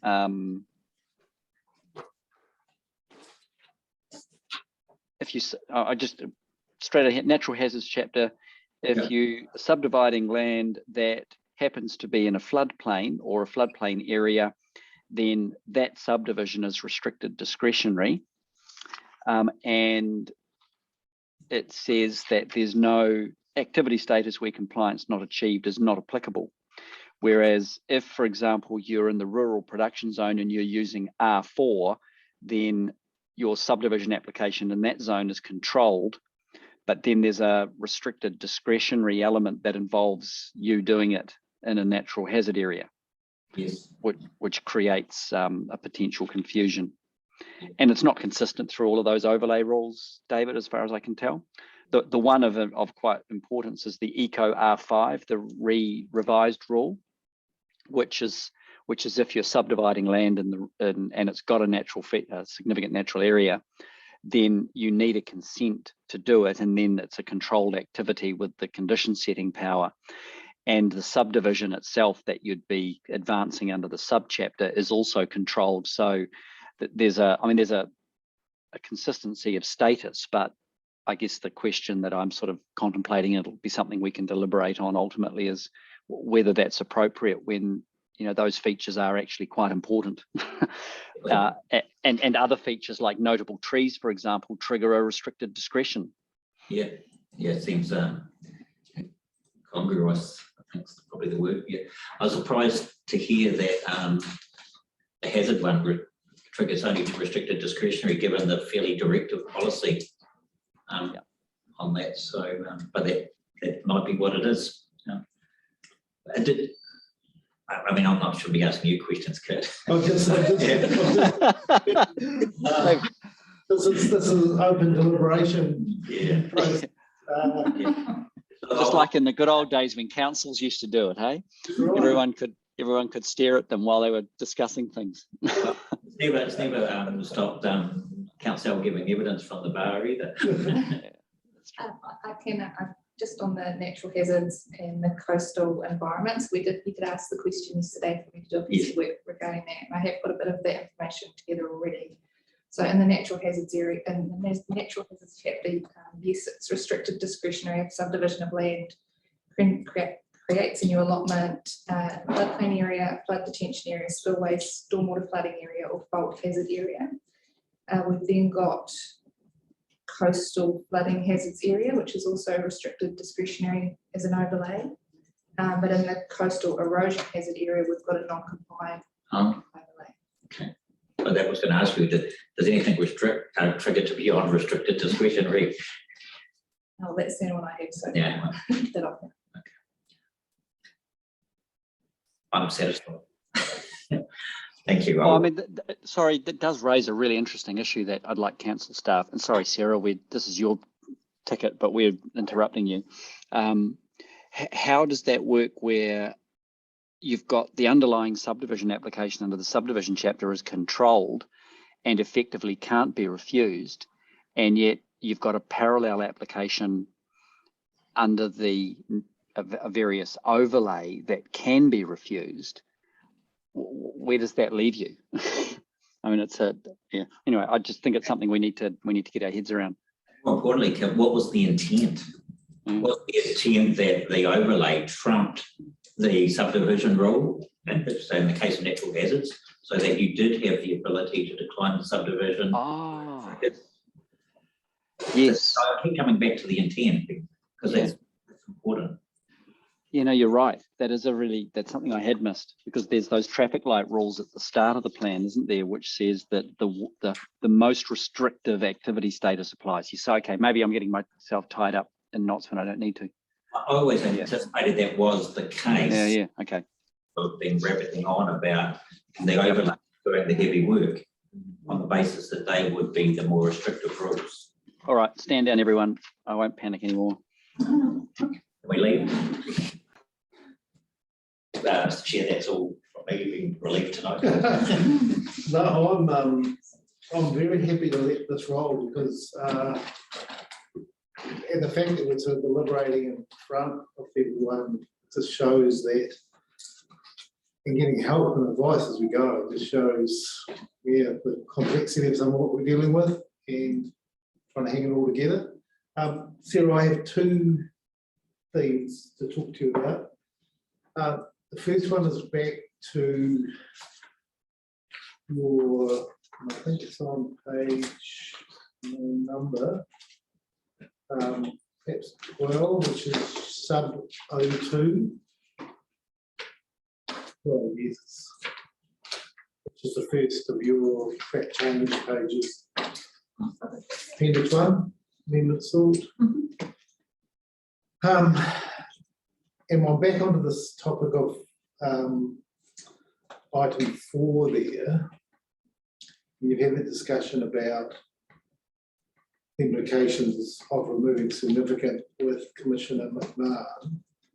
But is your understanding that, or not, that each of those items has a corresponding overlay?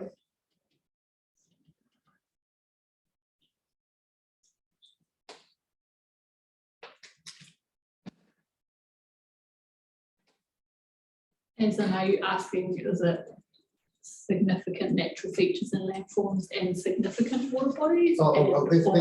That's my next question, because again, drawing on Commissioner McMahon's hint, this is an objective, saying, well, these 9 or 11 overlays doing the heavy lifting, they set probably the more restrictive consent status, not subdivision.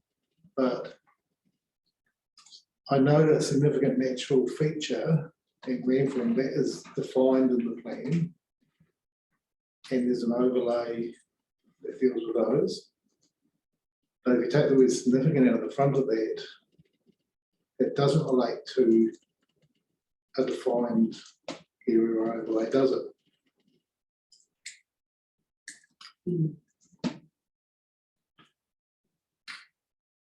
Is significant natural features and landforms defined?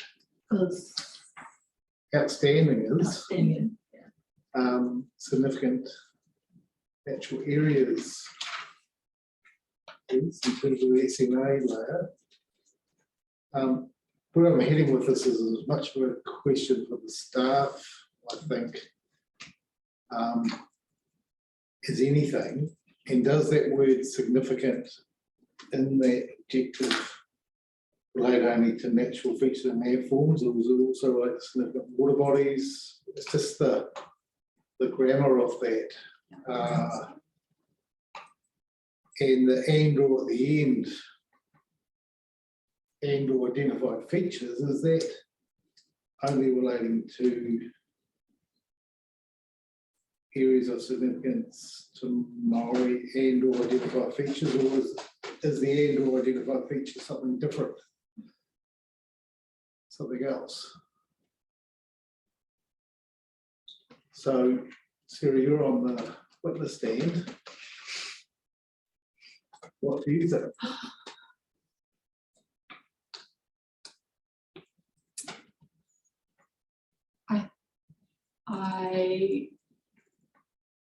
I have recommended the removal of significant to not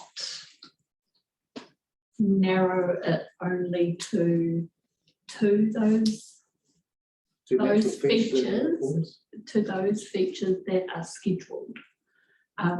I've assumed that significant would, and I guess this takes us back to probably hearing 1 and hearing 2 around, well, who is defining what significant means in this policy, because and actually takes us back to hearing 5 around, when I think about the kōrero had around Indigenous biodiversity, is that our, you know, Māori and our mātauranga around significant, what is significant Indigenous biodiversity is maybe different to the, in Aroha, I forget their names, but the 2 ecologists that provided that, you know, their mātauranga around what is significant Indigenous biodiversity. So I think by removing that, that takes that has taken that out. And actually I've recommended the removal of significant from that objective to align with, and I likely is in my evidence, but to align with some of the other policies and the assessment criteria that don't have significant in front of them. It's an interesting response because I understand what you're saying.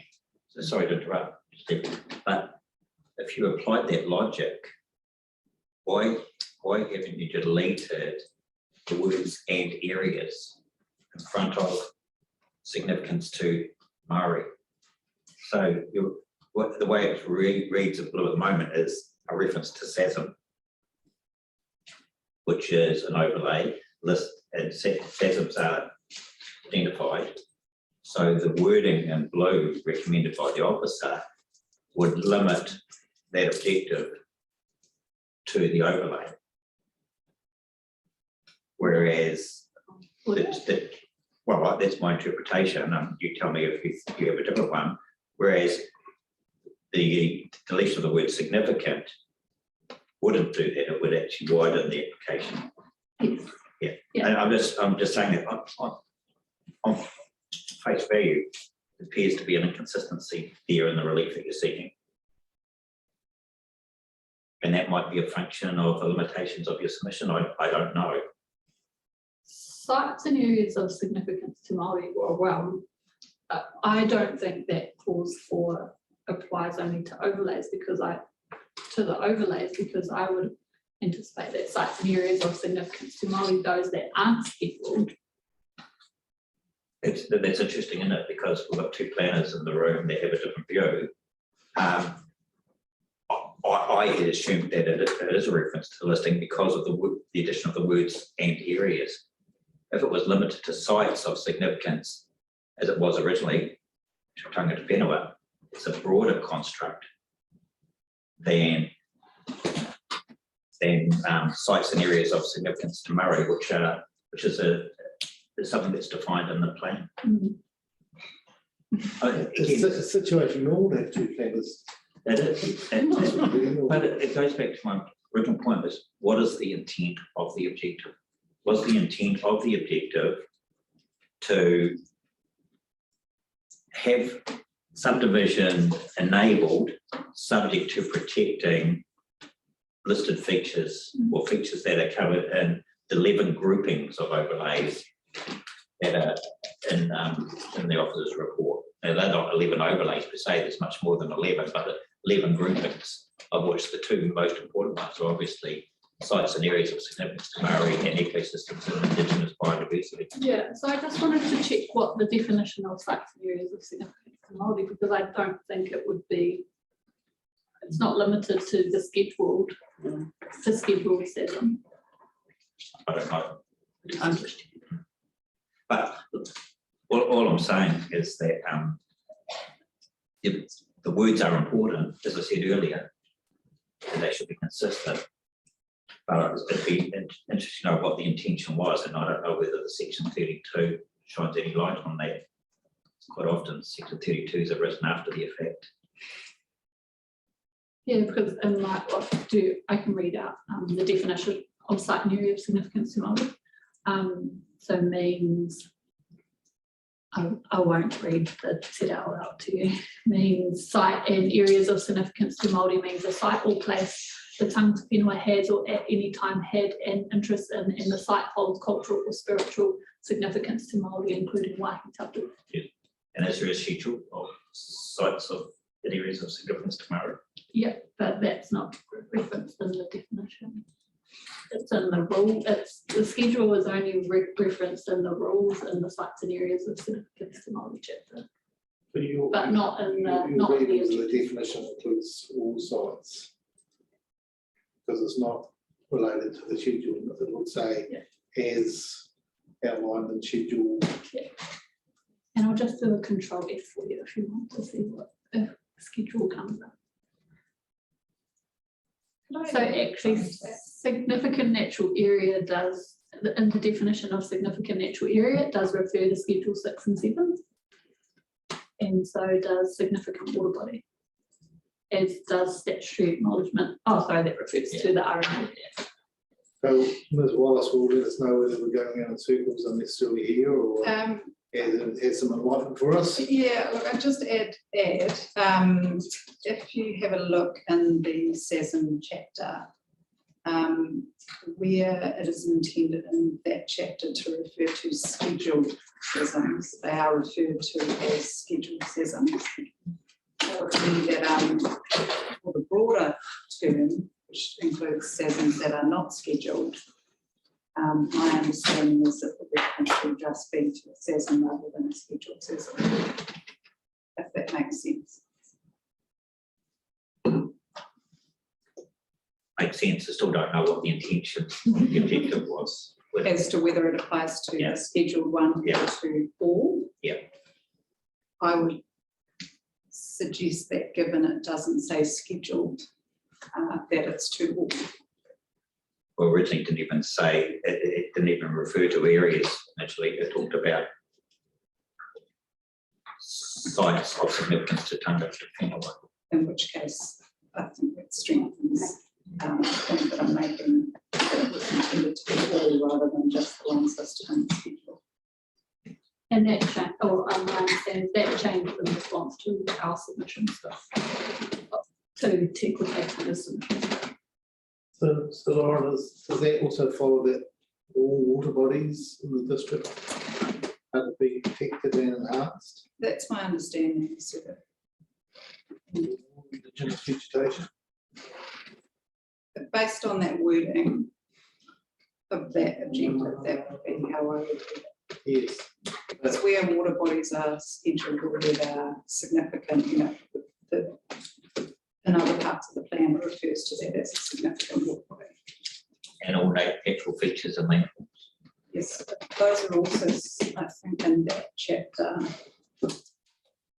It also references them as, sorry, I'll just see if I can open that one up. Where they are scheduled as scheduled water, scheduled natural features. Can I just jump in there? Sorry, Lauren and David. The one thing that we don't have the benefit of in terms of having the paper in front of us is you don't have the hyperlinks. And if you go into the e-plan, you can tell whenever a defined term is going to be used because it's blue and got dots under it, and it links you then to the definition. So that's one point I make, is that this plan doesn't use capitalized terms to signal to the reader that it's using a defined term. It only becomes apparent on the e-plan because it's hyperlinked. But then I guess the other point to make is that what Sarah's relief is suggesting by removing significant is actually restoring the provision back to its notified version. The introduction of the word significant is something that Ms. Lawrenson has recommended in response to a specific submission, and I'm just trying to track down what it is. Might have been the Department of Conservation one, or Forest and Bird. The only one I can look at is a general reference to clarification or something or other. Maybe Nicola could help us out there, but so I don't think Sarah, with respect, is asking for anything other than what the plan said in its notified form, which was general references to natural features and landforms, water bodies, indigenous vegetation, historic heritage, sites and areas of significance. Sorry to throw that in there. The plot thickens. Yes, all right. So look, I suppose there's some reflection there to be had for us and also staff then, but Sarah, looking at that sentence again, the term and/or identified features, what do you think that relates to? What would you say? Is that something just by itself, or does it relate to all of the list, or just the sites and areas of significance to Maori? I just. Well, Stephen, the answer again is in the hyperlinking, because identified features has a hyperlink. Oh, and it clocks up a definition which says means any feature, item, area or landscape that is identified and mapped in the E-plan and or that is identified and mapped by way of an overlay area which is described and or managed by provisions in one of the overlay chapters. Okay, so that's what brings in the overlay. Yeah. And the scheduled features. Okay, but then that word isn't used in the next policy. Sub 03.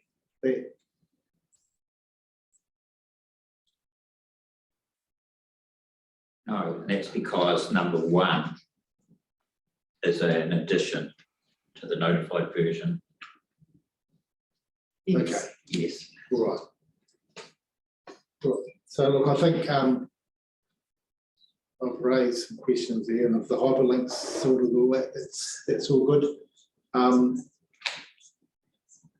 And the fact that what Sarah's done just returns it to what it was originally. Yes, I think I've gone about round the circle enough on this. On the second question, and it's back at your 24, paragraph 24, Sarah, that Kit was talking to you about. And I wanted to have a chat about your 24C. Sorry, 23C. Where one of the issues you've identified through your practice and experience as an issue is an over-reliance on landscape architect advice in determining the location and size of esplanade strips and reserves. Now, the first question is about this sort of the role and responsibilities and professional duties of landscape architects. And my experience is that they do have a list of matters that they cover, including cultural values of Maori. So is that because, so yes, so the first question is, do you think they have, it seems like you don't think they have a broad enough base to be the key advisor on those matters, is that right? Mm-hmm. And in my experience with that is recently I have noticed that the landscape architect assessments are making it explicitly clear that they don't provide advice. They don't provide cultural values advice. That is for the role of Tangata Whenua. Because I've been at some wonderful hearings with judges who have been asking this very question of landscape architects on the basis that their responsibility is to look at the landscape in the whole in terms of their training and their professional standards. And where those haven't been included in assessments, they're drawn or put to the sword. Well, one judge, or I won't say who it is. So that's why I'm asking these questions about the professional coverage. I also have to say that there's some landscape architects, particularly some that practice in the South Island, we've got no idea that that's actually part of the landscape they're assessing, or should be. So it's a practice thing maybe rather than personal or practicing rather than a professional matter? What do you think? I think it's professional, personal, both. Are you suggesting then, I think as you do in some of the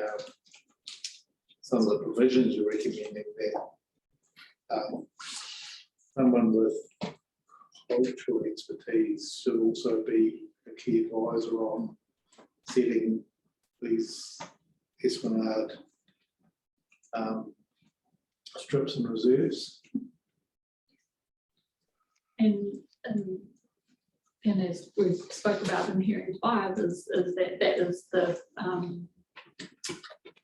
practice that we're seeing now, particularly with Renee Davies, that we're working alongside her, and if a landscape architect is engaged to work with them to agree the width. And also reflecting on, I think, on the closing day of hearing 5 when we were back in the chambers, and sorry, I have forgotten his name, the ecologist for the council, that he noted in terms of engaging, he can't comment on the significance of Indigenous biodiversity from a cultural perspective. By himself. Yeah, but he That's Mr. Shaw. Mr. Shaw, yes. Yes. He felt that was only a role that Tangata Whenua could play. Yes. But that he was happy for that to be done side by side. Yes. Yeah, which is the same, or is the experience that we're having now. In most instances. Okay. So this is an element of practice with the council when they go to their experts that they consider issues and effects when the application comes in. You're saying that for good reasons, and also it's becoming a practice that people with cultural expertise are brought in to advise council. Yes. Yes. Okay. And so one example we've had recently is we've had a pre-hearing for a 2-lot rural subdivision adjoining in Puketapu Lohe. So adjoining the Waiomana, there's an existing it was an example. I might just say Nicola gave an example. Yesterday. Yeah. So that was the example that was given yesterday, is that so the rural subdivision, it joins the Waiomana. So this is purely from an esplanade area. So a 10 or a 15 metre wide, I can't quite remember now the width of the esplanade, but that width was determined without Puketapu at that time. So what we did as part of the pre-hearing was we undertook a site visit, and Puketapu were able to take in the entire landscape, and would it have been appropriate to increase the width of the esplanade there? Was there a particular customary or cultural activity that could take place right there where an additional width was required? But just that assessment hadn't been undertaken at the time of the original subdivision. Okay. Can I just make the point that I did not know that was happening, and I'm really sorry. I would have chosen a different example for yesterday's parent title if I'd known that was happening. Okay. No, I think that this discussion is quite important because it comes to practice as well as the plan, but you're seeking some explicit reference to people with cultural expertise. And the discussion had earlier with Joe and Jeff, and the Aratapu Street example was that we were actually able to walk the land with the developer and the council, and we actually mapped the width of the reserve then there with GPS. But for Hapu to say, oh, you know, here, and because that particular stretch of stream is quite degraded, well, you know, actually, is it best if there is no access, then it's restoration is more important. No, that's a good discussion. Thank you for your evidence there. All right, well, I think unless the other commissioners have any further questions, we've come to the end of your evidence, and thank you for your assistance with that. Maria, it's over to you, I think. Kia ora tātou.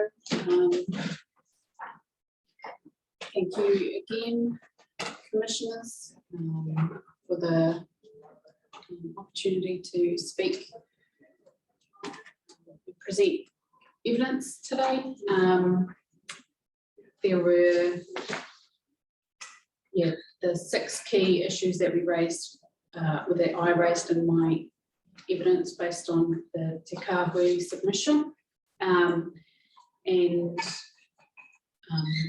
Similar to what Sarah and the hapu have spoken about today, they focus on the planned outcomes, planned character, the use and reliance on design guides,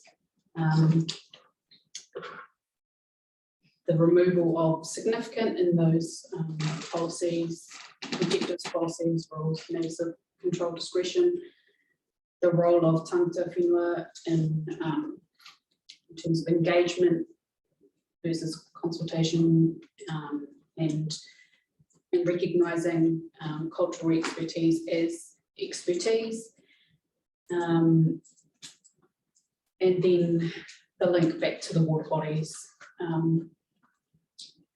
The water bodies chapter in the evidence given in hearing 5 around stormwater and esplanade requirements in particular. So I don't think I need to rehash anything.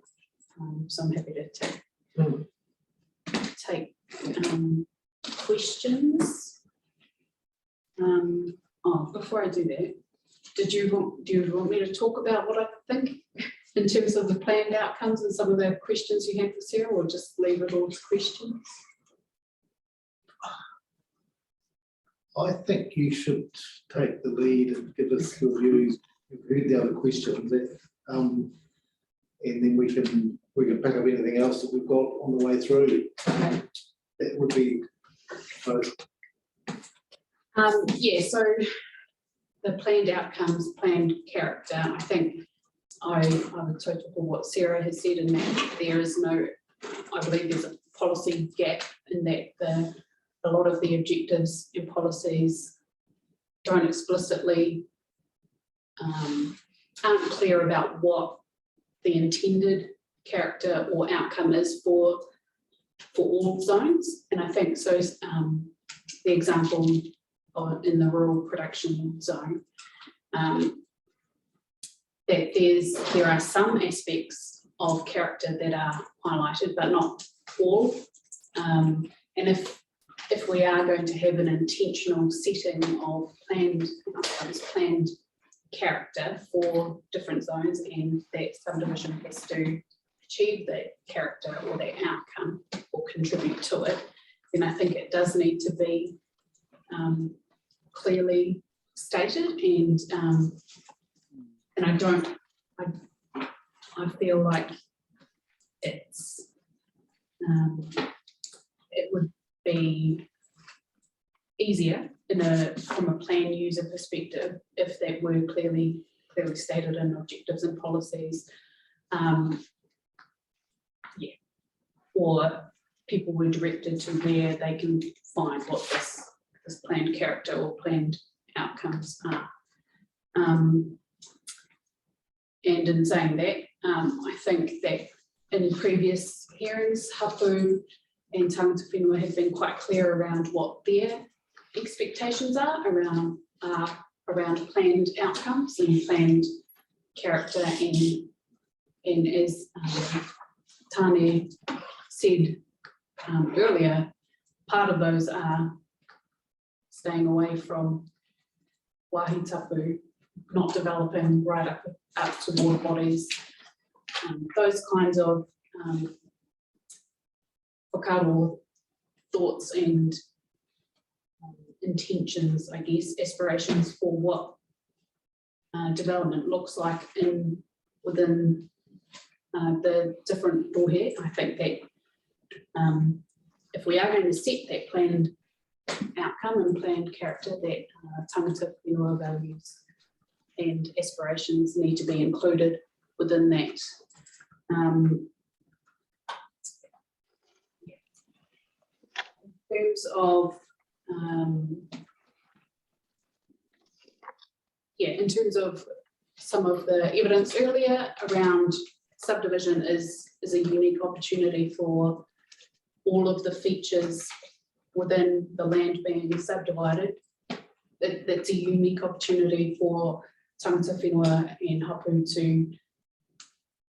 to be involved in that and to advance their aspirations in terms of restoration, protection, reconnection with those landscapes. And so, I think it's important that that's recognised as well, especially when it comes to that the role of tangata whenua within subdivision and the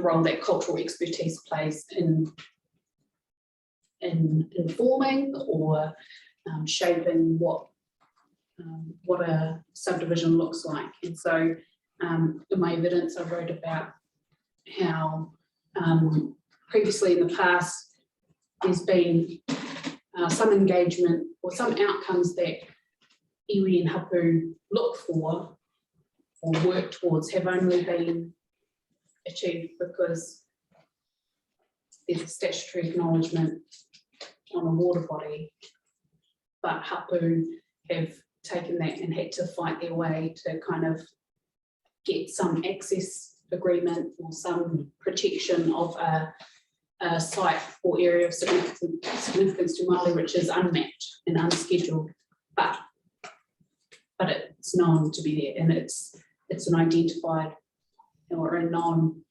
site for hapu, but because it often feels quite combative or it's not always a pleasant experience for hapu to, especially when there's been no prior engagement by applicants, hapu have to take I guess the tiny opening they have in terms of there's a water body that's statutory acknowledged, that there's a statutory acknowledgement for, and then try to get good outcomes when considering the property as a whole. And I think that if the plan were to explicitly state that cultural expertise is expertise and should inform a subdivision consent on all of the land being subdivided, then it's a clearer expectation that these are important issues within the New Plymouth district, and cultural expertise is expertise as any other ecological or engineering expertise would be treated. I don't think I have anything else to add.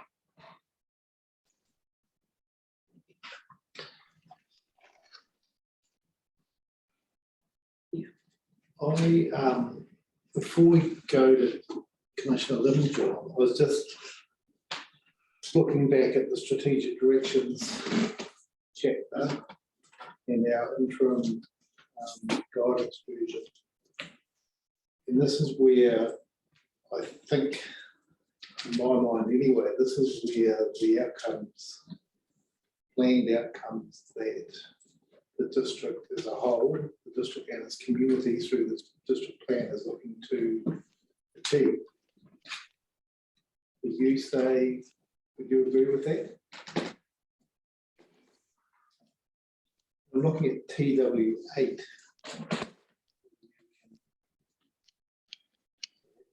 Read that out.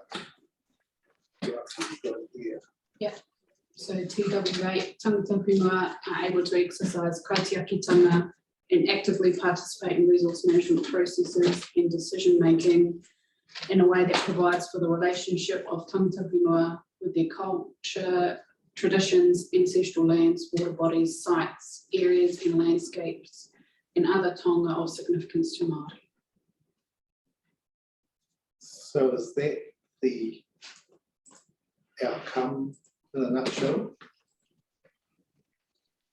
that you'd like to see in the subdivision chapter, and also is it something? Yeah. When read with the other, definitely. Okay.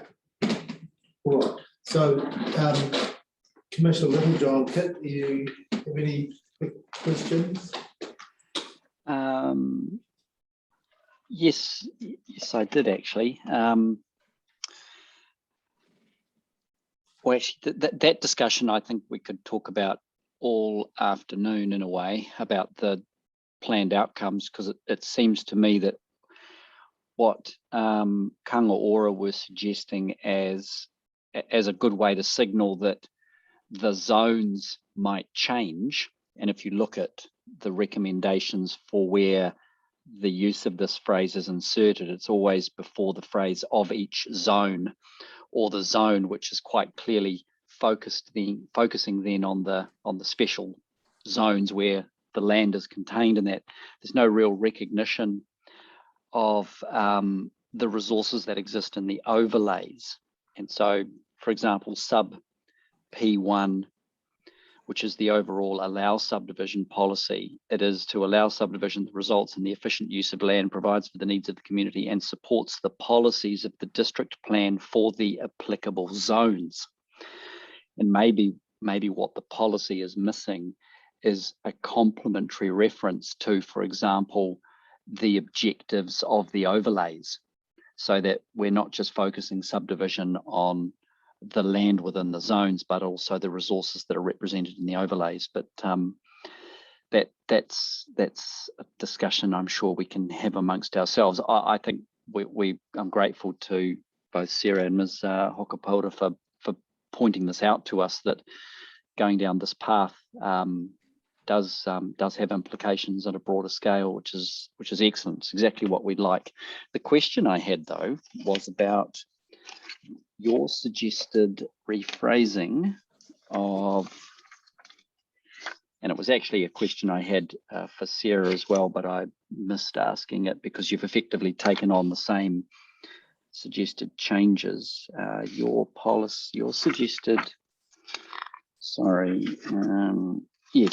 suggested change to policy 5, sub policy 5.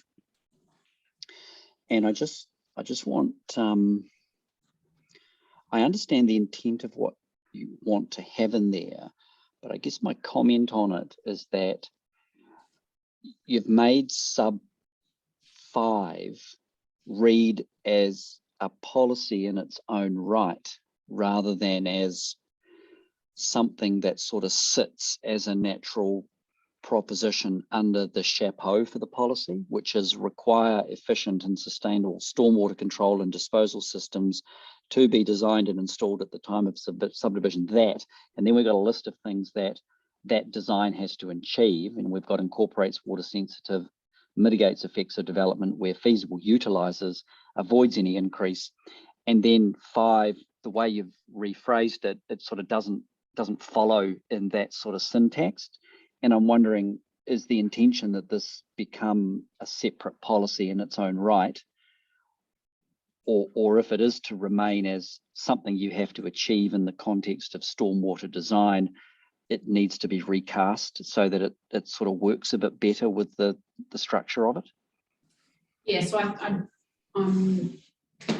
don't intend to propose a new policy. I'm not wedded to any of the syntax or how it's formed, but that idea, I'm happy for that to be reworked so that it fits within that policy. But the idea that that where there is disposal of stormwater, that Mātauranga Māori and enhancement or restoration of mahinga kai are given are considered and that that's verified by a cultural expert.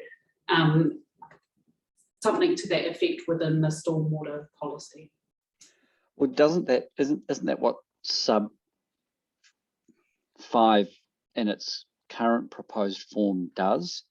It requires that the design of those systems consider the outcomes of any engagement and consultation with tangata whenua where it's proposed to dispose to significant water body, including with respect to mitigation measures. So what is the additional thing that your reworking is intending to sort of bring into consideration?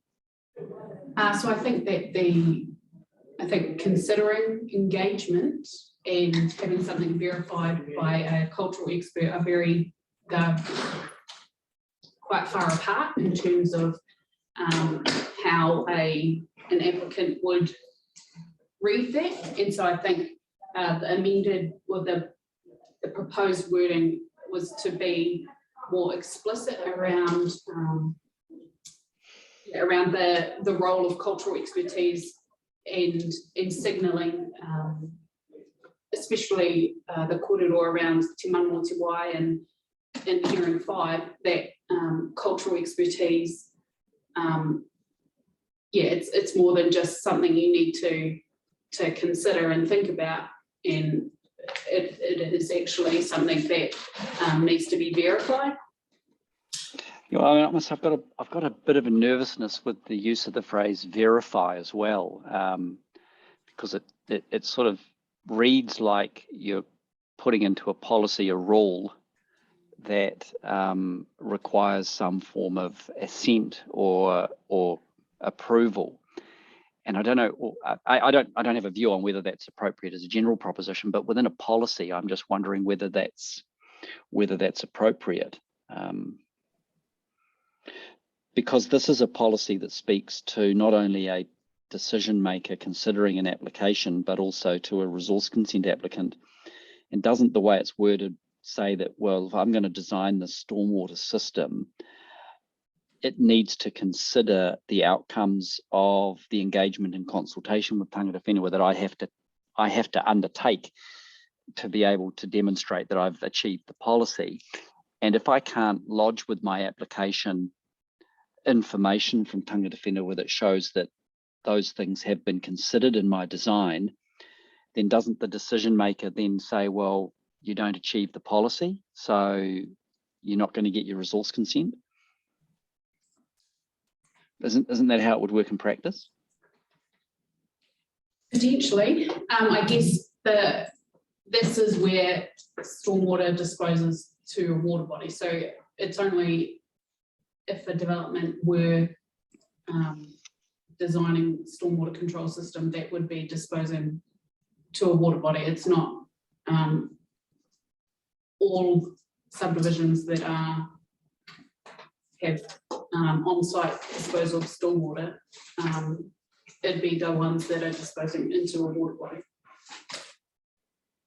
Could I just ask a couple of questions in amongst, or I will ask a couple of questions, just on the same theme that's been combined. So ultimately, your stormwater tends to make its way towards water bodies?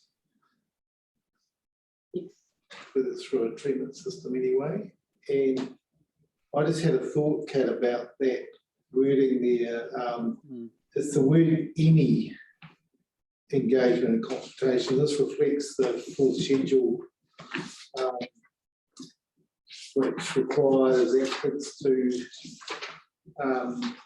discuss in the applications any consultation that they undertake along with the outcomes of that.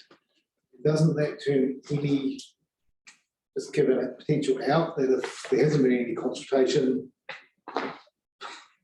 or engagement, if the word any was taken out, that would change the whole flavour of what was there previously, I think. Is that fair?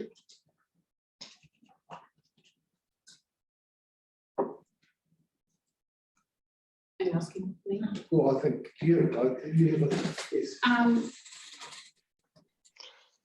Well, again, I think part of it comes back to is the consider.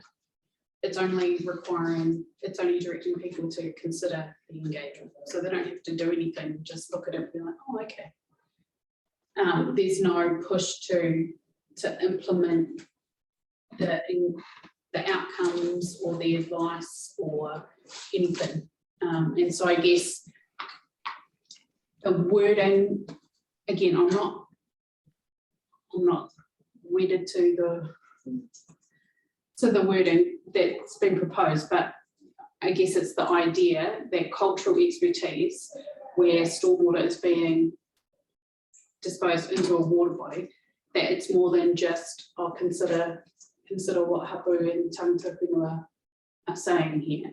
It's more that like there's cultural expertise around whether or not it's appropriate, how that is to be managed, how that can be incorporated into the restoration of areas.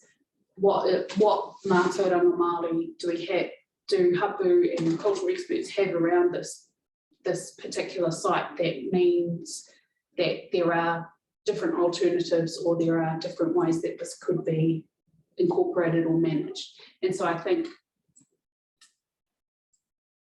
consider in that idea, they're quite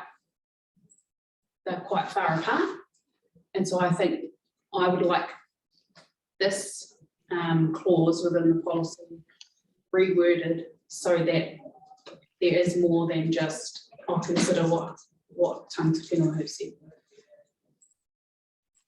I've interrupted you, Kit, sorry, but if you want to carry on with the discussion.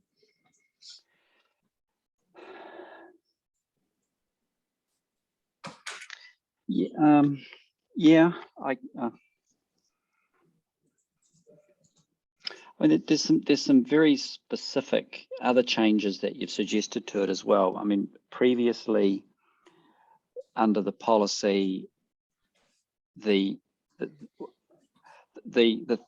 aspect of the consultation and engagement with Tangata Whenua would be also in respect of mitigation measures and opportunities to incorporate mātauranga Māori into the disposal method.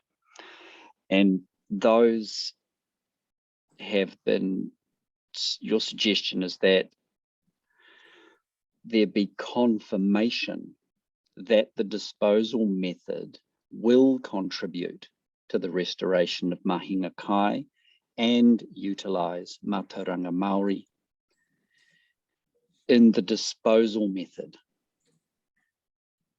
So those have become very, very specific must-do propositions.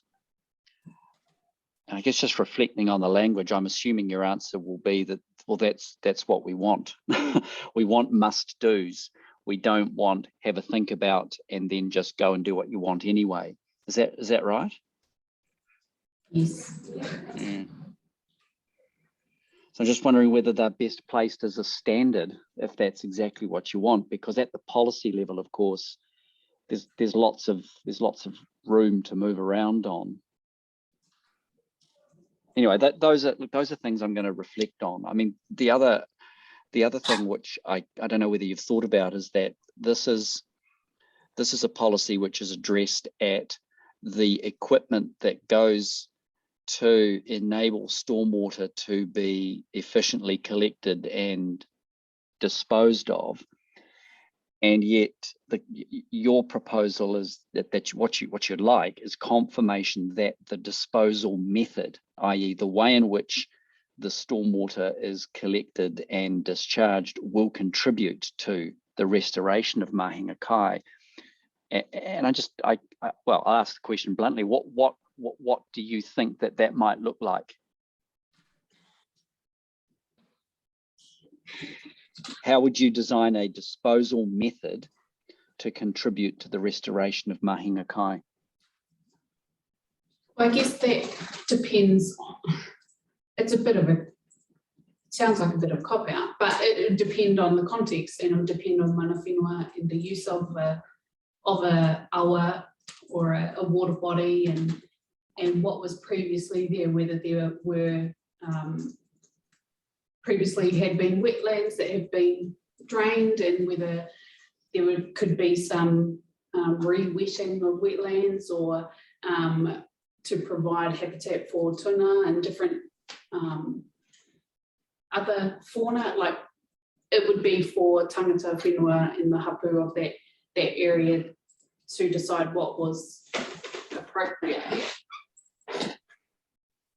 From your experience, given that the district plan doesn't control the diversion or discharge of stormwater, is a regional council consent generally required in an urbanizing catchment if I'm going to collect water from hard surfaces and roads, take it through pipes and then discharge it on its way? Is a regional consent triggered?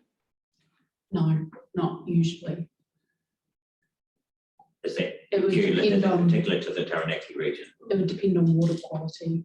Because where I come from, it would definitely trigger a need for a regional discharge consent as a contaminant to water or to land entering water.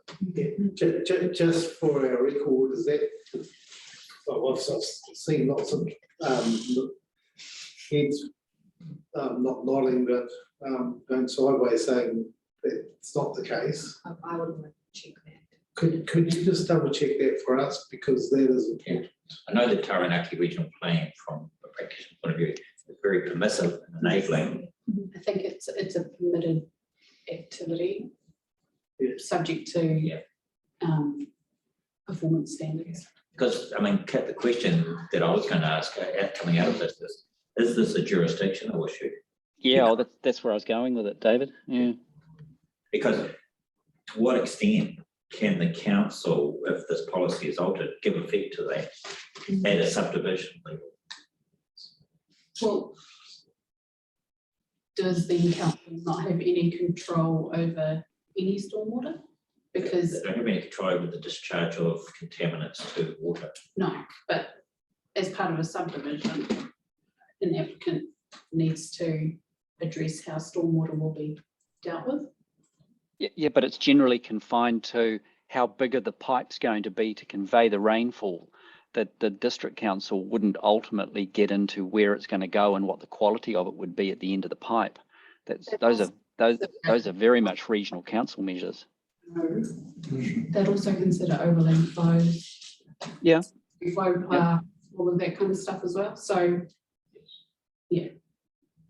I think, and I guess this is the genius of your wording, is that your policy would effectively require a resource consent applicant for a land use consent to design features to properly and appropriately manage the quality, location and method of its eventual discharge in the absence of the regional council having any consenting framework to trigger that. Yeah, that as I read it, that's what the outcome would be. You would, in the absence of a regional framework about this, come in through a district plan policy and achieve what I'm not arguing with you would be fantastic outcomes through a different way. And I guess I'm going to have to reflect on whether we think we can go that far in a policy like this. Anyway, I very much support the intention, and I guess we've always got to be conscious of making sure that it's something that it is actually feasible within the confines of what we're doing. So that's all I really wanted to explore with you, really. Thank you. Thank you, Ken. David? Yes, no, that's all from me too. Yes, I have one question. It's really about sort of same topic, the interface of subdivision, well design, stormwater, and there is this on land part of subdivision design and piping that's going to end up in water. That was my question. comment previously, that ultimately stormwater makes its way to water. With the new NPSFM 2020 and the fact that it's not just a regional document, it's focused very much on regional, there are obligations of TLAs. And the whole concept of Te Mana o Te Wai and councils working with iwi to design plans and policies. And that's on the table for us to consider, isn't it? It's a live policy statement. Yes. Does that provide support for your proposition here? Yes, so Mahinga Kai are one of the values that are specified within Te Mana o Te Wai, compulsory values that make up what Te Mana o Te Wai is, and need to be considered when regional councils and local government give effect to Te Mana o Te Wai, essentially. That's my understanding. And that's probably for you, Nicola, as well, in terms of just that whole interface between, I asked Maria to read out that TW8 and that involvement, that active involvement, I suppose, with council and all these resource management issues. And my read anyway of NPS in 2020 and that new regime of councils working very closely with their iwi, I think provides pretty strong direction for us as decision makers. So yes, if you could think a bit more about that as well. Thank you very much, Sarah Maria. That's the end of the presentation. Look, I think we'll take till 3:30, just to have a break, and that will lead, I think, we'll hear a verbal reply back from the staff, and that will give you a bit more time to work through that. As you're doing this sort of literally on the hoof, just give us any thoughts you can and say when you're going to need some more time to consider things, and come back with some written reply. Think about any areas that you might get value in conferencing with others on, and certainly having Rodney as well listening and hugely valuable, because some quite grunty issues here. So we'll break until 3:30, and for the officers we will reply. Thank you.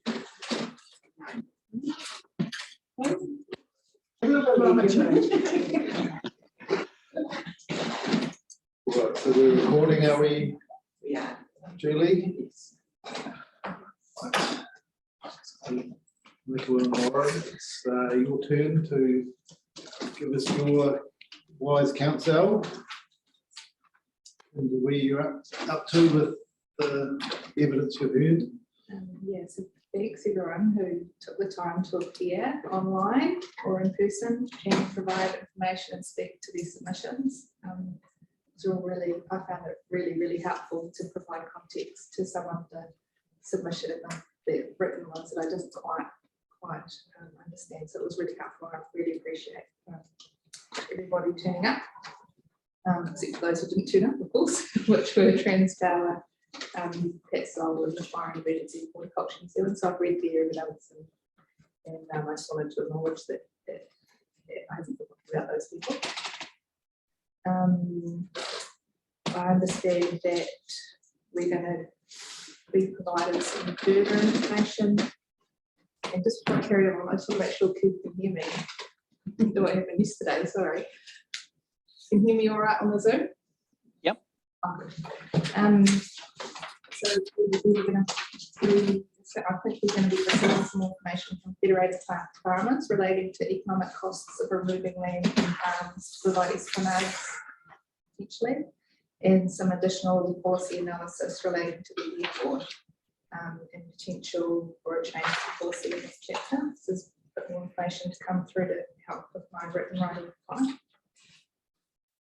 So just moving on to modelling. So I had some questions yesterday about modelling that had been undertaken. So I just want to clarify the answer that I gave yesterday. So when I said I didn't have that information, what I probably should have said is that we have done modelling. I just did not have that information at hand. And a lot of modelling has taken place prior to that, to the plan being notified. And some of that was updated to test the submissions that we received. So an example of that was what I did give belatedly yesterday for the rural lifestyle zone. So where we don't have some of the modelling we've asked for, we've asked for that, and certainly I will provide that in my written letter reply. Can I just ask to interrupt? We didn't hear from Transpower. Yeah, there's evidence online. I'm just double checking now. Carolyn, right? Carolyn, I've got a bit of a summary that I've done here. well, I just wanted to know from a process point of view, did they just list the gap, or because again, like Carolyn's pretty specific about requested changes and we see this bit of a protocol about people, experts weren't attending, they needed to talk to us. I'll need to come back to you on that. Yeah, it's too late now, but just on the way through, I certainly read Carolyn's evidence and then probably forgot that she wasn't on our list. So yes, sorry for that interruption. We'll hear from you about what you think anyway. So I just wanted to reflect on one of the big things that became apparent to me in the hearing, which was the wide-reaching into other parts of the plan that the subdivision chapter has. So we've talked about the zones, we've talked about overlays, we've talked about development areas, we've talked about design guides, all these other parts of the plan. And this interconnection and interdependence and reliance on other chapters is important to inform this process for subdivision. I just wanted to cover off what I heard in hearing 5, in which Commissioner Littlejohn asked for a response from the planning team about the location and general compliance with the national planning standards in relation to the subdivision provisions. And this was provided by Ms. McBead in her verbal reply at hearing 5. And I understand that it's going to be set out in the written reply. So what I'm trying to say here is that the subdivision chapters not trying to duplicate matters from other chapters, but instead use that cross-referencing to ensure coverage.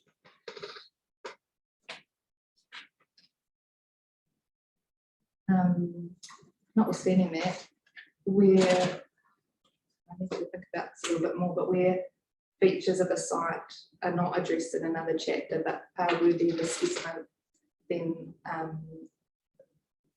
it needs to be clear when and how this is done. So I'm going to consider this matter a bit more, and I'll talk to some of the other chapter authors about this as well, see how we best do this. And just following on from that too, I've heard and we'll be updating some of the language that's used in this chapter.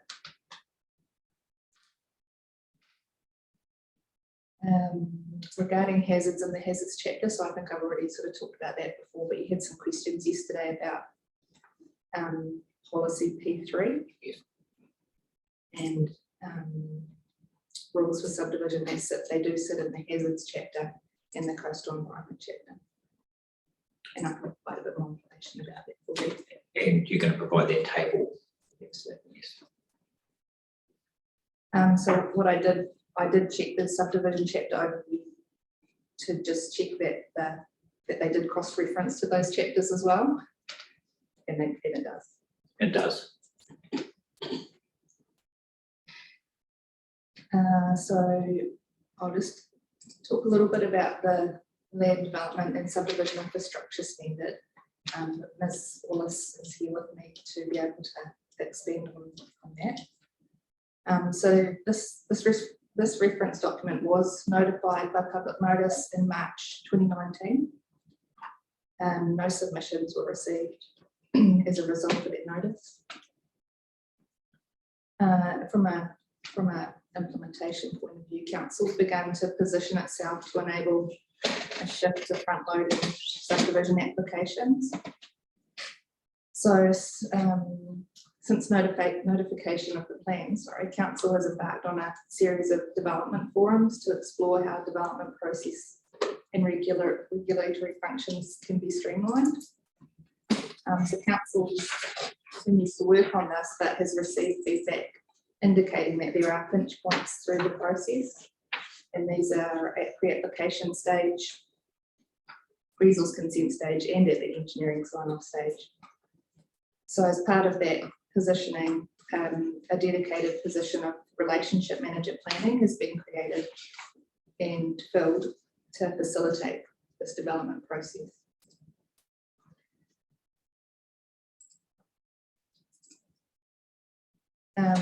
I, just as part of my in preparing my written right of reply, I also want to have a chat with the author of the subdivision chapter and the 32 report, section 32 report, just to try and pick up anything I've missed and provide you with that information as well. So we've heard a few submissions on the design guides.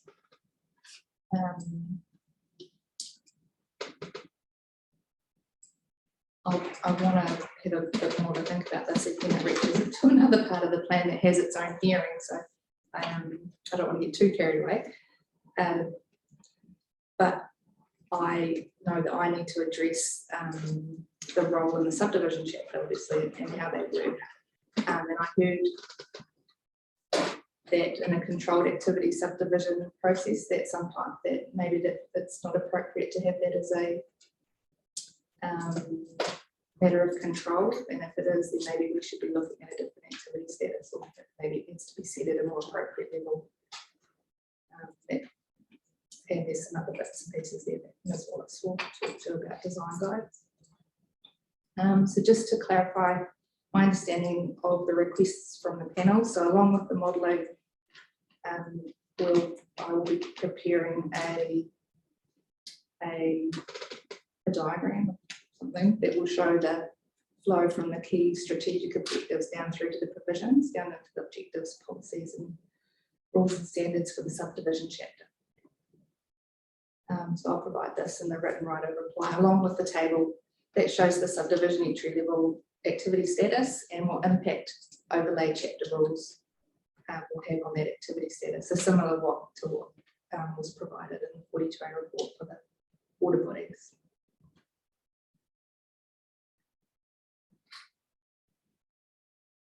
So I'm sorry, this might not be completely comprehensive, but I have been taking notes as we've gone along. So I just wanted to touch on the matters that are still in contention across the provisions.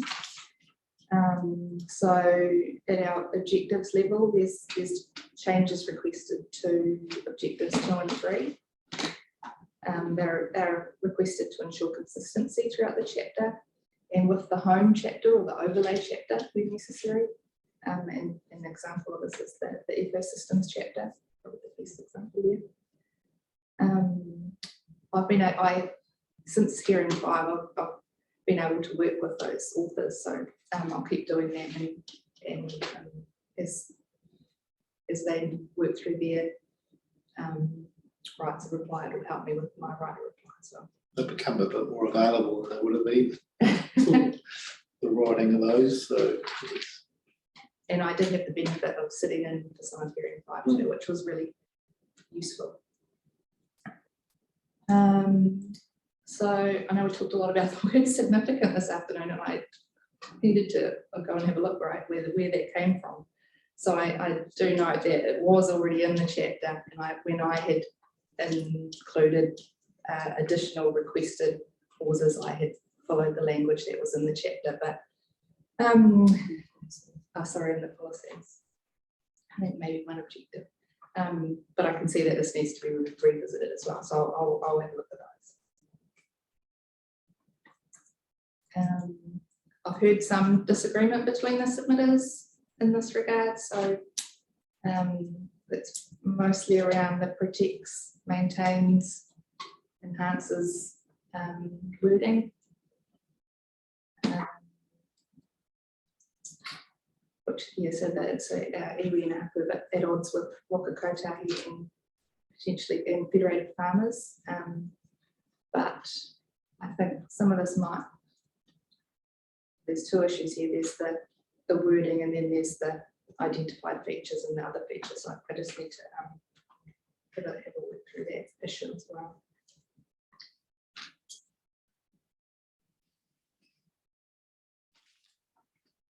So when we're looking at policies, it's a similar issue really around that inconsistency in language and bringing that same language down through the levels.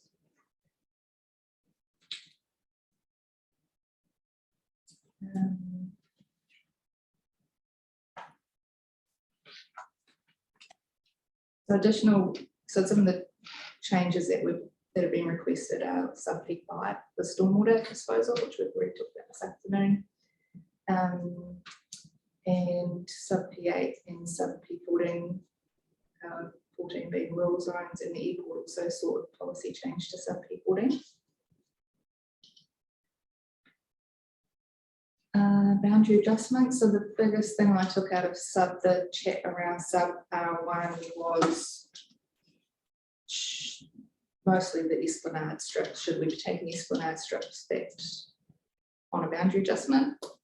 And then today we had some more chat around that, had some more discussion around that. So that is on my list too to look into and provide some more information. Regarding sub R2, so Transcale weren't here, but they did have a request in there that one of the matters of control has been mixed up with, matter of discretion has been mixed up with the matter of control. So I'll check that and amend it if it's needed to be amended. In the future urban zone, I won't really hear too much about the future urban zone, but I note that a new matter of control or discretion is sought there. And the same with the rural production zone. I was really appreciative that Ms. Johnson had a go at that role too, so I'll definitely be having a look at that, because anything that will make it simpler is good by me. And I did a lot of testing with the planners on that role, so I'll be doing that again just to make sure that we get the same, or we can achieve the same. Is that with the consent planners, Nicola, or? I did, yes.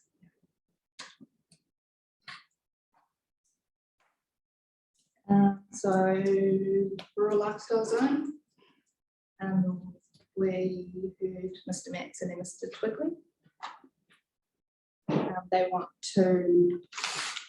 the rules changed to remove the variance in lot sizes that is currently required by the rule and replace it with a blanket minimum lot size.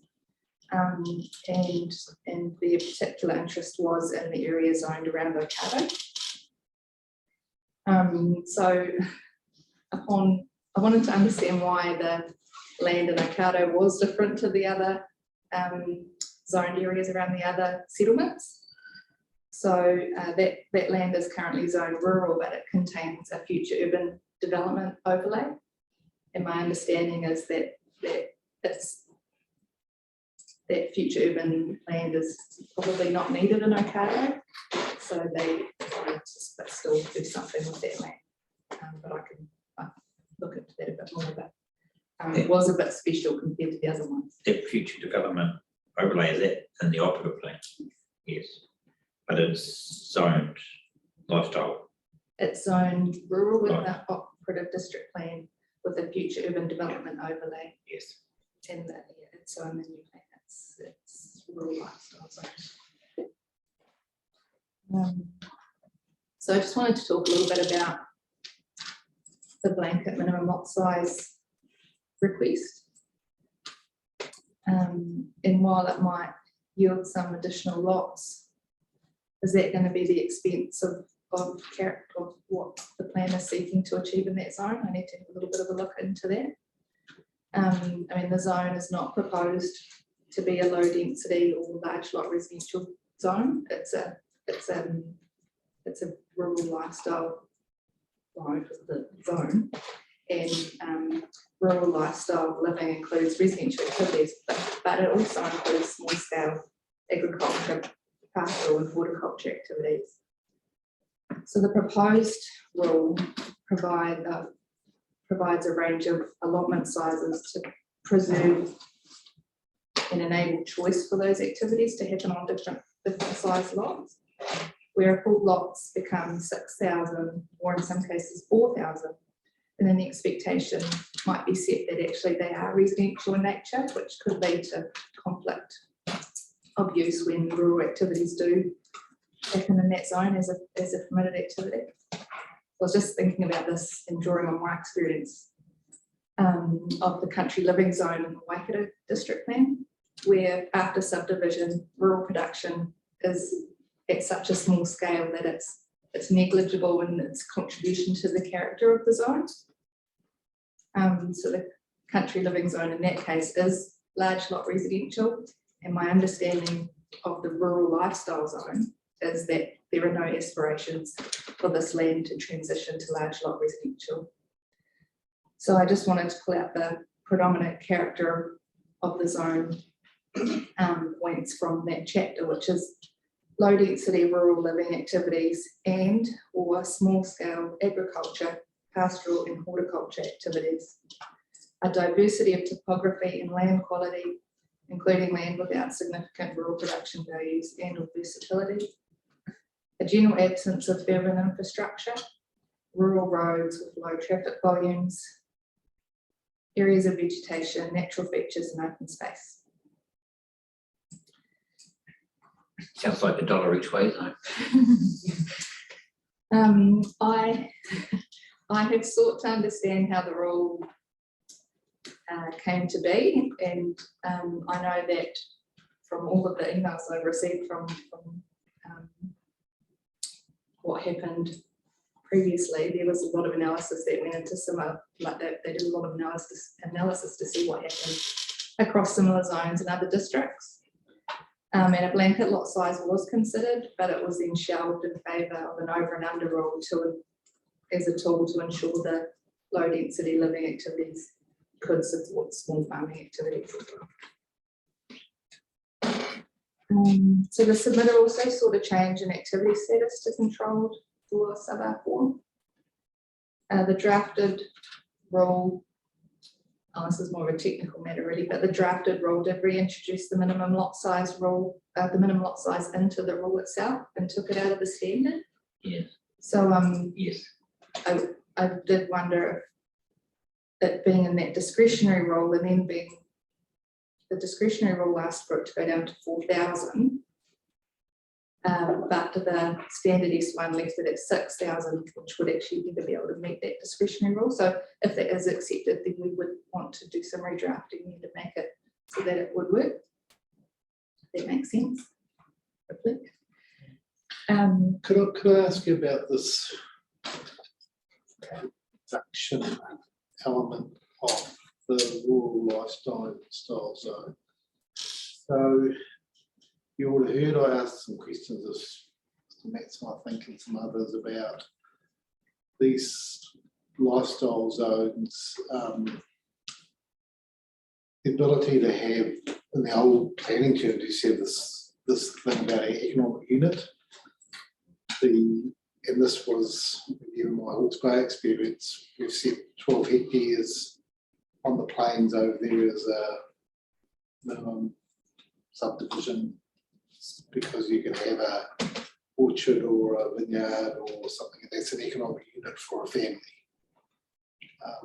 You're not talking about that here, you're talking about some production that might add a little bit of cash to a family. Potentially, yes, or even hobby. Hobby farming. Yes, there's people that want to run a few cattle beasts or a few sheep or have some kiwi fruit, whatever. It's not, we're not in the frame of an economic unit in the old planning. No, I do have some experience with that, but more in a rural zone than in this kind of zone. So I know the Waikato district plan is really strict on lot sizes for that reason, and anyone that wants to depart from them will need to provide some really strong evidence about how they're going to make that land production. And it's going to be economic. So it's more of a rural amenity lifestyle, not being too urban, as you say, it's not a, wrote it down, not a large lot residential zone.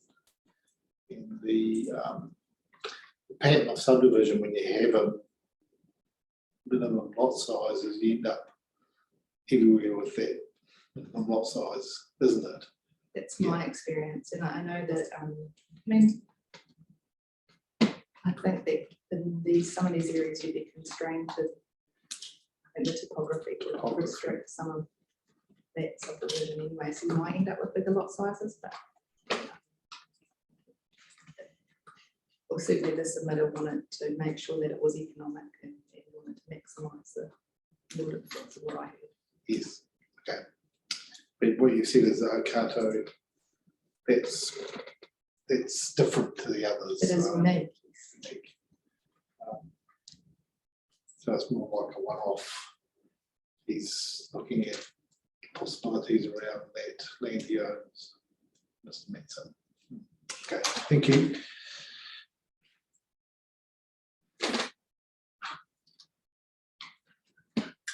We have a lot more notes, but just moving into sub R6, which is the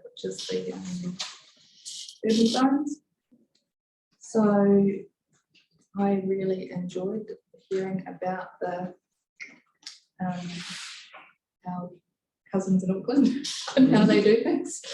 I thought it was really interesting. And certainly the vacant lots versus developed lots subdivision gave me food for thought.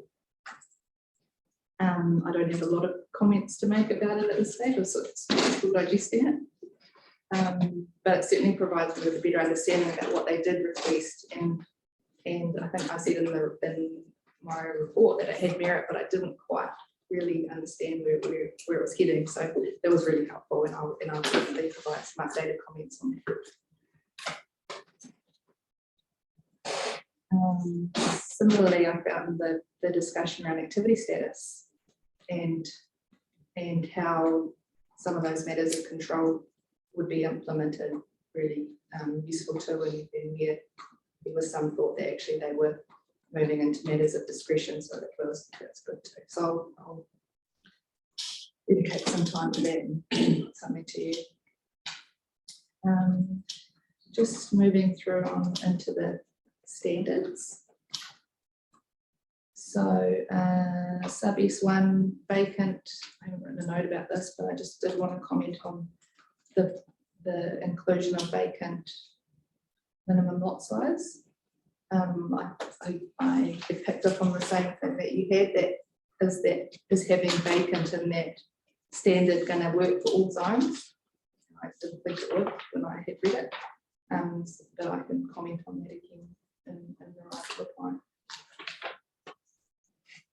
So for water supply, I acknowledge the submission of Ms. Johnston, and I'm going to look further into that. I did have a quick look at the operative district plan, and on face value, the language looks really similar, and I did wonder if it had actually been carried over, but that doesn't mean we'll provide the clarity that Ms. Johnson wants. So I'm going to have a look into that as well and provide some comment on that.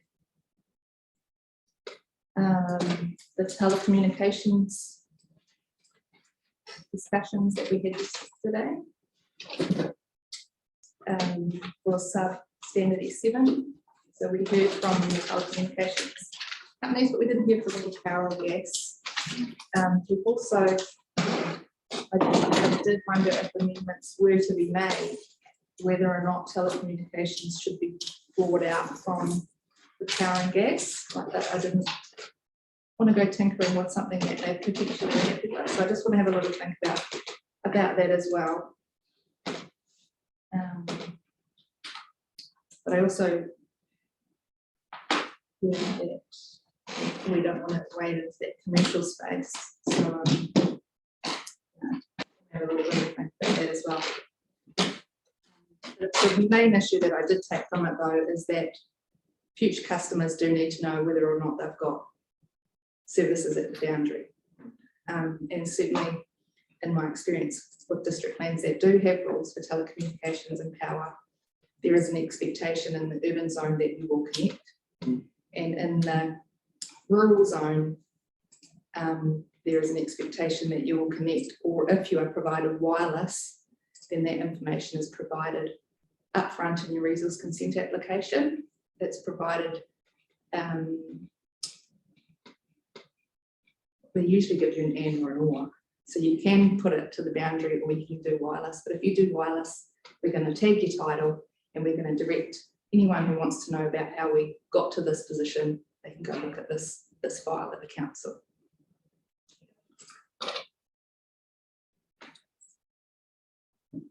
And I think that was quite similar to what they'd experienced at some other councils about consent notices.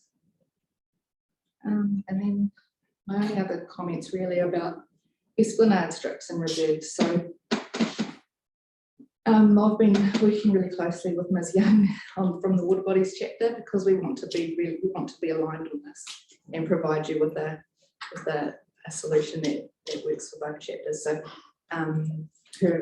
her right of reply is not due just yet. I'm pretty sure it's due soon, maybe this week.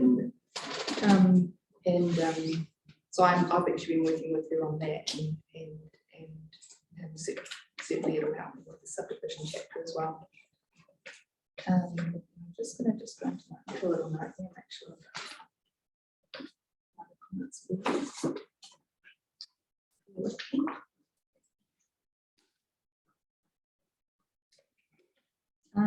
So the airport, sorry, I didn't talk about that. So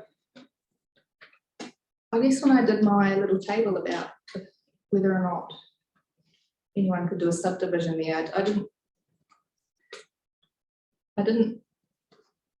I took the point from their submission that they didn't want to be non-compliant by accident. So I understood that, and I have a picture how that can be accommodated as well.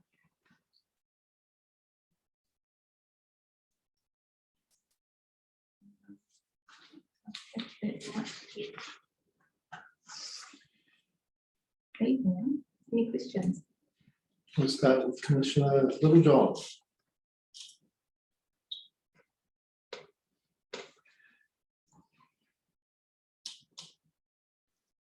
I don't know whether it's going to be productive to go back through all of the little bits of detail. And I guess a lot of the questions are around some of those areas that Nicola, you've suggested you're going to think about, which I think is quite helpful. So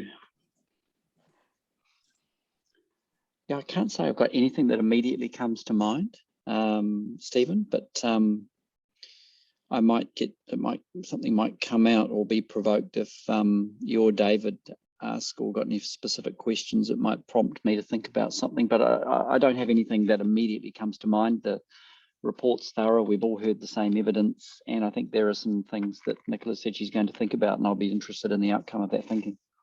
Thank you, Kip. I've taken quite a few notes based on what you said, and the pleasing thing is that they're all ticks for me. So I think you've covered the things that we've raised. I've been really impressed with your ability to listen and have an open mind on matters. I mean, you've demonstrated that in your 42A report, and you held true to that, because you've still got an open mind on some of these matters, so that's impressive. Thank you for that. The two issues that I'd just like to reflect on are for the lifestyle, for the rural lifestyle zone, whether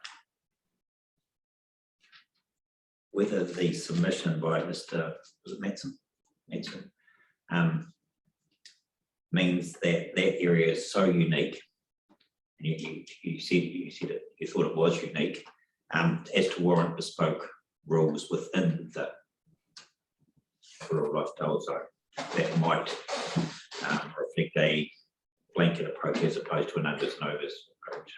I'm not suggesting that that's the answer, but I just would like you to reflect on that question. Do you mean bespoke as in what they have requested?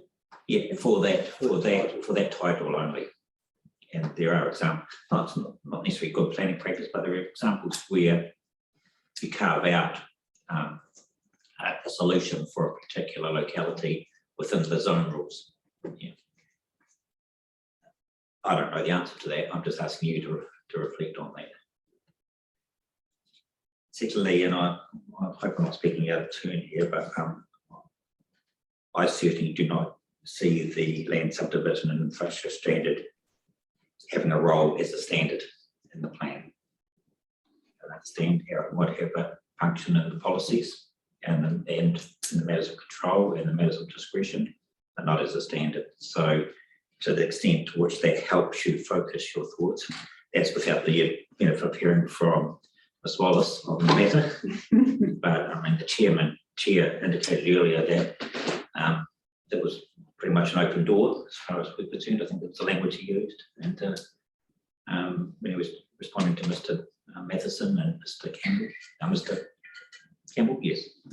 So there might be some useful guidance in terms of how you might redraft as a drafting assistance to us, how those matters are dealt with.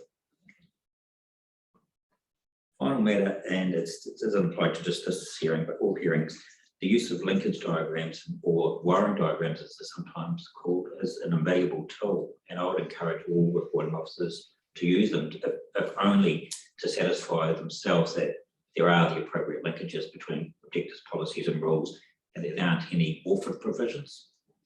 A linkage diagram or a wiring diagram.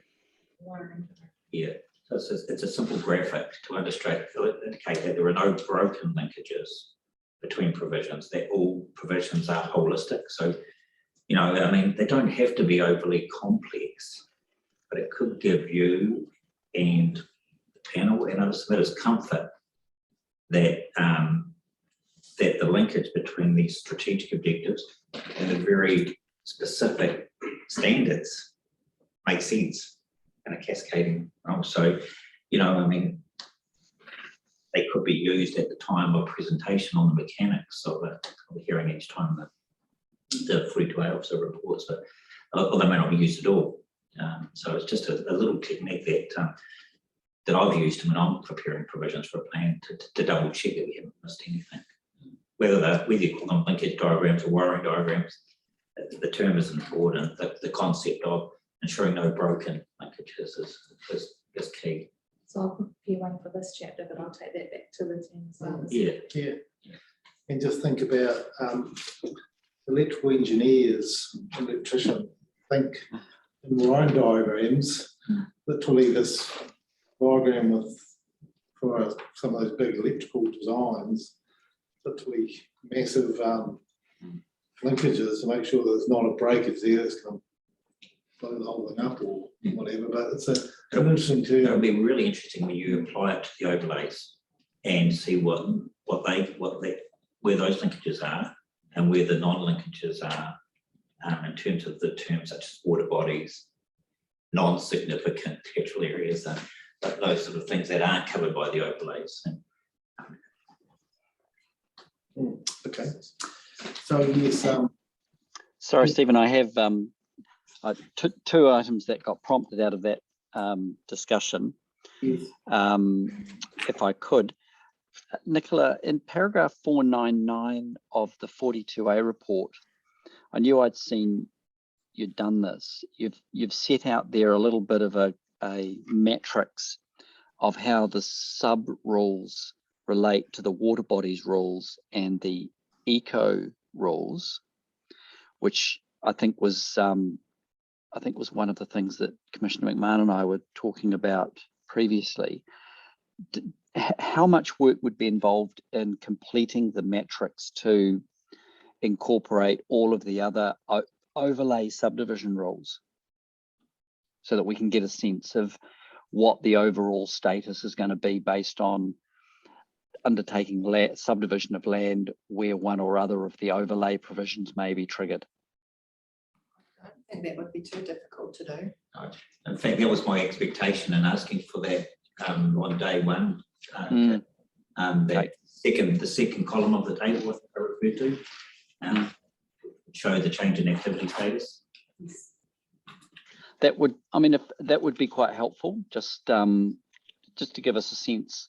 So I think, would you agree that it's going to be very unlikely that there is a parcel of land that's going to subdivide that's not going to be affected in some way, shape, or form by an overlay rule? Do you have a sense of that? I have no idea. All right, okay. It might be. I think in our rural zone, certainly the water bodies rule is captured quite a lot, and maybe on all of them. Yeah, there's some in town. The question about would any site have no overlay? I mean, there would be in town, I suppose.